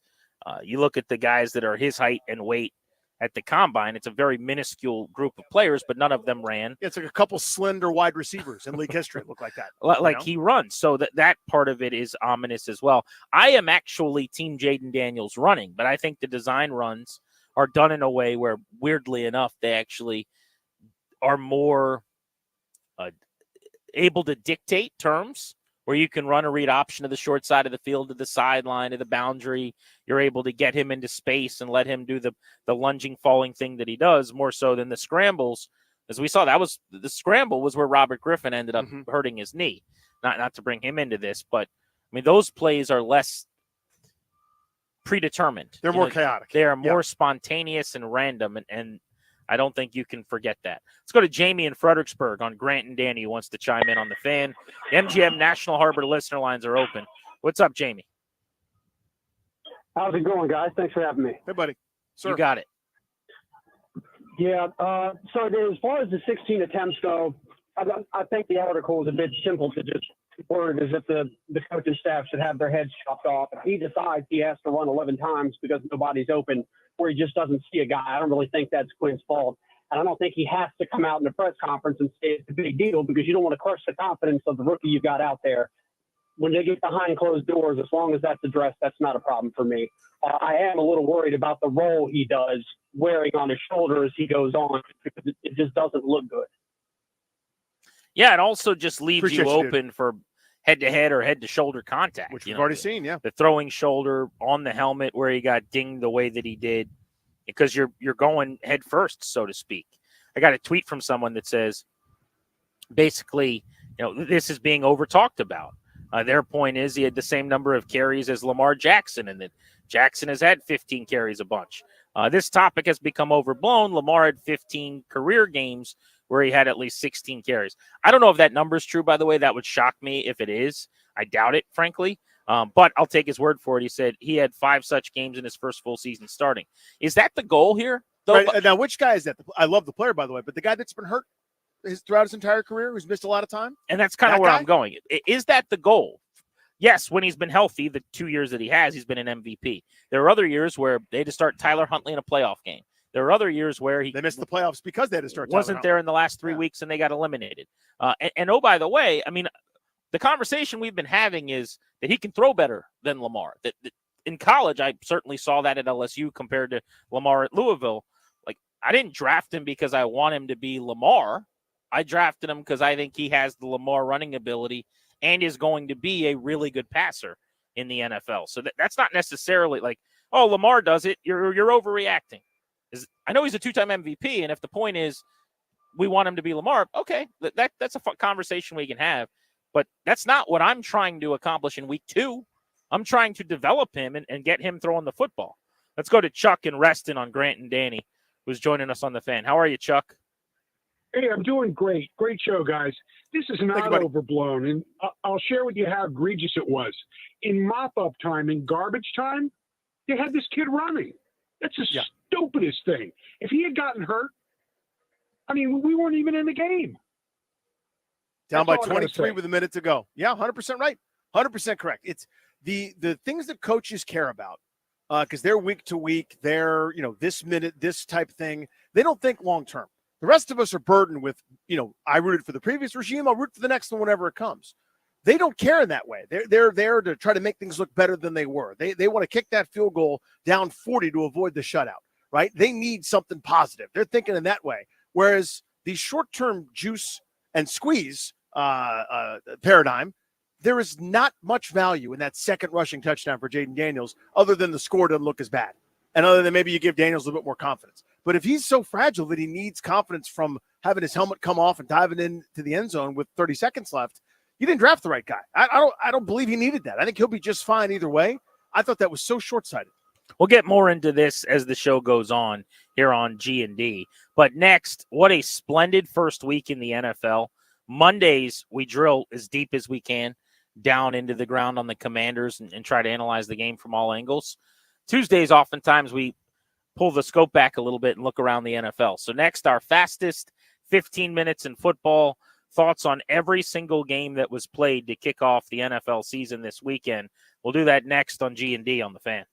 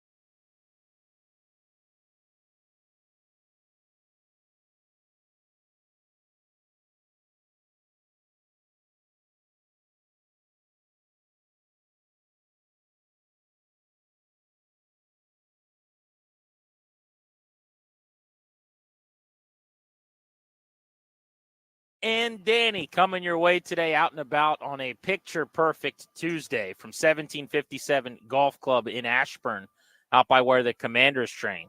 You're locked into the Fan. The exclusive sponsor of our show is the law firm Kondorian Murad. They'll guide you and your family in the right direction and help you to draft a will, set up a trust, or to create a healthcare power of attorney. Schedule a free consultation with their estate planning attorneys at kmlawyers.com, and be sure to tell them we sent you so that they can give you a discount. That's kmlawyers.com. We are live all over DC on 106.7. We're live now for the next 3 hours in Richmond, AM 910, FM 105.1. We are also live in high-definition video on the 106.7 The Fan YouTube page if you want to watch us, stream us that way. Speaking of the stream, Odyssey app, wherever you go, anywhere in the country, take us with you, pause and rewind the show. Really easy way to check us out. Let's hit rewind and spin you around the NFL for week 1 with our fastest segment in football.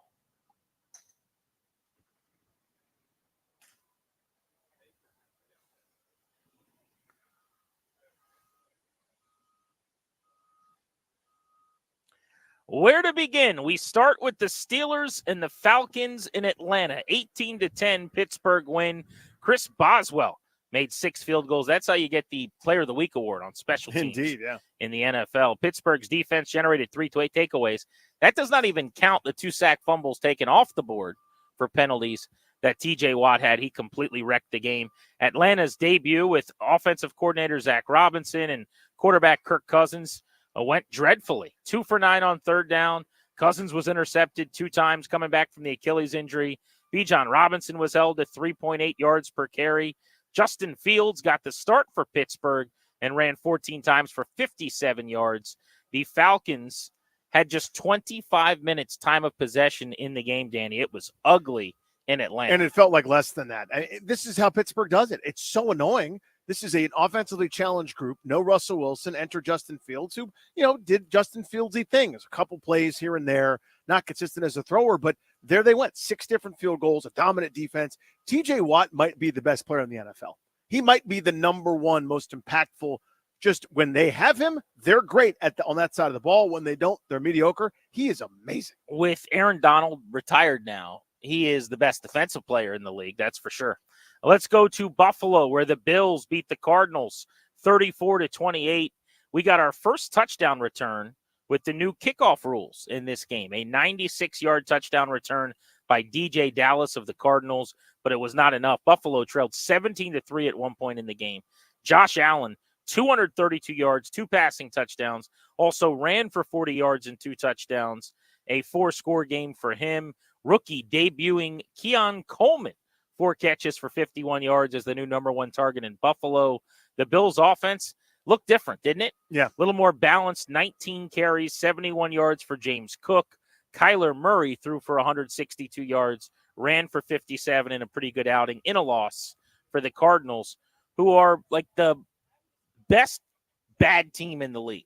Yeah, they're frisky. I don't have another way to say that. They're not good. They're not ready for prime time yet, but they're also not pushovers. I mean, last year, they were an also-ran. They were just an easy W for whoever was on their schedule for the most part. They are not going to be an easy out this year. They are improved, certainly. I thought they were the better team for probably, 3/5 of this game overall, but Josh Allen put his cape on. That's really what this was. When they were down 17-3, you touched on it, Buffalo went on a 2-minute drive, and it was just Josh Allen doing crazy stuff, taking whether it was escaping, whether it was design runs, whether he's bulldozing people, he's flying over guys into the end zone, just an absolute weapon.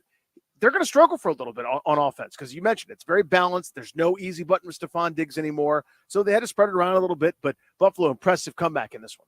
Bears 24-17 survivors against the Titans. They moved to 1-0 to start their season, and they did it without a single offensive touchdown. Caleb Williams struggled in his first game, 14 of 29 passing for 93 yards. The Bears managed 148 yards of offense and won. Figure that out. 2.8 yards per play in a victory. They scored on special teams, punt return touchdown for Jonathan Owens, the husband of Simone Biles. And then on defense, they got a touchdown as well, a pick 6 by corner Tyreek Stevenson on a bad Will Levis decision. So despite Williams really scuffling, the offense doing next to nothing, an injury to Roma Dunze, who caught a pass for 11 yards in his first game, The Bears win 24-17. This is one of those strange games where nobody should feel good, right? Chicago shouldn't feel very good at all because their offense, as you said, was anemic. It was beyond disappointing. For example, Keenan Allen had 11 targets, but only 4 catches for 29 yards. They couldn't connect. Roma Dunze now is week to week with a knee. Caleb Williams really struggled in this one. Chicago's defense did more than enough. And now we add in a pick six and a block punt there for a touchdown. But for Tennessee's perspective, they were in control 17-0. They were they were dominating this game and couldn't get out of their own way. Couldn't manage little things on offense. Couldn't just be normal. Couldn't punt the ball a couple different times. That led to a loss. That's a bad loss. But Tennessee I don't think they're any good, but they're not terrible anymore. This is one of those that really got away from them week one. Should have been a win. Yeah, Shane Waldron's got to find some answers for the Bears passing game and do so quickly. Let's go to Cincinnati, where the Bengals did the Bengals thing. Yeah. They started a season with a really terrible loss, and they looked gross in the process. Give the Patriots credit, though. Nobody thought this team would win this game. They knocked probably half of America out in survivor pools already. I know I was one of those people. 16-10 final. New England a win despite 121 passing yards from a fairly ineffective Jacoby Brissett. He did run for 32 yards, including a big 16-yard scramble in this game. Old friend Antonio Gibson had 7 carries with a long of 8. The main back for the Patriots is still Ramondre Stevenson, who went for a $120 and a touchdown in the win. The leading receiver, this will tell you a lot about the Patriots offense. Leading receiver for New England in this game, 2 catches for 31 yards for tight end Austin Hooper. He caught a ball for 16, caught a ball for 15, and that was his day, and he was the leading receiver for the team. But they had a 4-sack performance defensively. They harassed Joe Burrow, who was held to 164 passing. They kept Jamar Chase to 62 yards receiving, 28 of that on one play. And the Patriots, not the Bengals, are the team that got to 1-0. So 2 things. Star of this game is Christian Gonzalez. He was incredible. Just absolutely shut down Jamar Chase. I don't expect that to continue throughout the season. I think Chase gets the sea legs underneath him and ends up bowling out, looking for a long-term contract in his own right. But you mentioned it. This is now known as the Cincinnati. This is what they do. They start off very poorly. They look dead in the water through 3, 4, maybe even 5 weeks. And then if Burrow is healthy, they kind of come rip-roaring back and beat up everybody. So I'm not counting them out just yet, but that was a dreadful performance, especially on offense. Patriots, good for them. Happy for Gerard Mayo. That's nice to be thought of as an afterthought, as a pushover. You get a week 1 win on the road, no less. Good for him and good for them. They're not going anywhere. They're not particularly good, but Cincinnati, that's disappointing. Yeah, and to the point on Mayo, he got the Gatorade bath from his excited players at the end of the game. You could tell they really, really like playing for him. Let's go to Indianapolis, where the Colts had an early lead but couldn't hang on. 29-27, thrilling win for the Texans at the Colts in a good AFC South matchup. The highlight from this game you'll see is the Anthony Richardson touchdown pass that traveled almost 70 yards in the air off his back foot right after he had slipped in the pocket. Incredible. Moving to his left. It was one of the craziest throws I've ever seen. If you take that out of the equation, he was basically 8 of 18 for like 150 yards or something. I mean, it wasn't a particularly good day, but he's got that in his back pocket. He's got some physical traits that nobody else has. The really good player at quarterback in this game was C.J. Stroud, who went for 234 and 2 touchdowns without any turnovers. And the revelation here was, my goodness, the Texans running the football. Joe Mixon. 159 on the ground for Joe Mixon. And it was a well-earned. Like, you think about a guy going for $150, there's probably like a 52-yard run in there or whatever. His long was 13. It was just 7, 8, 9, 5, 6. I mean, they earned it. 30 for 159 for the bell cow Joe Mixon. Nico Collins building off of a breakout last year, 6 grabs, 117 yards. And welcome to Houston, Stephon Diggs. He caught 6 passes and scored 2 touchdowns. Indeed. This was a great game. This was so much fun. I want these guys to do this, talking about Stroud and Richardson, for the next decade. I want that to be the theme. I want that to be the new Rodgers, Brady, or whatever. 2 totally different styles. You touched on it. Richardson, you got to live with some bad. You got to live with some overthrows. You got to live with some misses. You got to live with a couple things that aren't particularly desirable to get some of these incredible highlight plays. Him barreling through defenses, him trucking people close to the goal line, had a rushing touchdown. That highlight throw that you mentioned where he slipped and fell and is almost all the way to the ground and throws it 70 yards on a line to Alec Pierce. Incredible, incredible stuff. And then C.J. Stroud is just a technician. just cruel and malicious at times. What it does to defenses, you think he got him in the grasp. He's rolling out, throwing back across his body, breaking every rule, but he's cool as a cucumber, man. He's incredible. The Miami Dolphins were down 14-0 and 17-7 at home to the Jacksonville Jaguars, but it was the Dolphins getting a 20-17 win with a field goal at the horn from 52 yards off the leg of Jason Sanders to win the football game. The day started with Tyreek Hill getting arrested outside of the stadium by police officers, and it ended with Tyreek Hill catching an 80-yard touchdown from Tua Tagovailoa to help get them back into the football game. But here was really when this game swung. Jacksonville was up by 10, late third quarter, at the goal line, trying to go up 17, and they fumbled into the end zone. Beautiful play defensively by Miami to punch the ball out from Travis Etienne. They recovered it in the end zone, and then on the ensuing couple of snaps from the 20-yard line, that 80 touchdown to Hill, and that 14-point swing was the difference. Trevor Lawrence, just 162 and a touchdown through the air. Tank Bigsby split carries with Travis Etienne. Very interesting, I'd say, for fantasy owners. Bigsby was better, 73 yards. Etienne had 44, did score a touchdown, but also lost that fumble. But Tua, 338 and a touchdown after his big contract. Hill, 7 for 130 and a touchdown after getting out of handcuffs. And Jalen Waddle, 5 for 109. He left the game with an injury. Yeah, was able to return though, right? He went out and came back in, or was there something later on in that game that I might have missed? But Miami got off to that sluggish start, beyond sluggish. Just looked rusty, looked like they weren't on the same page. Huge struggle for them, down 14-0 as you mentioned. Late second quarter, Devin Achane runs in from a yard out, got them on the board. But you said it, that 14-point swing where Etienne's looks like he's walking in, looks like he's done all the hard part. All he has to do is kind of hold on and fall into the end zone. Ball gets punched out. Moments later, Tyreek Hill 80 yards away. That changed everything. Disappointing loss there for the Jaguars. Kind of nice little gut check, though, for the Dolphins, right?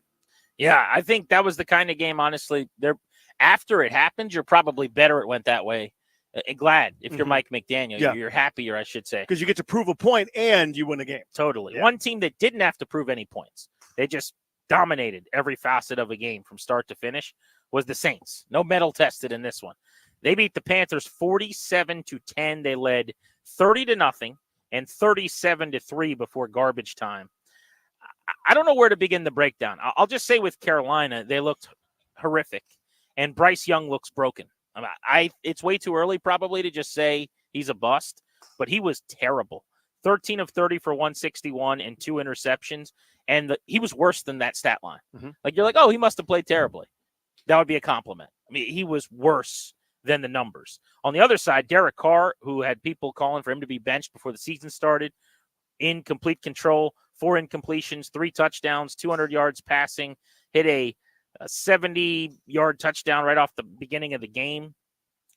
In that performance, Rashid Shaheed, who caught the touchdown from 60 yards, I should say, went for 73. Foster Moreau also caught a touchdown.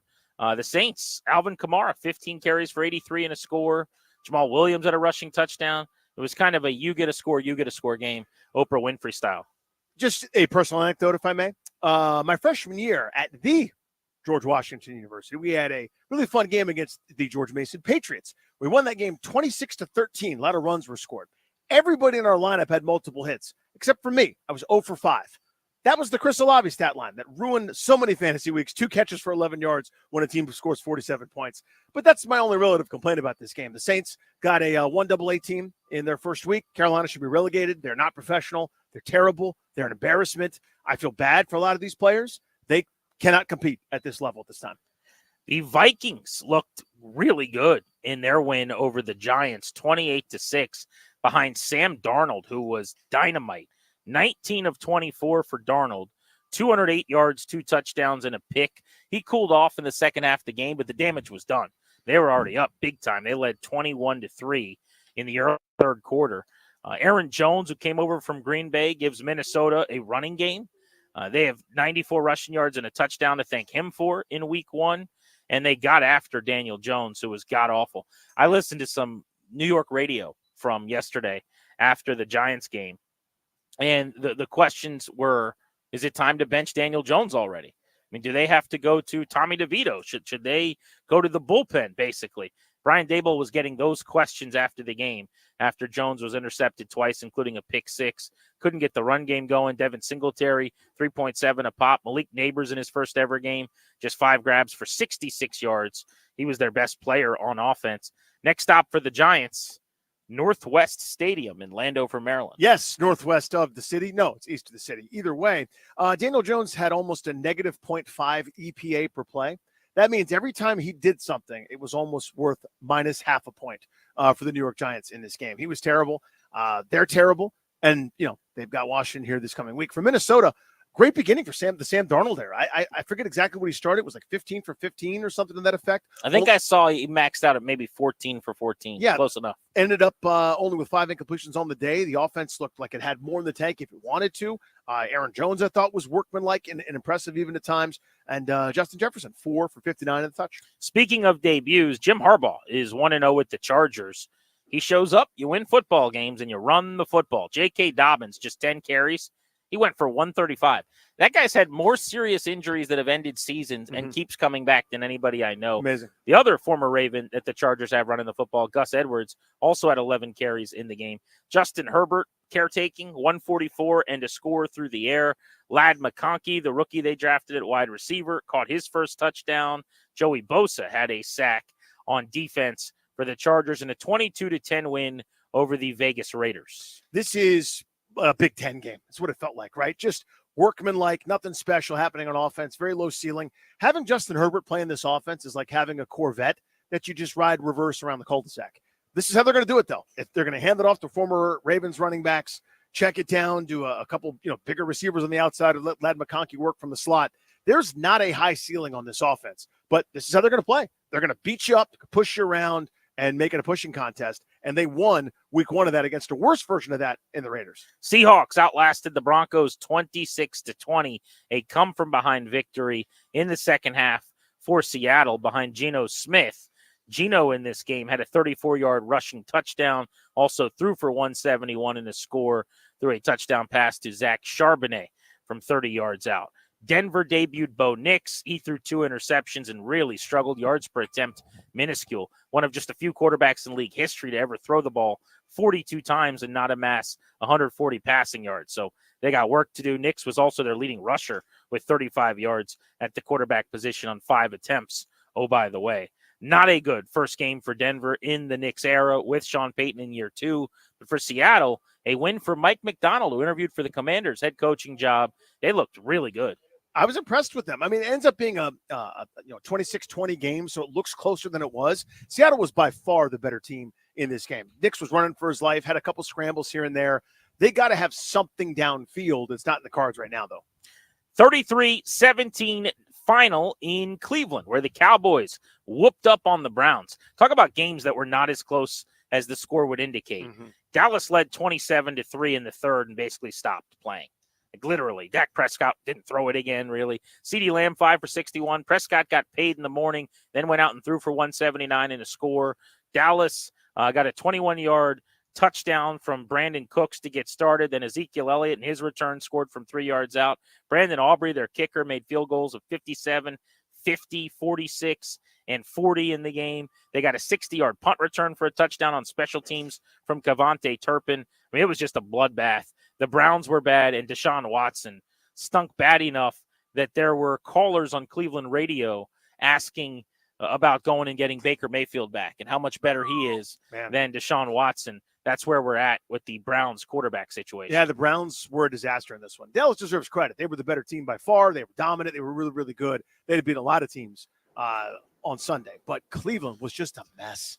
Their offense was totally disrupted. They had no answer for Micah Parsons, had no answer for anything Dallas was doing on both sides of the ball. I thought Cleveland would be more competitive in this, to be honest with you. I know they're weak at QB with Watson and his current status, but I thought defensively they'd be a lot tougher than they played. That was not a good performance. Last game on Sunday in our fastest 16 minutes here on Grant and Danny. The Rams played well, but it wasn't enough against one of the classes of the NFC. The Detroit Lions win in overtime, 26-20 with bully ball. An 8-play, 70-yard drive in OT where David Montgomery ran it right down LA's throats for a win. He rushed for 91 and a touchdown. Jahmyr Gibbs added a score on the ground. Jamison Williams broke out at wide receiver, 5 for 121, and a 52-yard catch and run touchdown from Jared Goff. Goff threw for 217 and that score. Matt Stafford was really good. 315, a touchdown. Lone pick was in the red zone, in the end zone.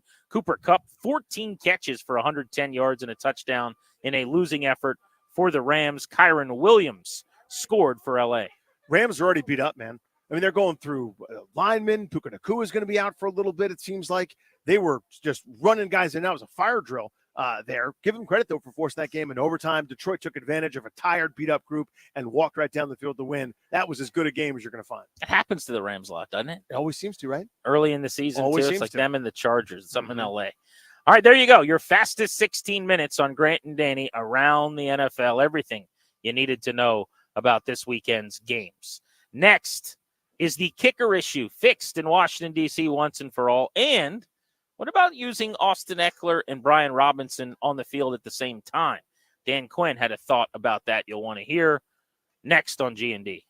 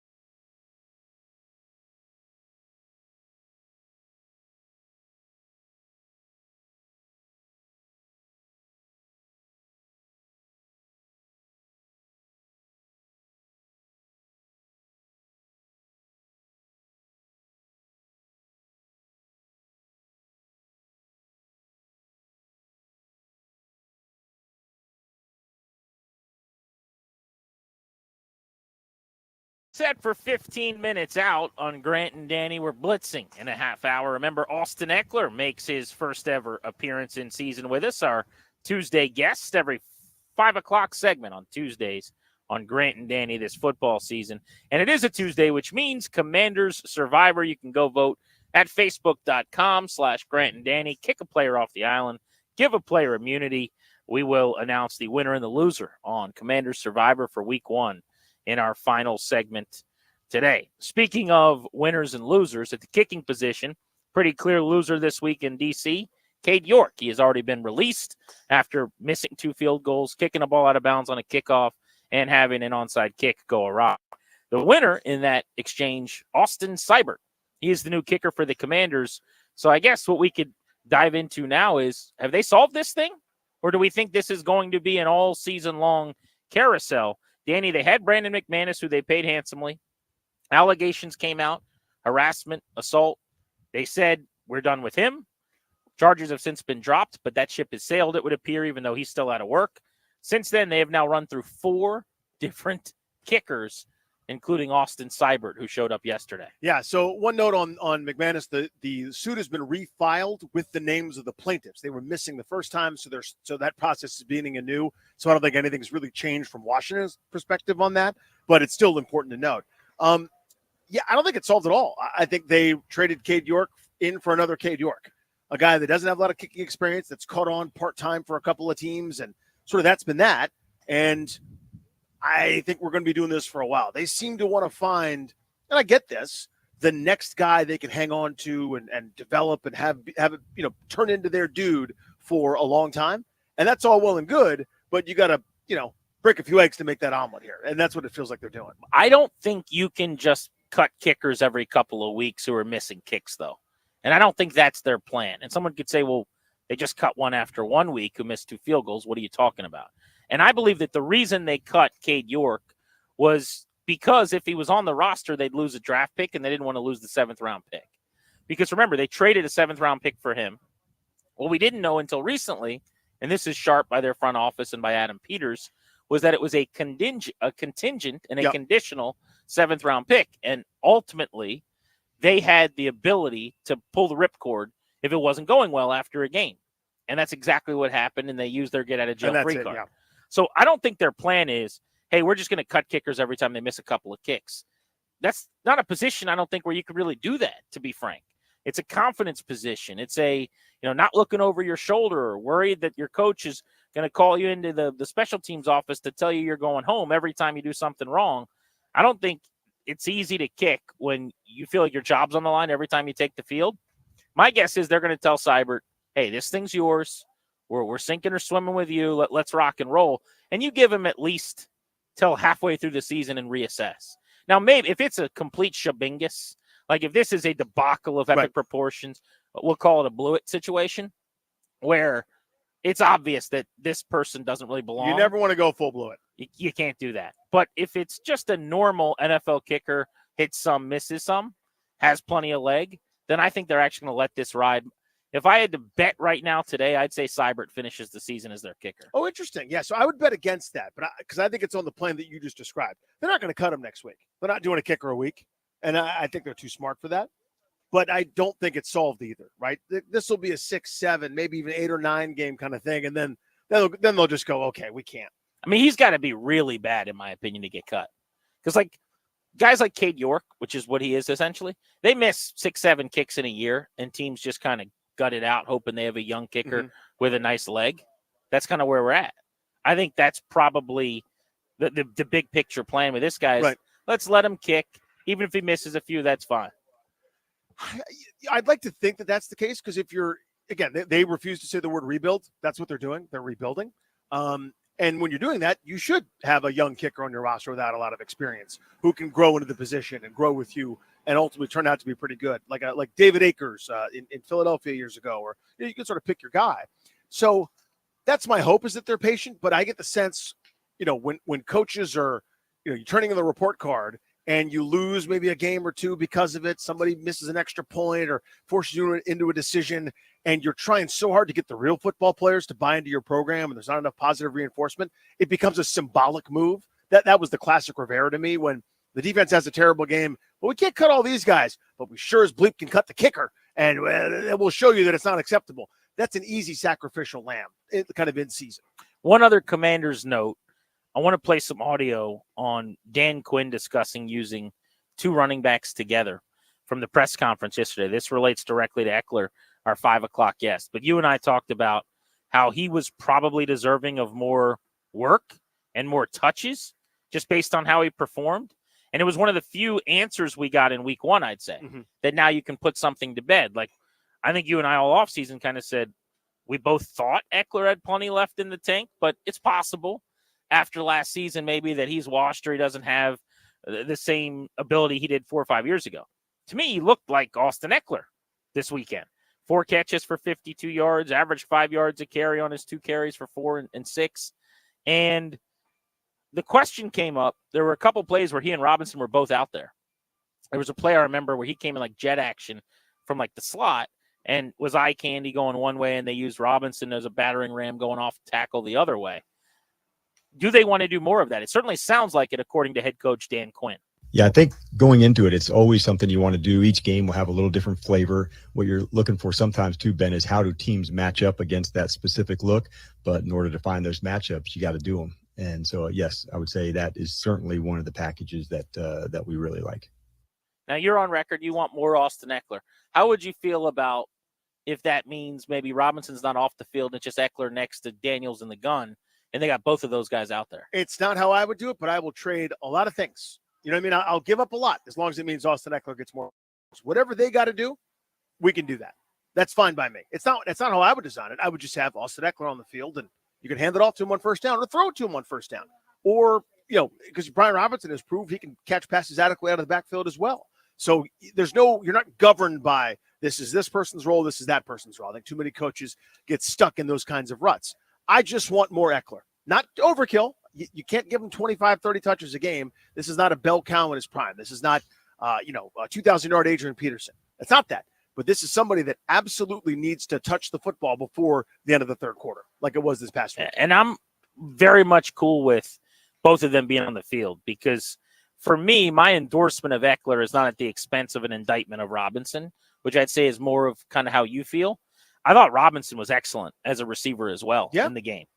He had a catch called back that would have gotten him over 60 receiving yards on 4 catches. He had a 32-yard reception where he made a couple guys miss. I think that is something he can do. It's a strength of his game. It's part of what he's going to be able to accomplish all season long offensively is catching balls on those swings out of the backfield. And then that's not a guy that's fun to tackle in the open field. No, I don't mean to imply that I don't want Robinson to play either. I just need more Eckler. So whatever I have to do to get that, I'll do that. Grant and Danny on the Fan. We are at 1757 Golf Course today where there's a great event benefiting the Wounded Warriors out here in Ashburn near the team facility. And Mark Rippon is among some of the great former Redskins in attendance. I believe we're going to catch up with him next, which will be a thrill and very, very cool. You're listening to The Fan.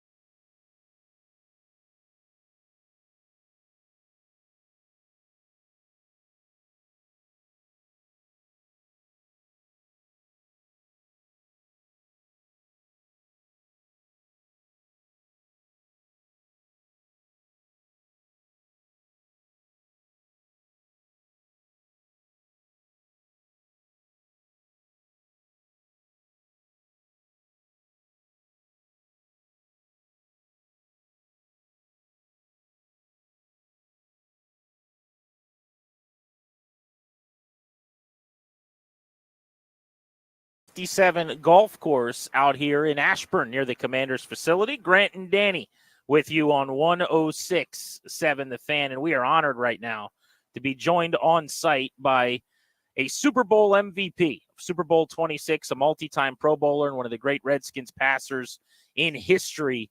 The legendary Mark Rippon is with us on G&D, and we are honored to have him on set with us here from this golf event. So, Mark, thank you for the time. We appreciate you. Thanks, guys. It's great to be on the show and awesome to be out here with these veterans. What a moving experience. I think the cool part about this is that all these guys that are have served our country and the ultimate sacrifice, that they give each and every day.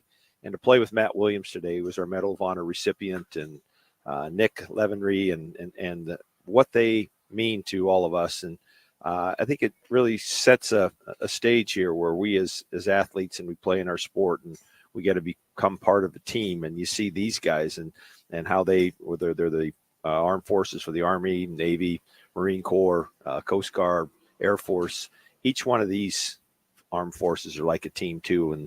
And they have great stories, fun guys, good golfers, a lot of them. And it's just a tremendous to be a part of this and help out what they're trying to do. And that's help their families and of servicemen and women that are doing what they do for our country. Heroes and Legends event out here benefiting the Wounded Warriors, just an amazing cause. You mentioned stories. I always, having grown up, listened to my mom and dad tell me so many stories about this proud franchise. I love when you and some of your teammates and some of the greats in organizational history get together, because I'd imagine you guys can spin a pretty good yarn too. Our fishing stories get bigger and bigger. That's right. That's right. It's great because I live on the West Coast. I'm in Spokane, Washington, so I only get out here probably 4 or 5 times a year. My daughter and her husband was Lieutenant Colonel in the Marine Corps. And my granddaughter live up in Baltimore. My other daughter lives in Orlando. So I get on the East Coast quite a bit. But I enjoy coming out here and seeing guys like, guy came in to the league with Raven Caldwell seeing him play golf and support this great movement that we're trying to do here, and to get out here and watch them and then see our Commanders play. Everything we're all eager and excited to see them get back on track. And it's a process. I think as we all know, Jaden Daniels is pretty special. If we can keep him healthy and I think that's going to be the main thing this year. And our defense has to play better too. Let's face it. You can't give up 4 touchdowns to Baker Mayfield and expect to get into the playoffs. So we've got to tie some loose ends together there and get back here and on our own home turf and play well in front of our fans and get our fans and this community, who I think is excited coming in here, a little bit more excited about our football team. Mark Rippon with us here on Grant and Danny. So I want to touch on that, Mark. Going back to that post-'87 magical run, that incredible season, Super Bowl, there's a bill that has to happen. And I think you came on board in 88, if memory serves, right? 86. 86. There you go. Yep. Yeah. So, but you saw kind of that transition to go from not where you guys wanted to be to exactly where you wanted to be, the best team in the NFL. Yeah, he came in together. That's right. I just told him that. I just got done mentioning that, Raven. Yeah. But they're kind of in the beginning stages of that now, coming off a season that nobody was happy about. You got a new coaching staff, new everything. Go into that where it's the light at the end of the tunnel exists. You know where that is, but getting there is really, really hard. Oh, absolutely. Speak to that. The bar was high. Yeah. It was already high. You had JT, that Theismann and Rigo that had won a Super Bowl. That 82 team was probably the best team in the NFL that didn't win a Super Bowl. And then to see the maturation of those guys in 86 go through a strike year, and a lot of us not even knowing if we we're going to come back. But Joe Gibbs, word of a man of his word, said, you guys go out together, you come back together, and so we went out that strike year, came back together. Our replacement team was really, really good, and got us in a good position. And then, of course, Doug got hot in the playoffs and just rolled through the playoffs. And we got Darrell Green's touchdown against the Bears and stopping Darren Nelson at the 1-yard line against the Vikings. And those things I remember like yesterday. And I was in a sweater writing plays down, and scripting plays and all that.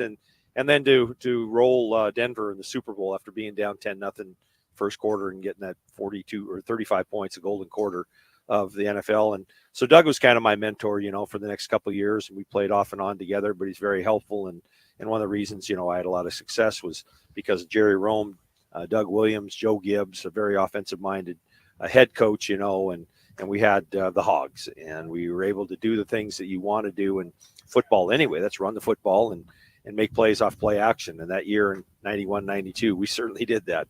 I think we obviously led the league, and I don't think anyone's come close in the last 20 years to making the big plays that we made that year. And we had special players. We had Gary, Ricky, and Art, the posse that were, instrumental, and along with Ernest Biner, the Hogs, and it was just a great group of guys. Super Bowl 26 MVP Mark ripping on Grant and Danny. I've always wanted to ask you about that season. It was 9 sacks given up, right, all year? I mean, that's unheard of in any standard, but today, I mean, that's just a number that seems comical. How much of sacks do you say that was a great line, everyone knows that, but quarterback driven too, getting the ball out, dropping to the proper depth? I mean, it seems to me like when there's a sack, it's immediately, the pass protection was bad. There's a lot more to it than that, obviously. A lot more. There's receivers running hot routes and running backs running hot routes, getting the ball out when you have to, knowing you don't have enough guys to block the guys that they're coming with. And then there's other times where they're going to rush more, but you got maximum protection and you got one-on-one with your receivers with no one in the middle of the field. So all you have to do is get your drop, make sure you get you set yourself and make the throw. So there's a lot of components to that. Most importantly, our guys up front. You're only as good as the guys up front. Our Hogs are great. Donnie Warren was a special part of that. He's not a big pass catching tight end, but he was the guy in the running game and the passing game, was able to block Lawrence Taylor and Reggie White and Jerome Brown. I mean, there's great football players back then too, and we had to have special protections against those guys, game plan those guys, understand when they're coming, what they're doing. So there's a lot of guys on the same page. We had smart players, we had great athletes, and the receivers were as big a part as was Ernest Biner as far as blitz breakoffs and all the things you have to have in order to not take a sack. And I didn't care. It was like if my numbers were 57%, I could have held on to the ball and maybe thrown 70%, completions. That wasn't what we wanted. We didn't want to get ourselves in a bad situation at any point in time. We want to put ourselves in a good third down situation, get rid of the ball if you have to, make a play when you needed to. And we were all pretty good at that. And so and plus the fact our defense was so good. They got us in great field position a lot of the time. And our team as a whole, with Wayne Sevier and special teams, Richie Pettibone run the defensive side, and of course Joe Gibbs and what we did in the offense. It was just a special year that year, 91, 92. So you mentioned this. I'd forgotten you were drafted in 86, but then you played in 88, and it's just a different time now, right? Where the instant a rookie sets foot on campus, he's the starter, has to be, and the clock is already ticking because of the CBA and the way contracts are. But that adjustment, guys don't have that luxury to wait anymore. Jaden Daniels, what's he going through right now? And just kind of related to your own experience and what you see from him. Well, you want Jaden Daniels to be good last year when he wasn't even right, here. Right. It's like, what can you do for me right now? That's the narrative for the league right now. I was fortunate. I've had some questionable injuries my first 2 years. Are they still nagging you? They're still bothering Oh you? my goodness! Yeah. Or you roll out. And, in fact, one was above a tire. Mark, you're supposed to be down. Oh, and then jump back up, ready to get in the huddle. He goes, Mark, you're supposed to be, a little hurt, aren't you? Sore? Yeah. So is that like IR stuff? Yes. Yeah. So there's some some things that we were able to manipulate a little bit to keep guys on IR, and because they didn't have practice squad then. So I'm very blessed because of that, and was willing to do whatever role that I had to keep on the football team. And then when my time came, was able to watch, and that's a hard thing now for Jaden Daniels. He doesn't get an opportunity to sit there and watch, what's happening, how the plays are. How fast the game is, what it's going to be like if he was in that situation. I had 2 years to do that. So when my time came, I was more prepared than Jaden Daniels was. But this kid's as gifted as they come. I mean, he's got more talent on one pinky than I did in my whole body. And I think if we have to be good on defense, you got to get him the football. We can't be giving up 30 points, to the Tampa Bay Buccaneers. Nothing against the Buccaneers, but we got to be better on defense. We got to get him the football, get him more touches, get our players more touches, get our skill players more touches, and be good on special teams. And special teams has changed now. You see where kickoffs are going now. I mean, everyone is into these optics now, where they saw what was happening during the preseason. They kicked it in the red zone. They got it past the 32 to the 35. They say, well, why not kick it out the back of the end zone? You're going to get it at 30. So that's what kickers are doing now. It's almost a waste of special team talent. If you got great special team coverage guys, they're being wasted by this new rule. And I still don't understand it. Nor will I ever understand. What are they going to do if it's an onside kick?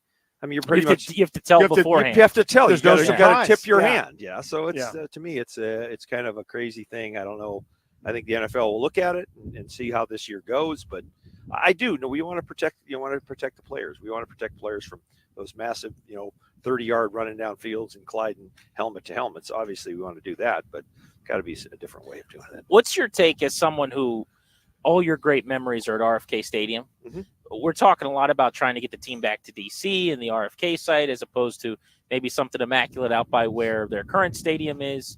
I mean, do you have a horse in the race or care much where the next stadium Oh, is? I care a lot. I mean, I'm just so far removed from it that I hope they get it in RFK. I hope they go back to that site, wipe the whole place up, build a brand new stadium there, and let's get back to being what we were at one point in time. One of the most dominant franchises in the history of the NFL. And I think so. If we can do that, and I think that'll also bring back some memories and some a father and their son. The son was being maybe 10 years old when we played then. Now he's 40 years old and his son's coming in, the grandson of the dad who brought his son to the game. Get them back to that area, that place, and that special place where we can reminisce and build something again, because we're starting over from scratch with this new management ownership, Josh Harris and the Harris Group and all the things that they bring to the table. And they've also been a proven winner in their other franchises, whether it be 76ers and the Devils and soccer. Right? So they know what the formula is. Just get us a stadium now and get it back there at RFK, where RFK site is, and get this fan base excited. I mean, it almost hurt to, like 10 years ago, to come back to a Cowboys Redskins game and see more Cowboys fans in the stadium. And that's embarrassing. That's not what we're about. And I guess we have to put a product out there. We have to put a product that wins week in and week out and is consistent. And I think we got the people to do it. Now let's just get out and do it. We're still trying to get used to the name. Is it growing on you at all? No, it never will. I never played for the Commanders. I absolutely support the Commanders and what they're doing now, but I never played for them. And it's just this day and age now that we have to deal with. And I just don't hope they don't lose the fact that we were Redskins, and that's all I played for. That's all I knew, and that's all we remember. So it's this new thing, and we're going to support these guys because that's the era we're in. I was inside a few minutes ago, Danny, and someone said the Commanders legends are out there. And well, are they? And I was like, which ones? Yeah. I'm not a Commander legend.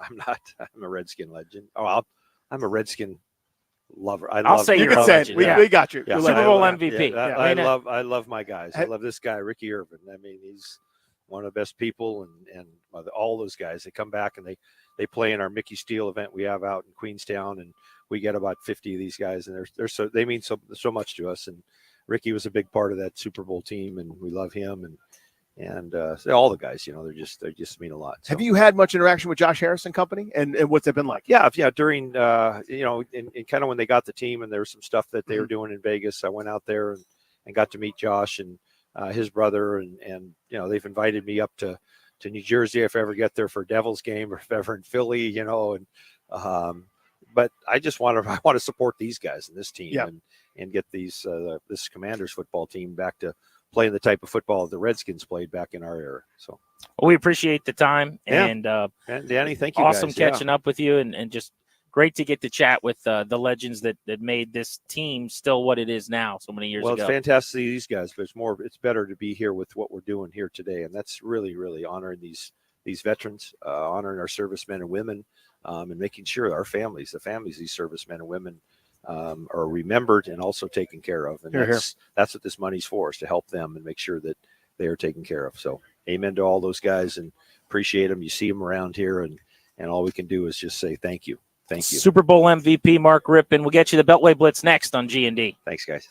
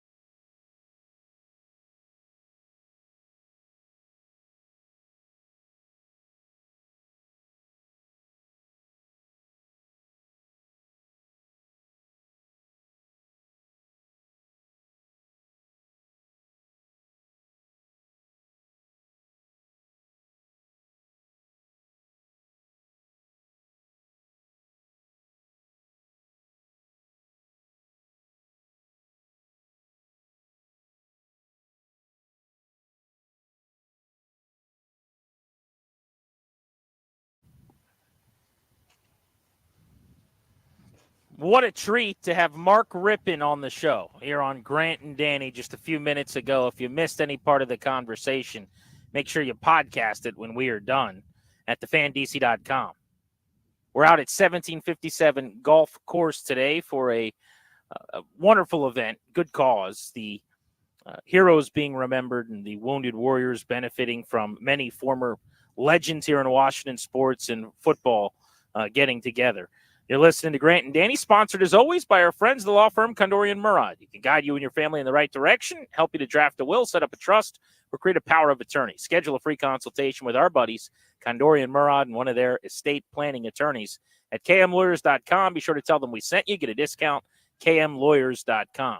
We're going to cover the NFL and the Commanders on the Blitz, but let's start on the diamond with the Nationals. Bobby Blanco, MASNsports.com. The Braves in town to take on the Nats over at Nationals Park tonight. 6:15 pregame here on the Fan, 6:45 first pitch. Bobby, what do we need to know about Atlanta at Washington? Well, I think it's a good thing to point out that the Nationals have already won the season series against the Braves this year. That's the first time they've done that since 2017. Of course, Atlanta's been the class of this division for the past 7 or so seasons, a World Series ring in there and a lot of division titles. But, you know, they've gone through a bunch of injuries this year, so this isn't the Braves team that we've seen dominate this division over the past couple of years. They're still a potent lineup. You know, Mackenzie Gore is going to have his work cut out for him tonight, but it's not the same team that has dominated this Nationals team for a while now, and they've already won the season series, and the Braves are now looking to maybe miss the playoff for the first time since 2017. So the Nats can kind of play spoilers to someone who has been the class of the NL East for a while now. Yeah, you'd certainly hate to see the Braves miss the playoffs, thinking Would back. be a darn shame. Yeah, it'd probably just be the worst. You know, I'd be upset all over the place if it was the Nationals' fault that were to happen. You mentioned Mackenzie Gore. I mean, I'm doing the thing where I peek out thinking that there's sunlight before the invisible force punches me in the nose for the millionth time. But did Mackenzie Gore turn the corner here? You would hope so, and I think a lot of the signs are pointing to that he has. His velocity is up. He is mixing his pitches really well.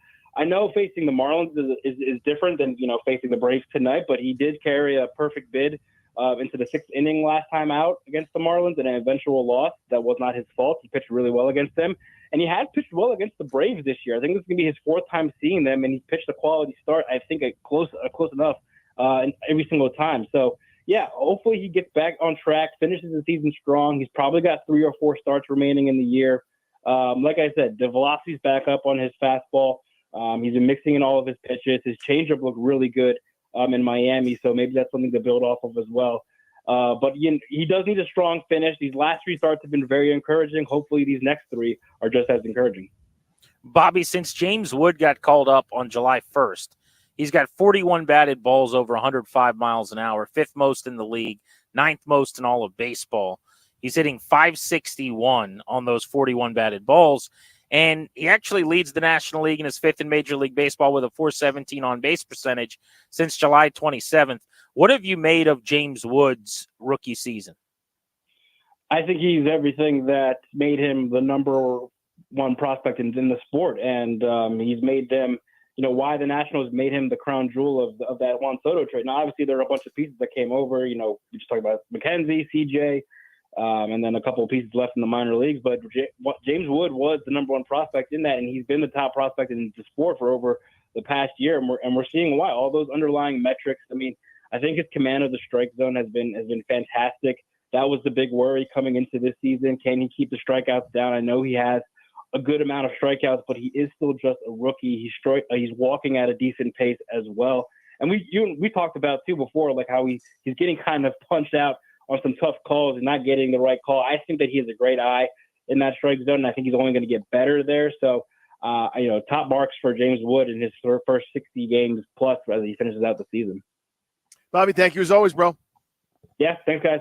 We will see you, my friend. Hit that NFL sounder, Darius.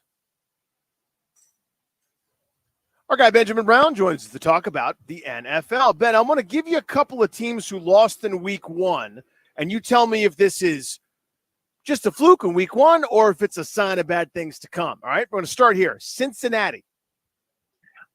So I would say with the Bengals, I know we see the same song and dance every year. I think they have a really poor EPA on week one type games.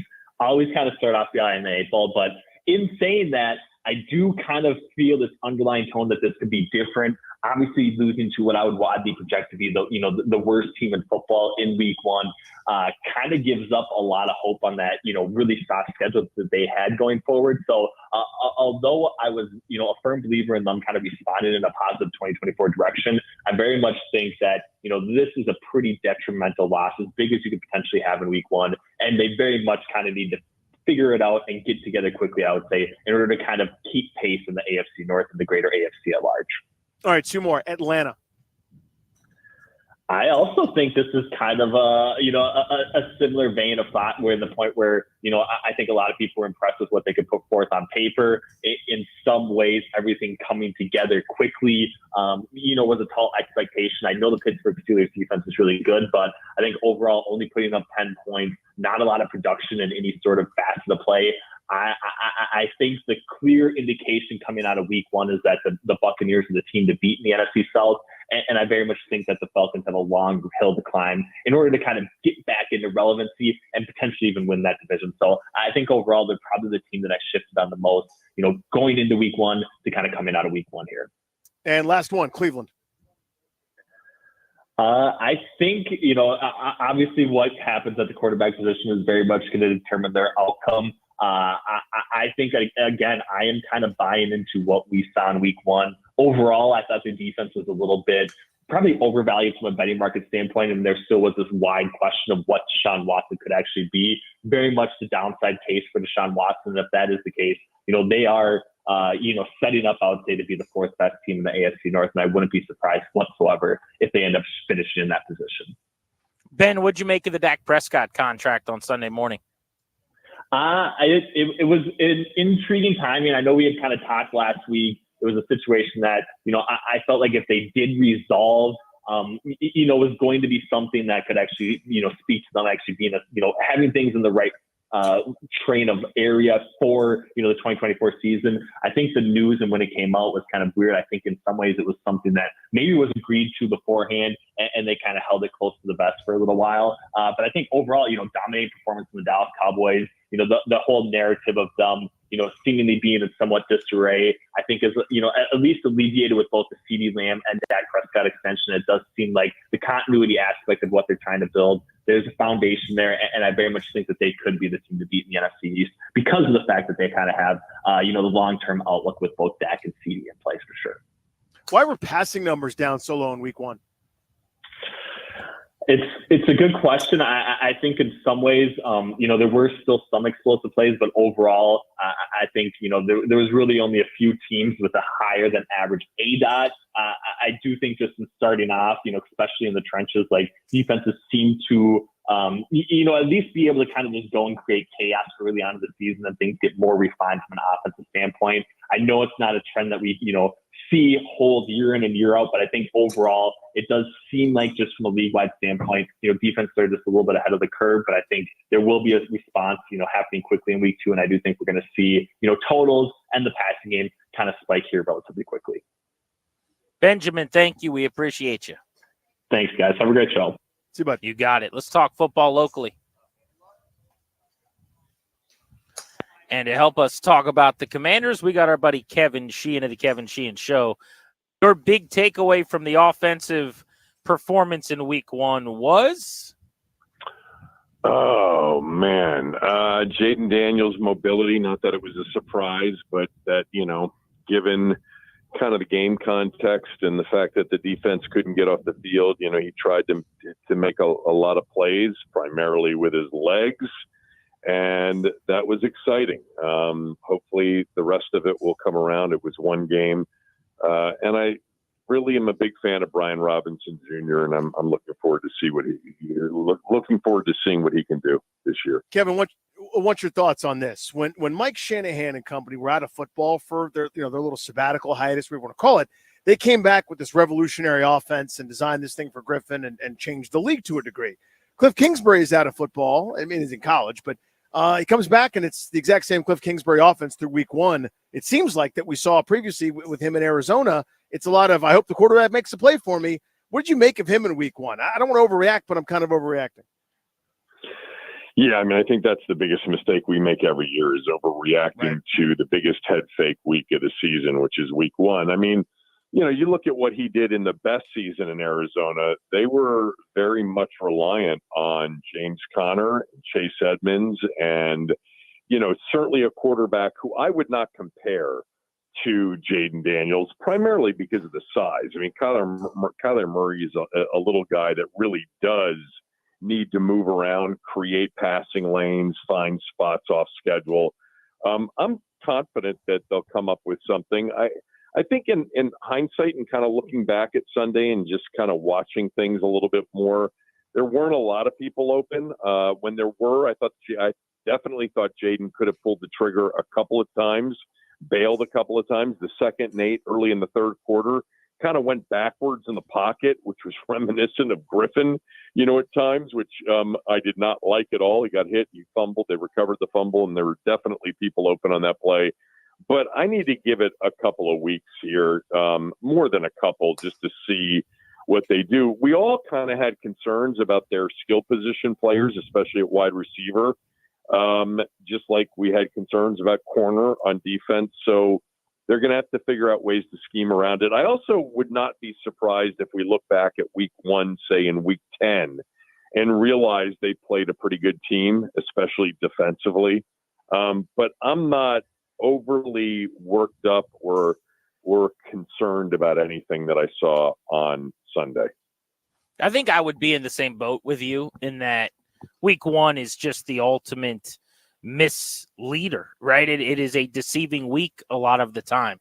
Having said that, I do think this was a super disappointing debut for the Quinn regime, and especially for the defense where, you know, Danny, yesterday we argued about this a little bit, but he's like, oh, well, you know, the defense was the worst in the league last year. What'd you expect? I mean, if you take John Allen and Daron Payne out of the equation, there were 3 guys from last year's defense basically on the field as starters. I expected just a little bit more, and at least maybe expected is the wrong word, but hoped that some of the holdovers with better coaching would get off to a faster start, even though I realize it is just 4 quarters. Yeah, I agree with that. That was for me. And again, it's 1 week. It's a big head fake week. It's a head fake week because they don't do anything in the summer, especially when you have teams that are so brand new. And Washington might be the most brand new team in the league. But Grant, I agree with you because all off season I thought, you know, you're getting a veteran staff, a defensive head coach. You're bringing in veteran players that are familiar with the coaching schemes in many cases, whether it's Wagner, Dorrance Armstrong, or Fowler Jr. And I thought that there was a chance that would turn around quickly. And I still do think there's a chance it'll turn around quickly. You know, I don't know if you guys talked about this, but one of the odd, quirky things that happened Sunday is they were about the most effective defensive team in the league on first down. And then second and third down were disasters.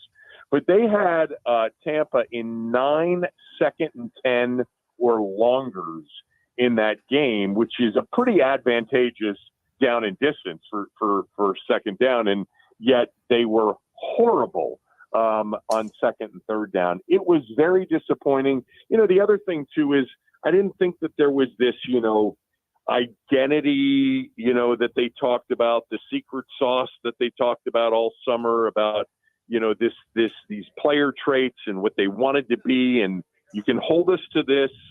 I didn't see the energy. I didn't see the, you know, the finishing, you know, maybe chalk it up to a brutally hot day and a lot of confusion defensively, certainly. But it's only one game. I'm not, you know, there are no referendums for me on one game, especially week one. But I do agree that I was expecting and still do expect a defensive turnaround that, you know, doesn't put it in the top 10 necessarily, but you end up with a much different situation than you had last year. And yet on Sunday, I felt like I was watching last year's defense. You can see why we have Kevin Sheehan on, right? Because to be a Grant and Danny guest, you have to arrive violently, know where your north is, be where your feet are, all of those things. And you did it, Kevin. Thank you, buddy. All right, boys. Thanks. See ya. That's Kevin Sheehan. We're Grant and Danny. And that segment right there, that one, the one you just heard, that there? Yeah. That over there. That was the Beltway Blitz. Next, if this is the TV show, Commanders Football, just a TV show, what character are you most disappointed in after episode number 1? Who disappointed you? If you're going to single somebody out, was it a member of the staff? Was it a player? Who are you most frustrated with, shaking your head at, coming out of that Bucs game? That next on Grant and Danny on a beautiful Tuesday in and around D.C., right here on The Fan.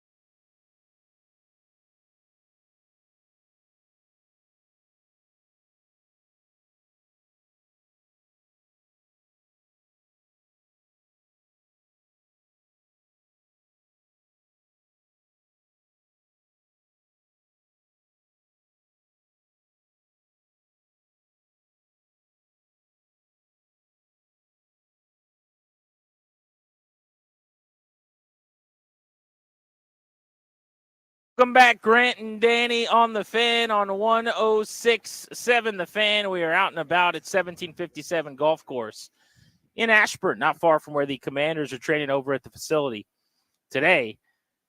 Austin Eckler joins us in a half hour, the Commanders running back who just made his debut with the team. Caught 4 balls for a team-high 52 yards in the game. Looking forward to catching up with him in about 30 minutes. If you got a question for Eckler, we're going to take a listener question. Throw it in the chat on the 106.7 The Fan YouTube page, or send us your tweets if you're listening on the Odyssey app or on the old school radio, which we love. You know the thing.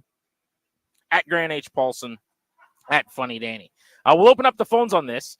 800-636-1067 and the MGM National Harbor listener lines are going to be yours. But, Danny, I want to let you start. Who are you most disappointed with from the Commanders' 17-point season opening loss? Cliff Kingsbury, it's not close for me.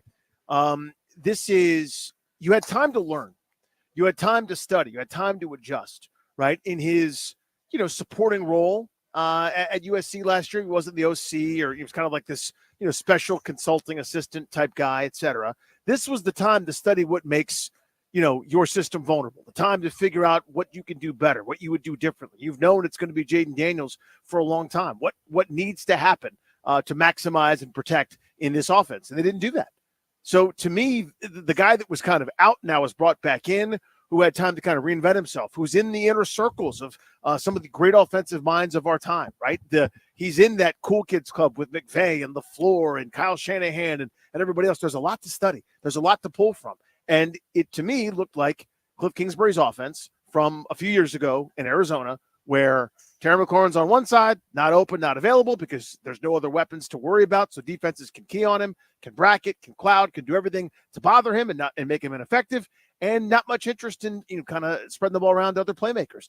The same complaints I had for years. Well, this offense was terrible. If I'm going to be terrible on offense, I'm going down feeding Terry McLaurin and my next best playmaker. If my offense is going to be bad, enter week number 1, I cannot live with myself if deep into the third quarter there are 2 touches combined between Austin Eckler and Terry McLaurin. I can't. It's something that drives me crazy. If I'm going to lose, I'm going down that way. They seem content to not go down that way, to hand it off to Brian Robinson, to thump it in the line of scrimmage. I just need my playmakers with the football. He didn't do that. So I love that answer. It's an easy answer for me to think at top of my head. He comes to mind first or second. I'll go in a couple different directions, though. Stay in the coaching vein for a moment. Dan Quinn. Dan Quinn. So many shades of Rivera in the game management, in my opinion. Forget that it was just a fairly listless performance and you were down by 23 at the end of the game and the defense was a disaster. Everything I just said sounds like a year ago, right? You couldn't stop a mediocre quarterback. Your secondary was getting torched by outside wide receivers. I mean, it was all shades of 2023. But one of the things I was really hoping for was that game management stuff would be a lot better. And I did not think it was for one game. Not going to make a huge deal of it. We're just evaluating the one performance. Or were we disappointed by Dan Quinn? There was a 4th and 3 at the 29-yard line early. They decided to kick a 40-yard field goal with a kicker who had a bad, preseason enough to not have made a roster and who wasn't kicking in the league last year. That's a go situation, in my opinion. 4th and 3, 29-yard line, 2024, the year of our Lord. We're going for that. That's pretty obvious to me, intuitive. Didn't do it. Had a situation later in the game where he had a chance to go for a 2 to cut a deficit to 1 possession. He went from 10-9 with an extra point to keep it a 2-possession game. He explained it after the game and talked about why he did that, and we can get into the explanation.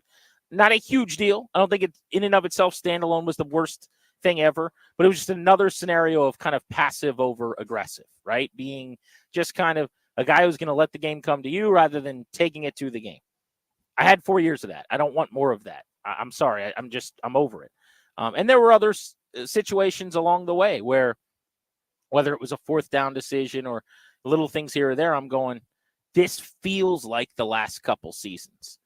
So Dan Quinn, not to mention, and maybe this was where I was being unrealistic, I just thought that I would immediately see something different fun about the defense, like how they used guys and moved guys, and there'd be weird formations that I've never thought of. They'd have guys standing up, like all 11 guys are just standing over the ball, or they're running in a circle before the snap, like the Chiefs do on offense. Yeah. Or, it's some of that I'm doing shtick, but like I thought we'd see something. We were sold all off season. Him and Witt, they're different, they're better, and I think they are. In fact, I know that this coaching staff is better than the last one. I promise. We all get that. But you wouldn't have known it if you just turned on your TV at 12:59 on Sunday. And I think it's okay to acknowledge this is a process. It's going to take time. No one's saying you had to get it right in week one. But if you're asking me who was I disappointed by in the first game, Dan Quinn. Yeah, it would have been nice to show some of it in week one. Nobody's saying it's a finished product. And again, this is a team I picked to go 7-10. Right, the over/under for Vegas is 6.5. Depends on your book. So nobody's predicting a world beater here. Everyone understands, I think, kind of the place, and they're on their way, and hopefully trying to build something and change culture and do a lot of those sorts of things. But it would have been nice if some of the rhetoric matched the play. We're arriving violently, and we don't want guys if they're not commanders. And we moved on from somebody that, granted, didn't help Philadelphia very much in week number one, and Jahan Dotson, but for a receiving core that had multiple guys untargeted. By the way, why was Noah Brown inactive? We haven't talked about that. I know. You know what I mean? It's like I want some of the promising, and I know they're at the podium for a lot of minutes and a lot of questions. They're answering a lot of things. I just want some of it to match sometimes. Like, again, the team I always harken back to, GP, is not one of the Super Bowl teams, not who Mark Rippon was talking with us about, but when Gibbs came back that first time, or really for the second time, right, in 2005, or it was 2004, all the years run together. Anyway, that team wasn't real good, but, oh, my God, they scrapped. They thumped. They beat you up. The next week you were probably losing because you were limping into the training room for the entire week. That team grinded and competed and gave every ounce on the field. You could tell. And again, they were limited. They weren't great. But give me that. If I'm going to lose, I can't be down 37-14 to Tampa Bay, and now we're pretending that they're an elite team in the NFL and it's okay. No. I can't have that. I was perfect. I picked them to lose. I even picked them in confidence points. I bet money on it, for God's sakes, that they would lose the game. Not like that. Not to have the doors blown off. So the defensive rhetoric, when you hire a defensive coach who brings his top defensive lieutenant with him from Dallas, and they bring in a bunch of defensive players, the defensive captain type guys, and the Bobby Wagners, the Luvus of the world, you bring in Jeremy Chin, you wouldn't think it would be that bad. It would just be nice if one time the rhetoric matched the performance. I'll give you one more. How about Emmanuel Forbes? Now, my expectations for Forbes were not overly strong or anything. I think we mostly know what we're getting. But there was a little part of me. You know, Clary was joking yesterday about this voice in his head. Voice. We all know the voice. Where the voice in his head was telling him maybe the Commanders are going to be really good. What if it works? Right before kickoff, he's like, what if they just beat the Bucs and Jaden's a beast and, you know, they're on their way to like 11-6. Mm-hmm. That little voice in my head on Emmanuel Forbes was, what if a lot of it was the coaching staff and usage, and he just comes out here and picks a pass off and has 4 PBUs and looks like a different guy? What if?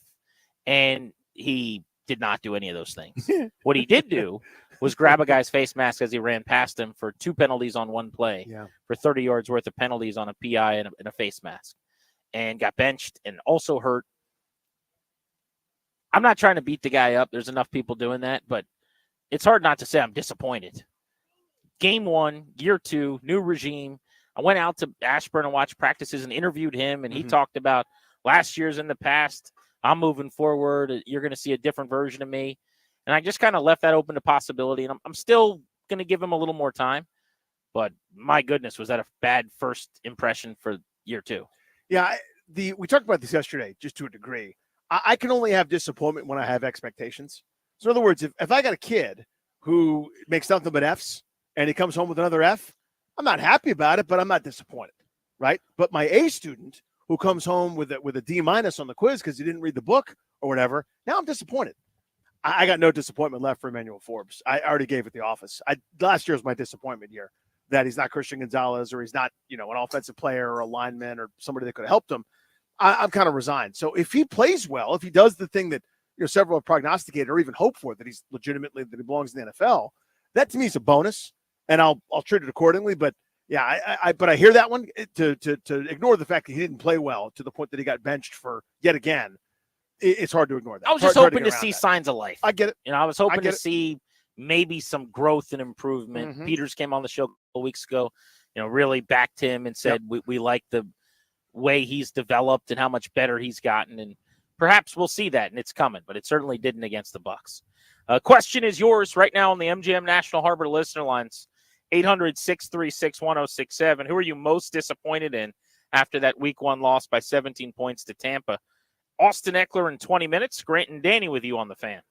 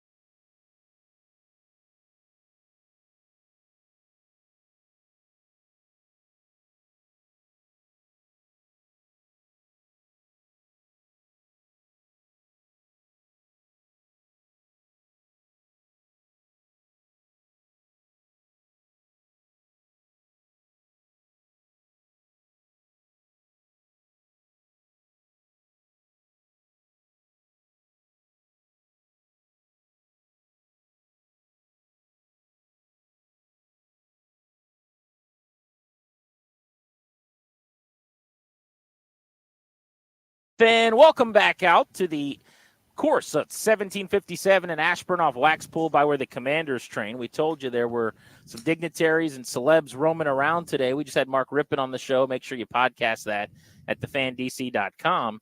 And right now we are joined by one of the most iconic sports voices in this town's history, the guy that made me a Wizards fan, Steve Buckhanson. Will you be podcasting this as well? We will be, yes. Podcasting.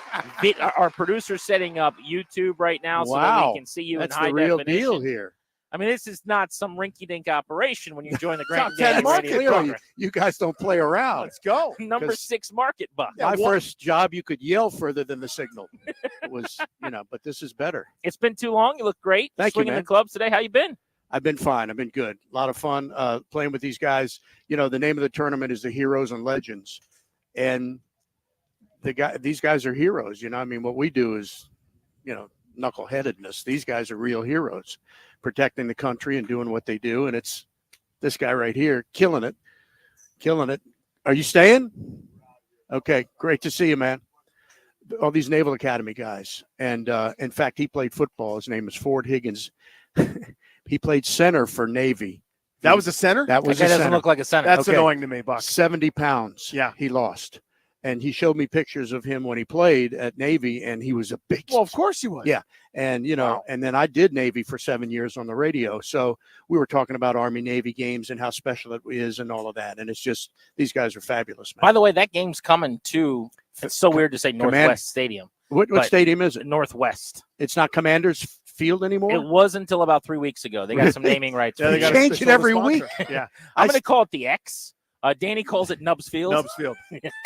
It's just the stadium you don't want to be at. But it's exactly. That game is, I've been there. The pageantry, it sounds, cliche to say, but no, it's it true. really is an emotional, incredible thing. It's unbelievable. I try to go every year now. It's great. It's hard to explain it to people, and he and I were talking about it, whether for me, blessed to broadcast the game, but for him to play in it, I just said to him, what is that like, where you're literally beating the hell out of each other for 3 hours, and then you go stand with these guys that you're going to go to battle with in 2 weeks or whatever, and to do those games, the hair on the back of your neck stands up. I mean, it is dramatic because you're representing, our military, every side of it. So it's really a fabulous game to do. What do you make now, as a guy that's been around and been so associated with DC sports for so long?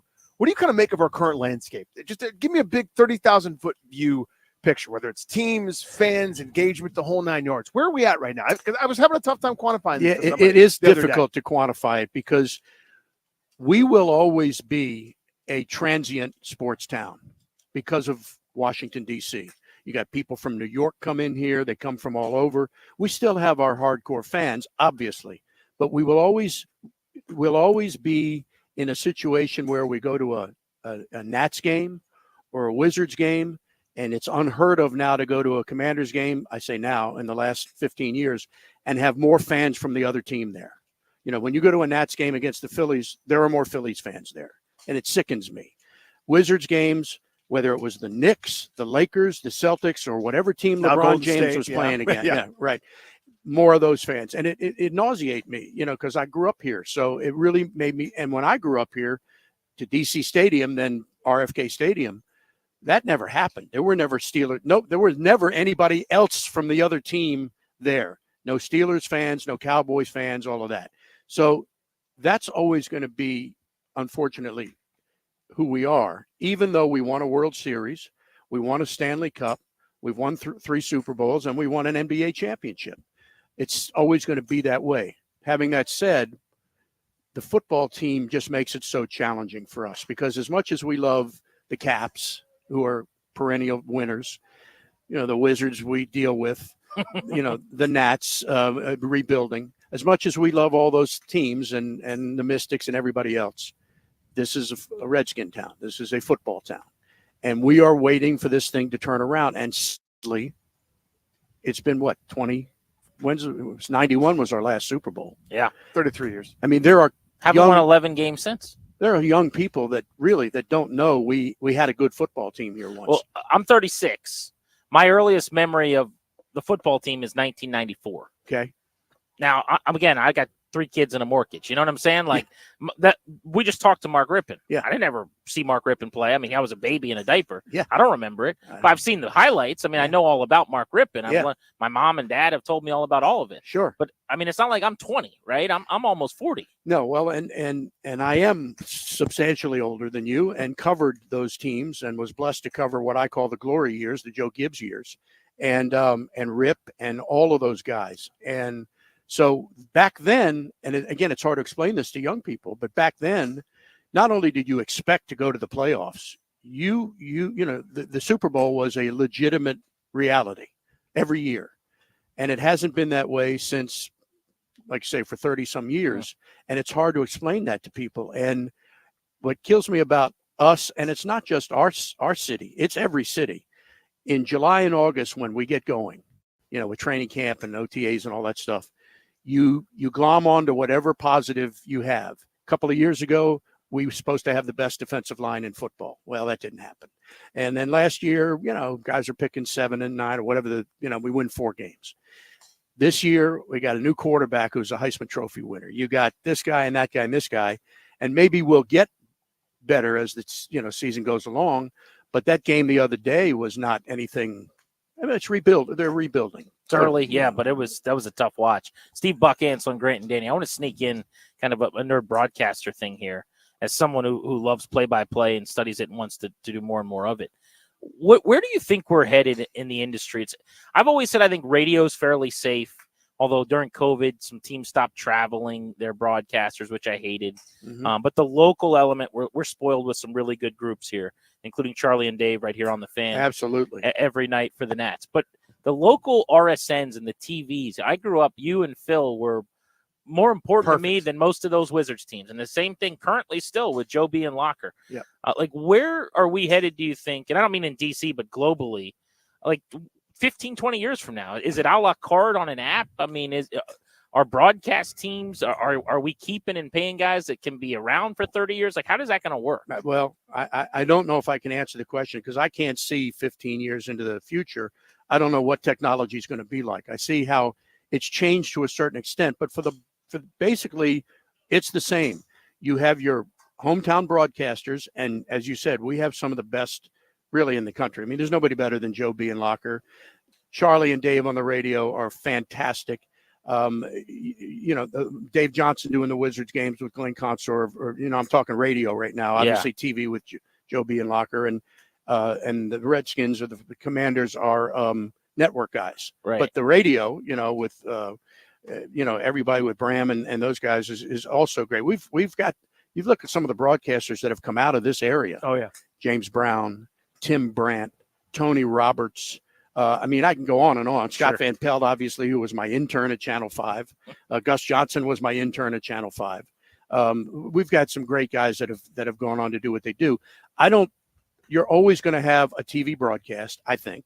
I mean, maybe it'll be different, but I think you're going to have a TV broadcast, and it's going to be on somebody's network, whether it's Ted, who bought NBC Sports Washington and it's now Monumental Sports, or it's Masson or whatever. There's going to be an outlet for it, I would think, on TV somehow.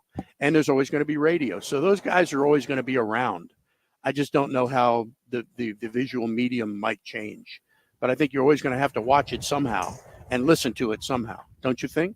I think so, for sure. I mean, especially, I just don't know how you'll get it. Like, in other words, there are now teams where the only way to watch, I'm trying to think if it was the Knicks who did this first, but basically is like a la carte. You could do a game, like $6 for that game, a month for these games. And it's more on an app, rather than a true RSN. I think of baseball, where a lot of, I can't remember which one, Diamond, I think it was. Diamond Sports, Bally Sports. Bally, yeah. They went under, so MLB took over and basically streams the games and runs everything through their own offices. Yeah. It's a changing landscape, and I can't help but wonder, what's it look like in 10 years? I think what's changed more in my lifetime has been local sports on TV.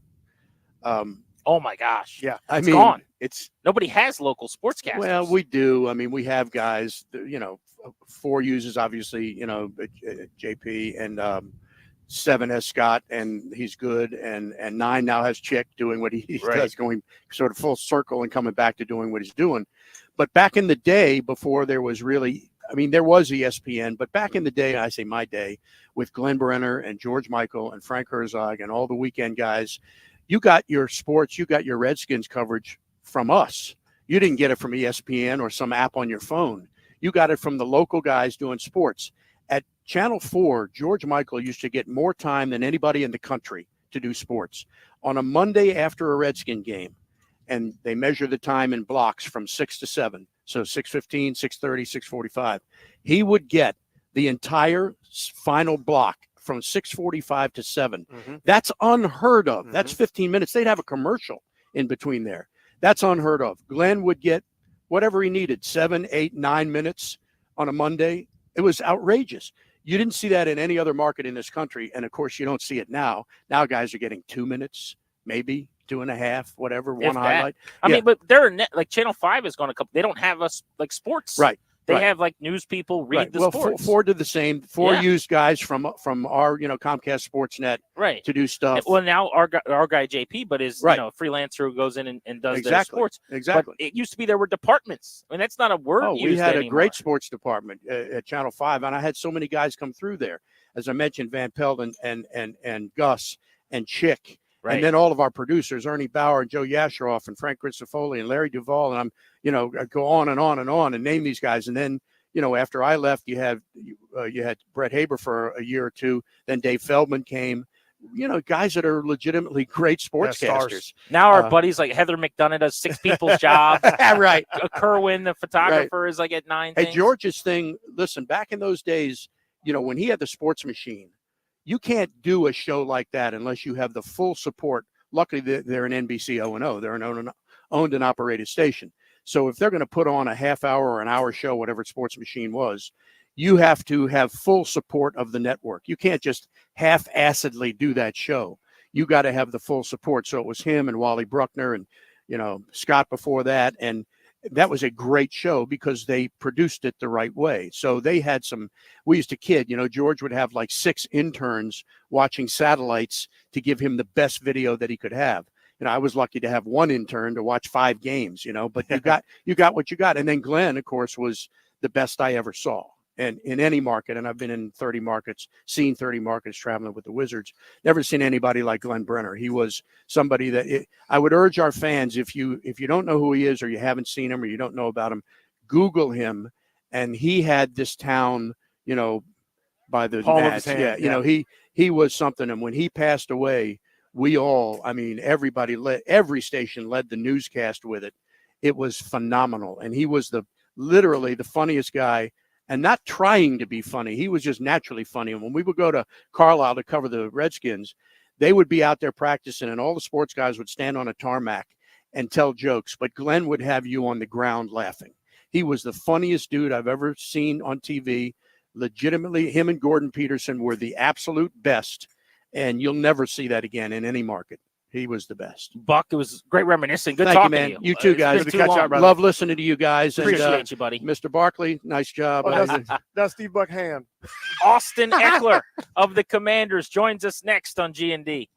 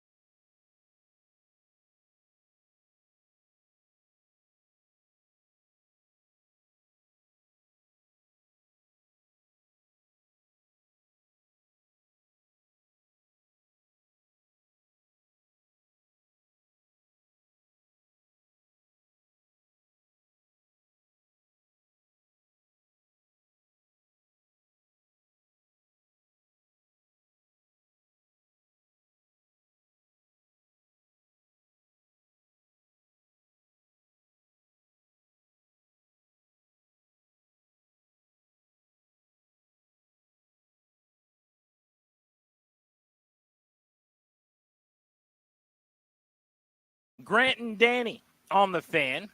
Thank you for making this show part of your day. It means a lot. We appreciate you. We're spending the afternoon out at 1757 Golf Course by the Commanders training facility in Ashburn. Talked to Mark Rippon, a former Super Bowl MVP today. We're just joined by Steve Buckhandt. You can find those interviews at thefandc.com, podcasted when we are done.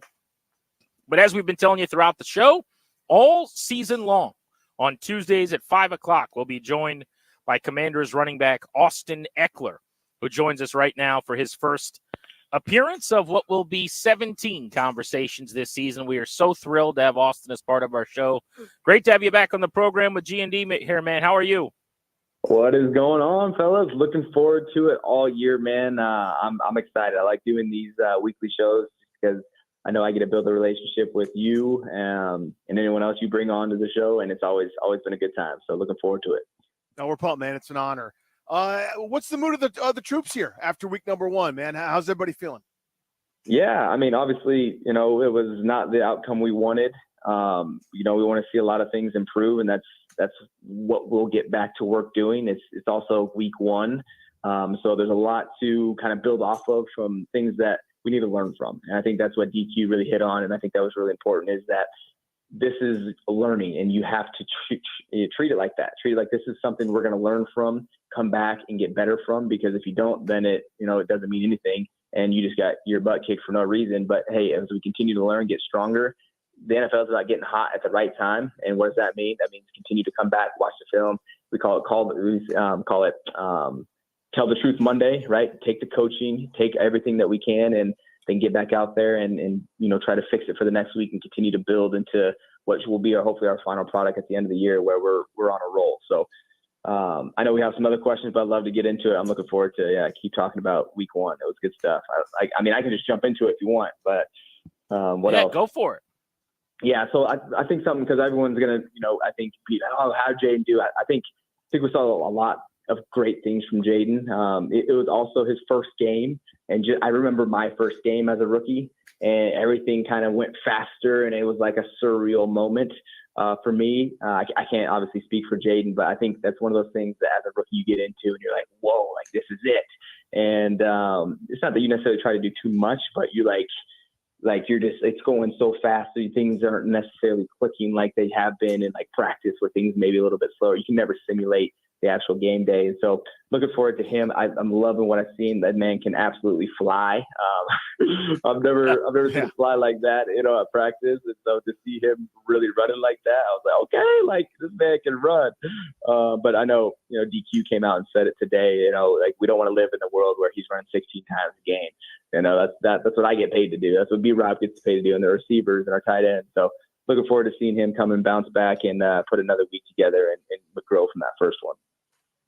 Along those lines, I don't mean Jaden specifically, but just kind of broadly, Austin, as fans and media on the outside, we have no idea what to expect going into week 1. We think we know some things, but nobody really knows anything. Is it like that at all, even in the locker room, where you guys are mostly practicing against yourselves? I guess now in these years here in the 2020s, you also get some of those joint practices, but the preseason is, there's not a lot to it. You're not game planning. You might play a drive or two. So as you get ready to play a first game, do you guys really know your strengths, your weaknesses, where you're going to get exposed, where you're going to dominate, or is it also like a learn on the fly thing for you guys too? I think it's both. I think, you as an internal team know, hey, this is what we're good at. This is the players that we have. And you have to look at kind of the profile of what your team is, what's the identity there. But at the same time, you're also in a new year, so new players can be doing new things. Like for me, instance, when I was a rookie, I was really a special teams guy my rookie year. And then the next year I started playing more offense. And then the third year after that, I was actually starting for a few games. And so you never know the progression or, how people have improved or how people have kind of changed throughout the off season, which you really have to wait and see as we get going into games. And one game is definitely not, an identity setter where this is how it's going to be. Because if it was that way, then, it'd be a lot of, bad football. And, in my opinion, there's a lot of mistakes that don't happen at the end of the year that are happening at the beginning of the year. So a little bit of both, I would say. Austin Eckler with us here on Grant and Danny. That first catch where it looks like, it's a check down on third down and you break a couple tackles, make some guys miss, bursting forward. I'm going, oh, hell yeah. And then you chart off to the sideline. How do I get more Austin Eckler touches? Is it something, just stick aside, buddy? Is it something in all sincerity where after a little while you might feel comfortable, maybe tugging on a sleeve of Cliff Kingsbury? I mean, like, I got some ingredients I would like to cook, please. Is there any time where you feel like that could happen? Hey, well, after that one, I was just tired, so I needed a break. Okay. The thing is, look, we're getting a rhythm going. We'll see kind of how things play out. We got some playmakers on the field. We want to see some other guys, get the opportunity to make those as well. But when they come your way, you got to be ready for them. And on that play in particular, like it's back to doing what I do. That's how I made a living in this league. First I was with Phillip Rivers, and so I caught a ton of balls. Right, I've had a 970 or 97-yard season, 107 catch season. Like I've made a living off of just turning check downs into chunk plays like that. So one thing you can look forward to is more of that for sure. Yeah, that was 4 catches for 52 yards in the debut on just 4 targets for Austin Eckler. Maybe we could turn up the faders on those targets a little bit. Your leading receiver going into week 2 for the Washington Commanders, Austin Eckler on Grant and Danny.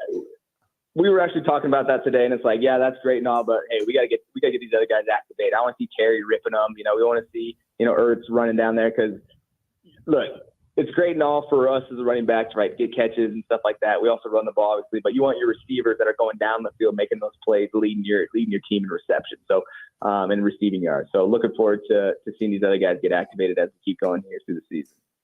When you came on the show a few weeks back, we asked you who's the slept on guy fantasy wise, and you said, I feel like people are thinking I'm done. Basically, you're like, I think I'm gonna have a good season. So we had our Grant and Danny listener league. We had a bunch of listeners, 14 listener league, come out at a big bar, and Kristen took Austin Eckler. She's like, you gotta tell Austin I listened, I took him. So Kristen's got you on the roster. She got 9.2 points in the receiving category from you this past week. Score, Austin Eckler. But joking aside, I will say that it seemed to me like on that first catch, you answered whatever there were as far as questions. Like you said, basically after last year, a lot of people were questioning how much is left, or was it an injury? Was it this? Was it that? To me, that was open field, elusive, evasive, wiggle, Austin Eckler. You looked like it was 6 years ago. I mean, yeah, for sure. I'm still in my 20s now, so everyone needs to calm down here. But you know how running back years go. Like 28 as a running back, people act like you're a 40-year-old. Yeah, senior citizen on AARP. I know, right? Well, here's the thing. In fantasy, you're judged off of your past season, right? And so obviously last year, high ankle sprain, was dealing with that all year, and then our team was just not connecting like we thought we were going to. So that is now people's last memory of me. And so now is a new opportunity for me to go paint that, hey, okay, Austin can still play. It was funny, actually. I'm in a Discord with Washington fans because I love to be around fan communities. And they're like, hey, actually, you kind of look a little fast out there. He's like, I guess you still got some speed. I'm like, that's crazy. Like, you guys thought I just tanked, and now I'm just an old man out there and can't run anymore. But like I said, that was the last memory about me. So now it's, hey, let's go repaint the picture. I've watched you a lot, but I never study it as close as I do now that you're on the team that I cover and watch back the All-22 and all the stuff as fans we have access to now. Dude, is this a common number of walloped hits? Like, you got destroyed a few times. It was like you got caught on in body lean moments. I mean, it was just like, that's not a normal day at the office, right? That there was some big time hits. One thing you'll learn about me is that I'm very compact. I'm also very light. Well, not very light. I'm just lighter than most of the guys that are hitting me. Let's say that. So being compact and being light is a tendency to bounce off of things. Sometimes for the better, sometimes not so much. Right? My 6-year-old son's like that, Austin. Yeah. What's that? So my 6-year-old son's like that. Just he's small and compact, bounces off a lot of stuff. Yeah, exactly. So like your son, right? We have things in common. So here's what's great about it is you bounce back up because, they think they just, truck stick you, and they might have. But guess what? For you being so compact, like you felt the thud and got pushed a different direction and, ended up falling down on that one. So yeah, it's going to be something you'll see just because of the nature of my physical makeup. But hey, as long as I bounce back up, no big deal.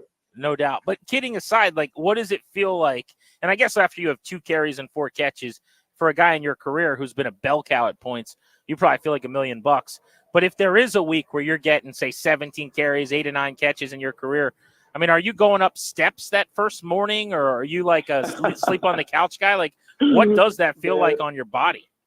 I was telling my wife, like the worst thing in season is the flipping stairs, because it's not my it's my ankles, man. My damn ankles that are like sore every single morning. I got to do this like little routine, stretch them out, but then going down the stairs, they're just so dang sore. But all the bumps and bruises in the legs and the shoulders, and like right now, like my oblique is, a little bruised or feels like a little funny, but after a couple of days, it'll go away. You kind of get used to it as a football player. I've been playing the sport for like 22 years. And so every year in the fall, I'm getting beat up, but it's just kind of part of the toughness part of it. So it is what it is.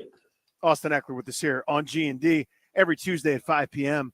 Austin, it's a new everything, right? Like, you're new. Most of the team is new. Coaching staff's new. GM, everything. It's kind of this all brand new deal. How long should fans? I mean, we're not a patient lot as fans, short for fanatical.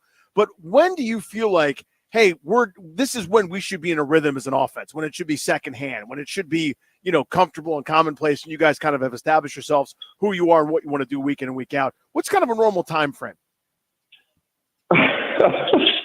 I wish there was just a black and white answer, like, 4 weeks, and this is why. Right. But we have so many new things that it really comes down to us as players, and it comes down to us as coaches. And look, we have a rookie quarterback, right? That's something that, he has a lot to learn. Like, that's just what it is. And so some learn faster than others, and it depends on us around him too. Are we protecting this guy? Are we getting open for him? Are we running the ball effectively? Like, how quickly is that coming together? And are we continue to progress? Are people staying healthy? That's another one, right? Are we having the same guys on the field building that mesh?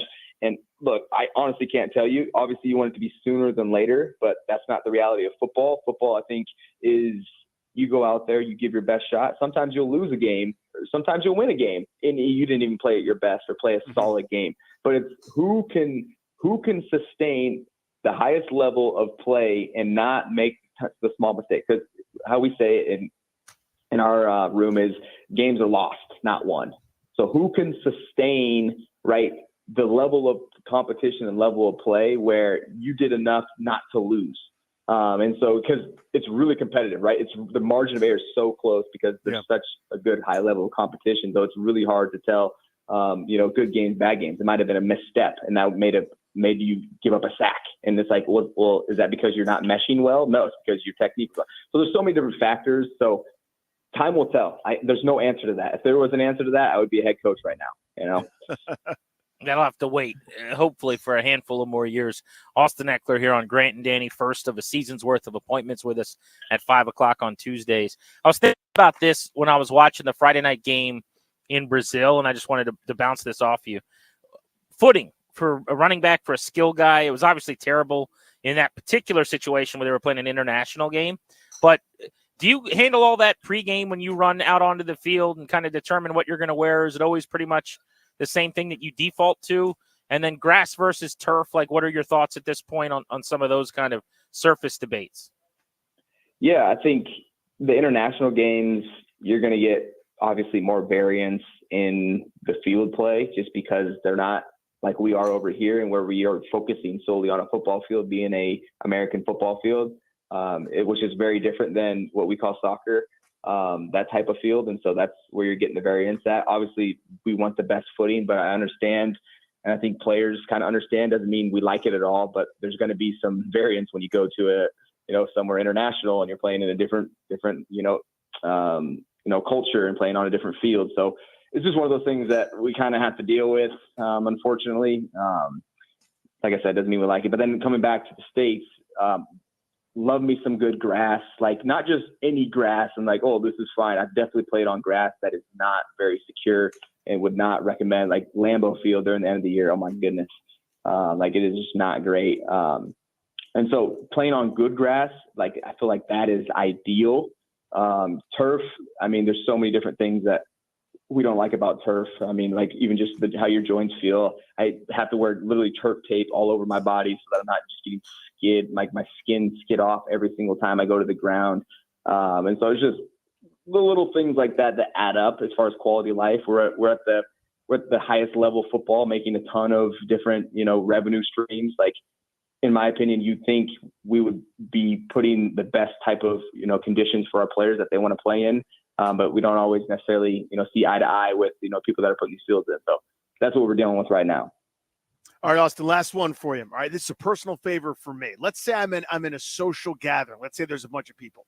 You're in the game. Okay. Give me something that I can look for so that I can sound really smart. I love sounding smart. I'm not, so I kind of try to pass off like I know what I'm talking about. Like everyone can see when you make a catch and make a wiggle, right? Give me like a hidden thing where I'm going to go, watch what he does on this play. Give me like a secret little tip. Ooh, I think different, like watch the quarter. I think something, maybe this is too obvious. I was going to say like, if a quarterback looks a certain way and does an audible that way, and then if you know the route that person just ran, you'd be like LaRogers last night. I know he gave like a little slant, or he gave like a little curl to number 5, Wilson. Garrett Wilson. And you could be like, Garrett Wilson. You could be like, dang, you see Rogers give Wilson a little curl right there? He got to open in that zone. Like things like that where it's like, how did you know that? But you saw him look over there and you saw him give him like a little, some type of signal. You obviously don't know what the route is, but then you could watch the route and see what he ran. He's like, dang, he gave him a curl route and got to open it. That was good. That was a good audible. So use that one. That'd be a good one. I like it. that. I love it. 2 quick things before we let you go. First is I saw your wife on Instagram gave you an outfit to wear for week 1, and it was so terrible. You told her basically no. She gave you like a sweater vest, and you joned pretty hard, so I don't have to pile on. But what was that sweater? I mean, if you guys haven't seen this, you can check it out on his Instagram. I'm not a fashion guy, but God, that was bad. Oh yeah, so yeah, you can see me. I was definitely roasting it. I should bring her in here to help her explain herself, but maybe next time. But she had a backup plan, thankfully, and we went with the backup plan for that one. So look, the expectation is high. She did all of my outfits last year, so we'll have one of those every single week. She lets me do the content stuff, so it'll be a fun little series we're involved in. I love it. We'll be checking it out. And then lastly, so as we go forward this season, right, as a segment, this is our first one, so we're going to kind of workshop this on the fly. Just kind of a little show meeting here with Austin Ekeler. So we need an intro song, first of all, a song that you want played as your walk-up song. So if you know it off the top of your head, that's fine. We could also just get it before next week, a little homework. The other thing is, it's your segment, right? So we've got our own stuff we're going to do, but do you want listener questions? Do you want to have guests that we bring on for you, or you bring on? Do you want to do anything fantasy? Like, what do you want this to be? I love some listener questions. It's always a good one. I always love recapping the game. That's low-hanging fruit for us as well. I'll talk on things that I can talk on. I always can't talk on anything or on everything anyway, just because. Give us the first 15 script for next week. Yeah, we'll you know it yet already? Yeah. Right. So I can't give you that, all the obvious stuff, Yeah. But yeah, love the listener stuff. Walk-up song, that's, we can work on that one. Fantasy, I have actually, so I don't have my show anymore with Yahoo. So my fantasy knowledge has kind of been lacking a little bit. I haven't been up to date with as much as I usually am in that space. So yeah, I mean, other than that, then I think we're free game, and I think we could even make conversation. I think we got a game plan. Well, we'll get with you before next week for the debut of your walk-up song, and we're in a good spot. Awesome. We got a good thing going here. Thanks so much. Yes, we're fired up about Appreciate you, buddy. It's going to be a fun season. Awesome. Looking forward to it, y'all. All right, boys. You got it. Okay. There's Austin Ekeler on Grant and Danny with us. He'll be with us every single Tuesday right at 5 o'clock. So make note of that. He's a 10 out of 10. He's great. Going to be a fun time. Just so good. You are listening to The Fan. Speaking of week 1 and the positive that was Ekeler out of the backfield, reasons for hope, causes for concern after an 0-1 start. Next on Grant and Danny.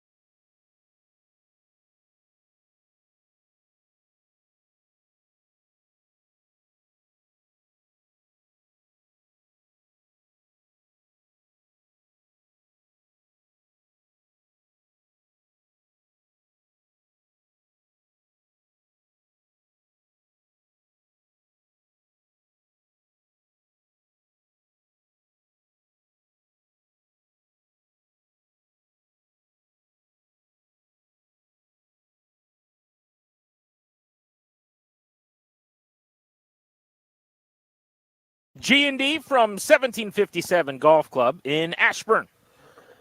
Thanks for listening to the program. We've had a fun one today. Mark Rippon stopped by. We just had Austin Eckler on the show. Steve Buckantz has been a part of the broadcast as well. It has been an enjoyable afternoon under the sun out here on a beautiful Tuesday in Virginia. Danny, let's go with some reasons for hope and some causes for concern coming out of week one for the Commanders. They lose by 17 to the Bucs. They are on to the New York Giants in week two. Start with a reason for hope. A lot of fluky stuff happens in week one of the NFL these days. It's a byproduct of how little people play in the preseason and how little we know coming into week ones of the NFL season. What things that we thought we knew based on last year. This is a league of turnover, of personnel, of parity, of free agency, of changes, of draft picks, of adjustments. So things change from week to week, month to month, season to season. So a lot of things we thought were certainties certainly aren't. A lot of things we think now are ironclad 100% aren't necessarily. So it's too early for any kind of panic. Reason for hope, Jaden Daniels, I thought, looked like he belonged. There are a lot of things he's going to have to do differently in the weeks and months and, frankly, years ahead, hopefully over many, many years as a passer. But running the football, probably too frequently, he was the best thing going offensively. And in your first game as a drafted quarterback to be not only the strength of the offense, but essentially the entire offense, I think is still a healthy, good thing. He was also the best of the three rookie quarterbacks who played on Sunday. Mm-hmm. He outperformed Caleb Williams. He outperformed Bo Nix. Reason for hope. Austin Eckler's got some burst. I know he's our guest, and I'm not just blowing sunshine because he's our guest. This is what I'm clamoring for. He needs the football more. You wouldn't be saying that if he was sluggish, averaging 3.3 yards per carry, whatever it was that he did last year, and didn't look like he had it. He's got it. He's got that burst. He's a weapon. Reason for hope, their wide receiver room, while unproductive in this game, not all by their own doing, still has a chance to grow in the weeks ahead. Olamide Zaccheaus was playing in his first game with the team. Terry McLaurin and De'Ami Brown were playing in their first games in a new offense, and Noah Brown was not active. He didn't even play. I think he will play a lot going forward and is going to be a fixture for them. Also, Luke McCaffrey, the rookie, I wouldn't have had 3 targets and 3 catches for him in his first game, having gone out to training camp and watched practices. About 2 weeks into practice, Danny, the book on him hasn't really been all that noticeable. So for him to have climbed the depth chart the way that he has is a good sign. That, to me, is a reason for hope in a long season. Reason for hope. I thought the offensive line actually held up pretty decent. Now, Tampa Bay is missing some guys. There were some injuries. A couple, I think one of their other really good internal defensive linemen, non-Vita Vea division, wasn't available to them. So it wasn't as if you went up against, I don't know, the 85 Bears or, those giant Super Bowl teams. But still, I thought week one offensive line, that there's some questions certainly, thought held up very well. Cause for concern, the secondary was every bit as bad as it was last year. We had major issues at the corner position. Watching Emmanuel Forbes, who got benched and hurt both in this game, it seemed like struggle again. Had a sequence on one play where he had 2 penalties, grabbing a face mask, getting a pass interference, didn't go well. And while Benjamin St. Juste did have tight coverage on a touchdown he gave up to a future Hall of Famer in Mike Evans, he was on the wrong end of multiple touchdowns in this game. And Mikey Sanderstill, who I think will have a productive season and will be a good player, got baptized a little bit in the slot. Good wide receiver Chris Godwin did whatever he wanted. Cause for concern. We're in a third set of offensive coordinators. It's only one game here, obviously, but third set of OCs where the best playmakers on offense don't get the ball very often. It doesn't seem to be a priority to force feed them. Cause for concern. I thought the pass rush was decent, specifically from the interior, with John Allen and Daron Payne pushing the pocket. Didn't think noticeably they got much pressure off the edges, and they didn't finish. This was a problem at times with their group last year. And I think this happens a lot of the time, Danny, when the best part of your pass rush is the interior and the quarterback can see it coming because they can make that elusive move and evade the rush and kind of squeak out to the edges. If you don't have anybody, no TJ Watt forcing them back into the middle or cleaning up the movement, so to speak, then there's no real sacks to be had. No game-changing sequences where you hit them like Jaden Daniels got hit and the ball came out when he tried to run out of a breaking pocket. So that worries me a little bit. That's something I'm concerned about. 2 of their 3 second-round picks were non-factors. One didn't play. The other only played around 10, 11 snaps on offense, and Ben Sinnott. Mikey Sanders still was on the field from pretty much Jump Street, and he'll be a contributing factor, but not much involvement for your second rounders. For a lot of teams and a lot of programs, those are starters, and there's been a gaping hole in second round picks and contribution here in Washington for some time. Daniels' default was to run. And this was kind of a concern for me. Not to say that I'm not pro him running. I spent a lot of times talking about this offseason that's his superpower and his elite trait at this point, and he needs to. But certainly not to the tune of 16 carries or 11 scrambles. And when you go back and watch all 11 of those scrambles, I'd say a third of the time there were better options as a passer. And you heard Dan Quinn say as much in the press conference that he'd like to see him rip the ball into windows a little more often. Basically said, some of those scrambles didn't need to be scrambles, could have been passes. And I want to see that number of scrambles that turns into passes continue to grow as we get further and further removed from his debut. We're G&D. You're listening to The Fan. We'll give our awards to the best players in the NFL from week 1 next. We've also got to give an award to a Washington Commander for the hardest working player of the game. We'll do that in a moment on this Tuesday on G&D.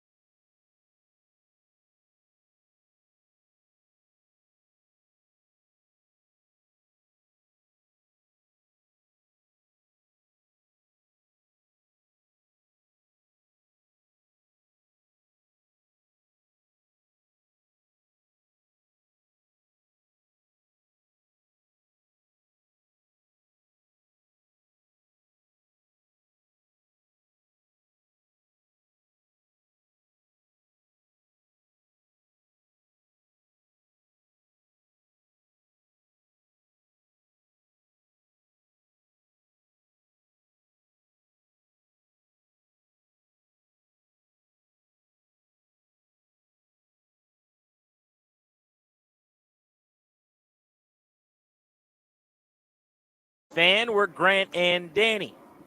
You are listening live all over DC on 106.7, our flagship, and in Richmond on AM 910, FM 105.1. Of course, watch the show streamed live every day on YouTube on 106.7, the Fan's YouTube page. It's time to figure out who the hardest working player of the game was for the Commanders, presented by Miss Utility.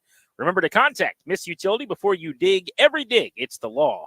Visit missutility.com or call 811. Visit missutility.net or call 811. Give me Brian Robinson Jr., 12 carries, 40 yards, and a tutty, and 3 catches for 49 yards. Probably robbed of, I think was stopped at like the 1 millimeter line at one point.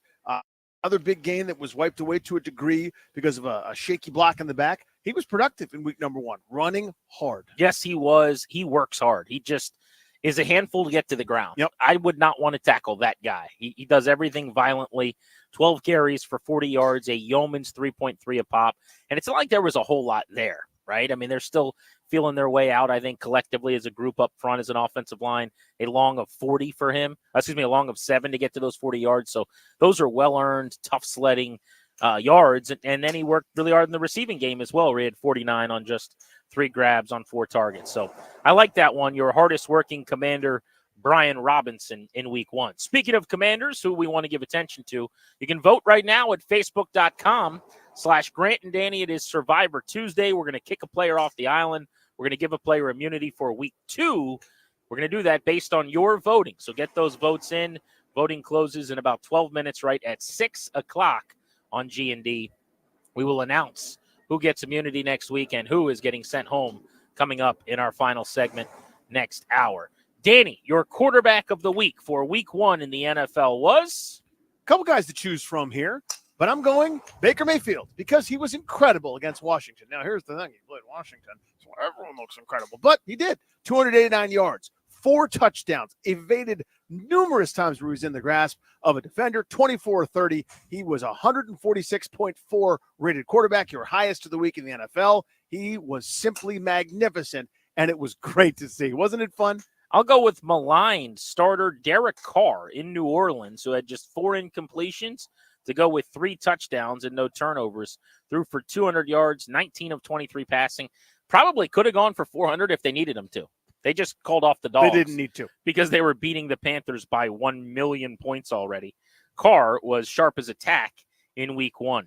Your running back of the week.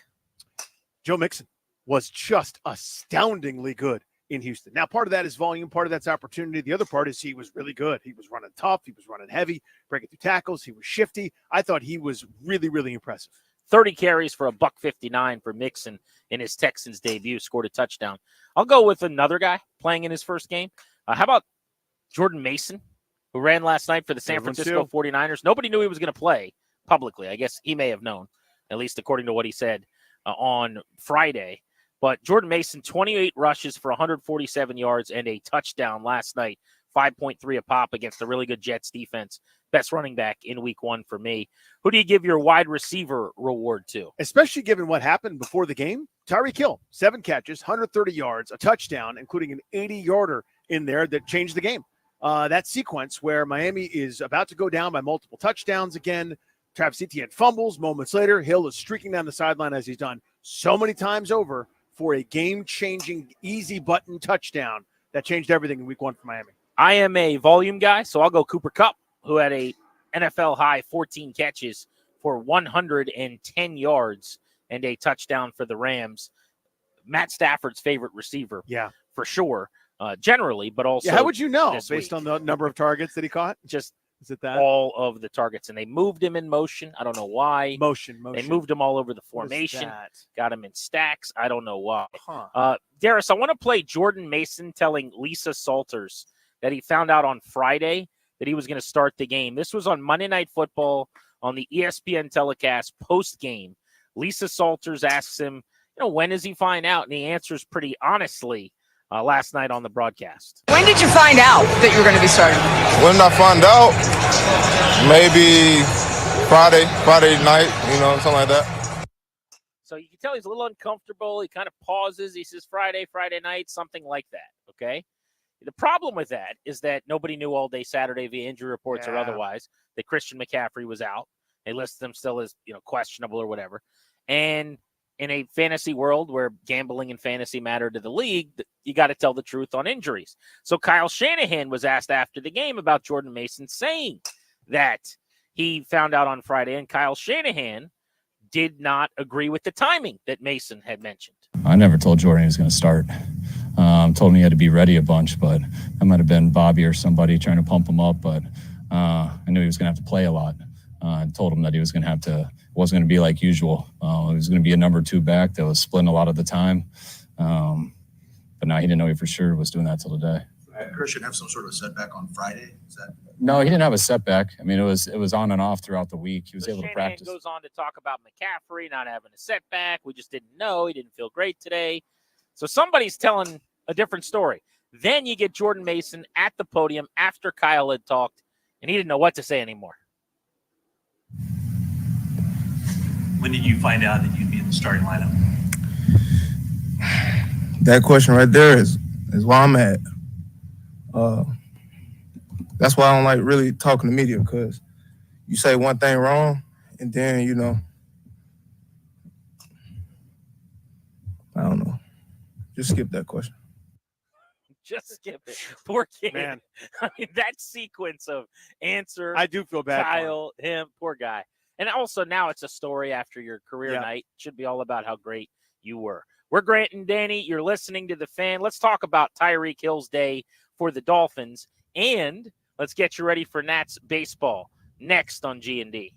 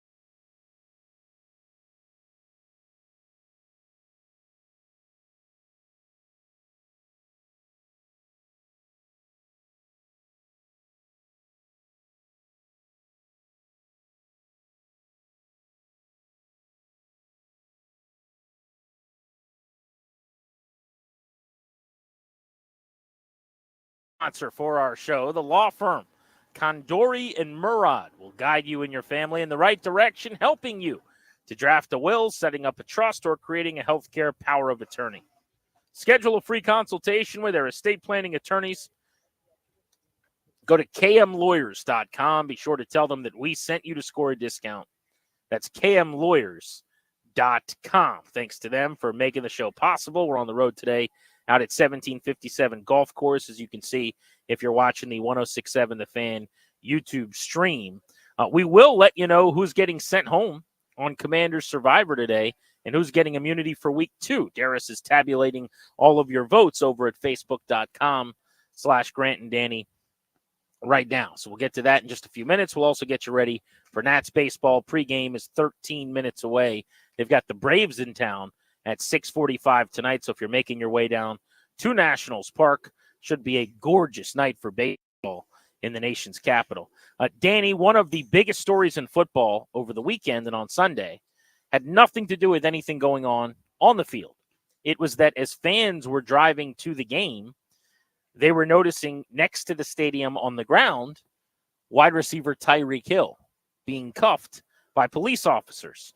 We have since now seen video come out of the arrest of Tyreek Hill based on the cameras that are being worn by the police officers who arrested him.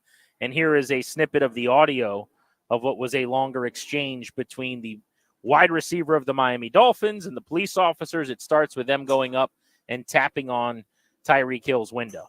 Why don't you have your seatbelt on? Why don't you have your seatbelt on? Like what? Why do you have it up?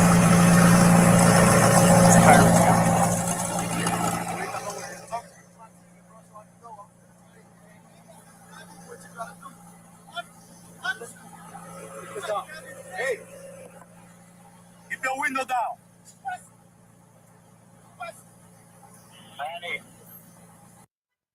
Hey, keep your window down.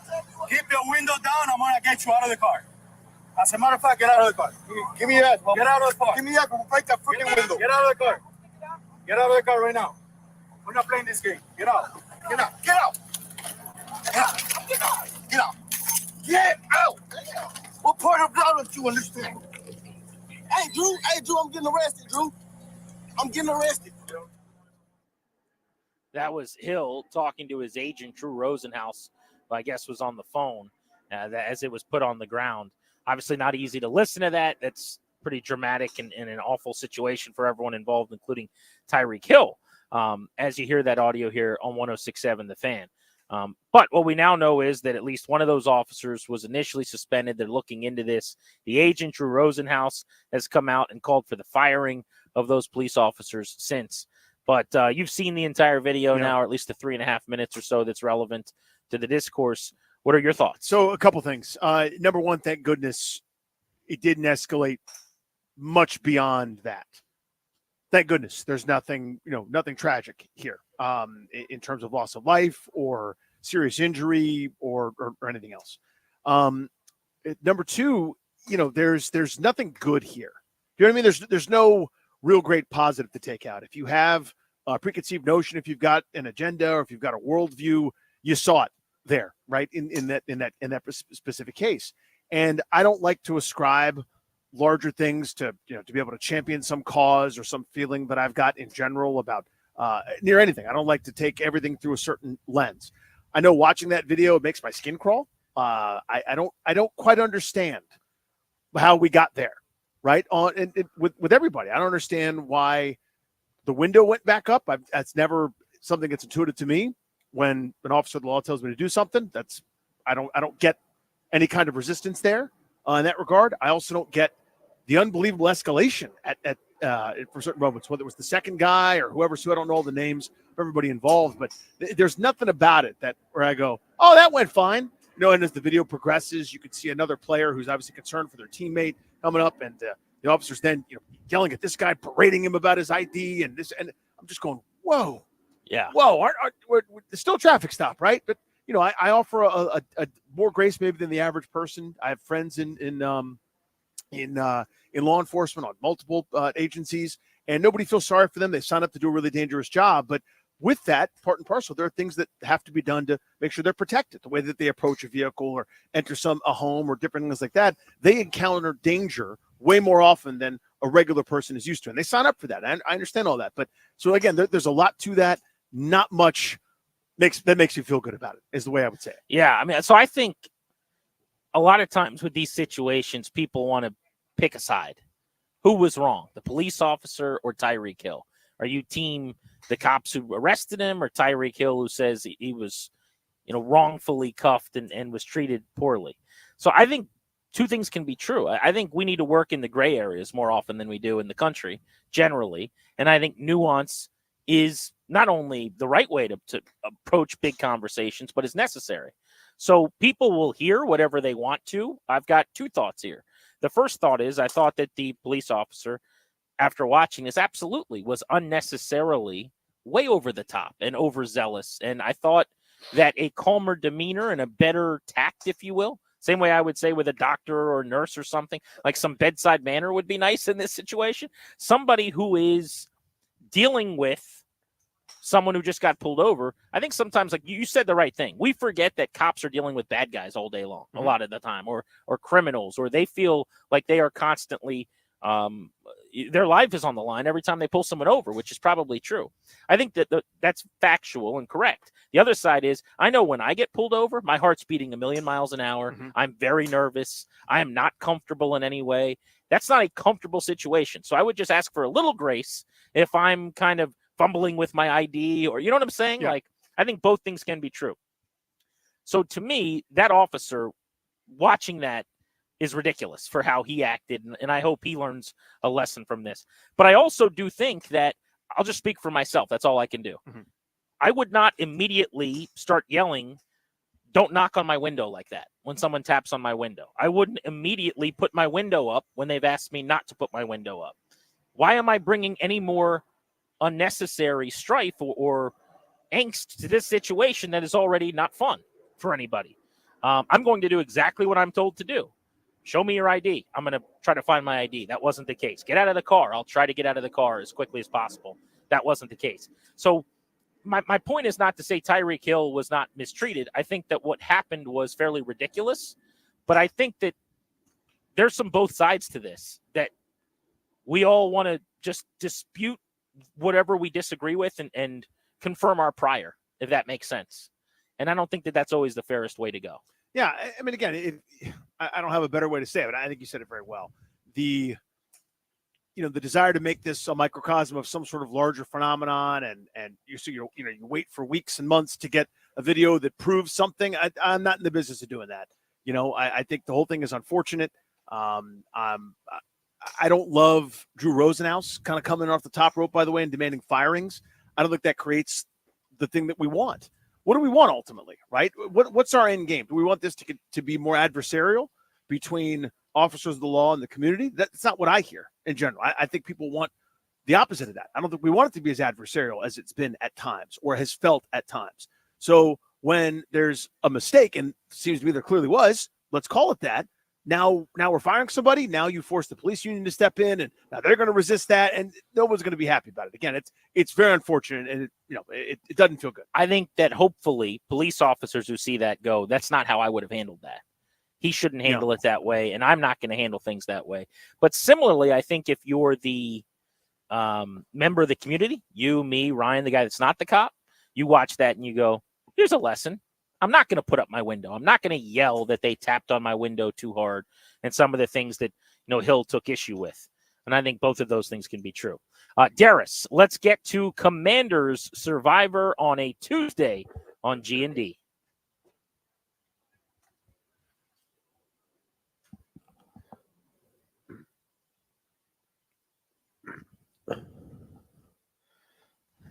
So with the verdict, the one producer back in studio today, Darius Dameron, has been tabulating the votes. What can you tell us? What I can tell you is that it was really, really close when it came to who was getting voted off. I'm just kidding. It's Emmanuel Forbes. You have been dismissed. He committed 2 penalties on the way off the island, too. Emmanuel Forbes, it took not even 1 full week of football, because I think we already knew that was coming at about halftime. It felt like. So he is getting booted. Your time here is done.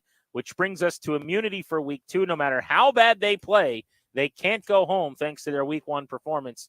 Who gets immunity? Your first. Sorry, Darius. No, go for it. You got it. Oh, sorry. So for immunity, it actually was relatively close here. But it goes to Brian Robinson. B-Rob. It was Brian Robinson. Jaden Daniels was a close second, but B-Rob, he gets it. The immunity for week 1. I'm stunned that it was not Jaden Daniels. Are you? No. I think the people that saw Jaden Daniels run and are excited about it voted. I think everyone else that kind of went, hey, there was some meat left on the bone there when it comes to throwing the football or some of the other things. The helmet coming off or otherwise. Recognize that Brian Robinson had a really good game. B-Rob will be around in week 3. Everyone else will be playing for their Commander Survivor lives in week 2. So there you go. Every Tuesday on Grant and Danny, there will only be one Commander to win in 2024. It is time for your Nationals starting lineups and pitching matchups. Presented by The Window Man. Since 1989, The Window Man's been the educational window company. Get your free, no-pressure, in-home estimate at thewindowman.com or at their Fairfax showroom. Opposite old friend Reynaldo Lopez. Yes, that Reynaldo Lopez on the mound is Mackenzie Gore for your Washington Nationals. Leading off playing shortstop. Check. Abrams batting second in left field. The James Wood batting third, doing the catching. K-Bear Ruiz. That is not a misprint. Batting fourth, your DH, Andres Chaparro. Batting fifth at third base, Jose Tena. Batting sixth at second base, Luis Garcia. Batting seventh at right field, Dylan Cruz. Batting eighth at first base, Joey Gallo. And batting ninth in center field, your guy, my guy, our guy, Jacob Young. Attaboy, JY. Let's do this thing. Here we go. Mackenzie Gore on the bump, the 25-year-old lefty looking to make it 4 straight quality starts. He's got his season back on track. He's a good outing away from leading this team in ERA among starting pitchers this season. 6 innings, 1 run, 6 innings, 2 runs, 6 innings, 1 run with just 1 hit allowed and 9 strikeouts in a masterpiece last time out. Those are the last 3 starts for Mackenzie Gore. How about our Nats game day weather presented by Pepco? Storm season's here. We know a little prep makes a big difference. Get storm informed at pepco.com/stormprep. It has been absolutely beautiful out here in Ashburn today. Back in studio in D.C. Darius, how are things at Nats Park tonight? It is just as beautiful here in Southeast D.C. Not a cloud in the sky. 85 degrees here first pitch. Going to dip into the mid to low 70s as the game goes on. Will be a great night at Nats Park. Let's get a win over the Braves. How about that? All out. Already a lot of wins over the Braves this year. Am I right? The very rare Nationals series victory over Atlanta. You just can't beat it. You did mention James Young and Dylan Cruz in that lineup tonight, Danny. Nice little reminder for people. We've got James Wood and Cruz gear in our 1067 The Fan merch store. You can check out our Cruz Wood 2024 shirts. You can grab a We've Got Wood hoodie for the fall. It's starting to get cooler. Or a Cruz Missile t-shirt. Go to 1067thefanshop.com if you need any of that gear. What a day today for us out here in Ashburn. It was a blast. We talked to Mark Rippon, which was cool. Steve Buckhant stopped by. We did our first weekly hit with Austin Eckler this season. If you missed any of that, thefandc.com, grantanddanny.com/audio. Just a blast of a show out here at 1757. It was a blast, man. It's perfect weather out here in the tent. Just gorgeous. What a day. For Danny and for Ryan on site, for Darius back in studio, I'm Grant saying so long. Thank you for making the program part of your day. Enjoy Nats baseball with Charlie and Dave. Thank you for coming.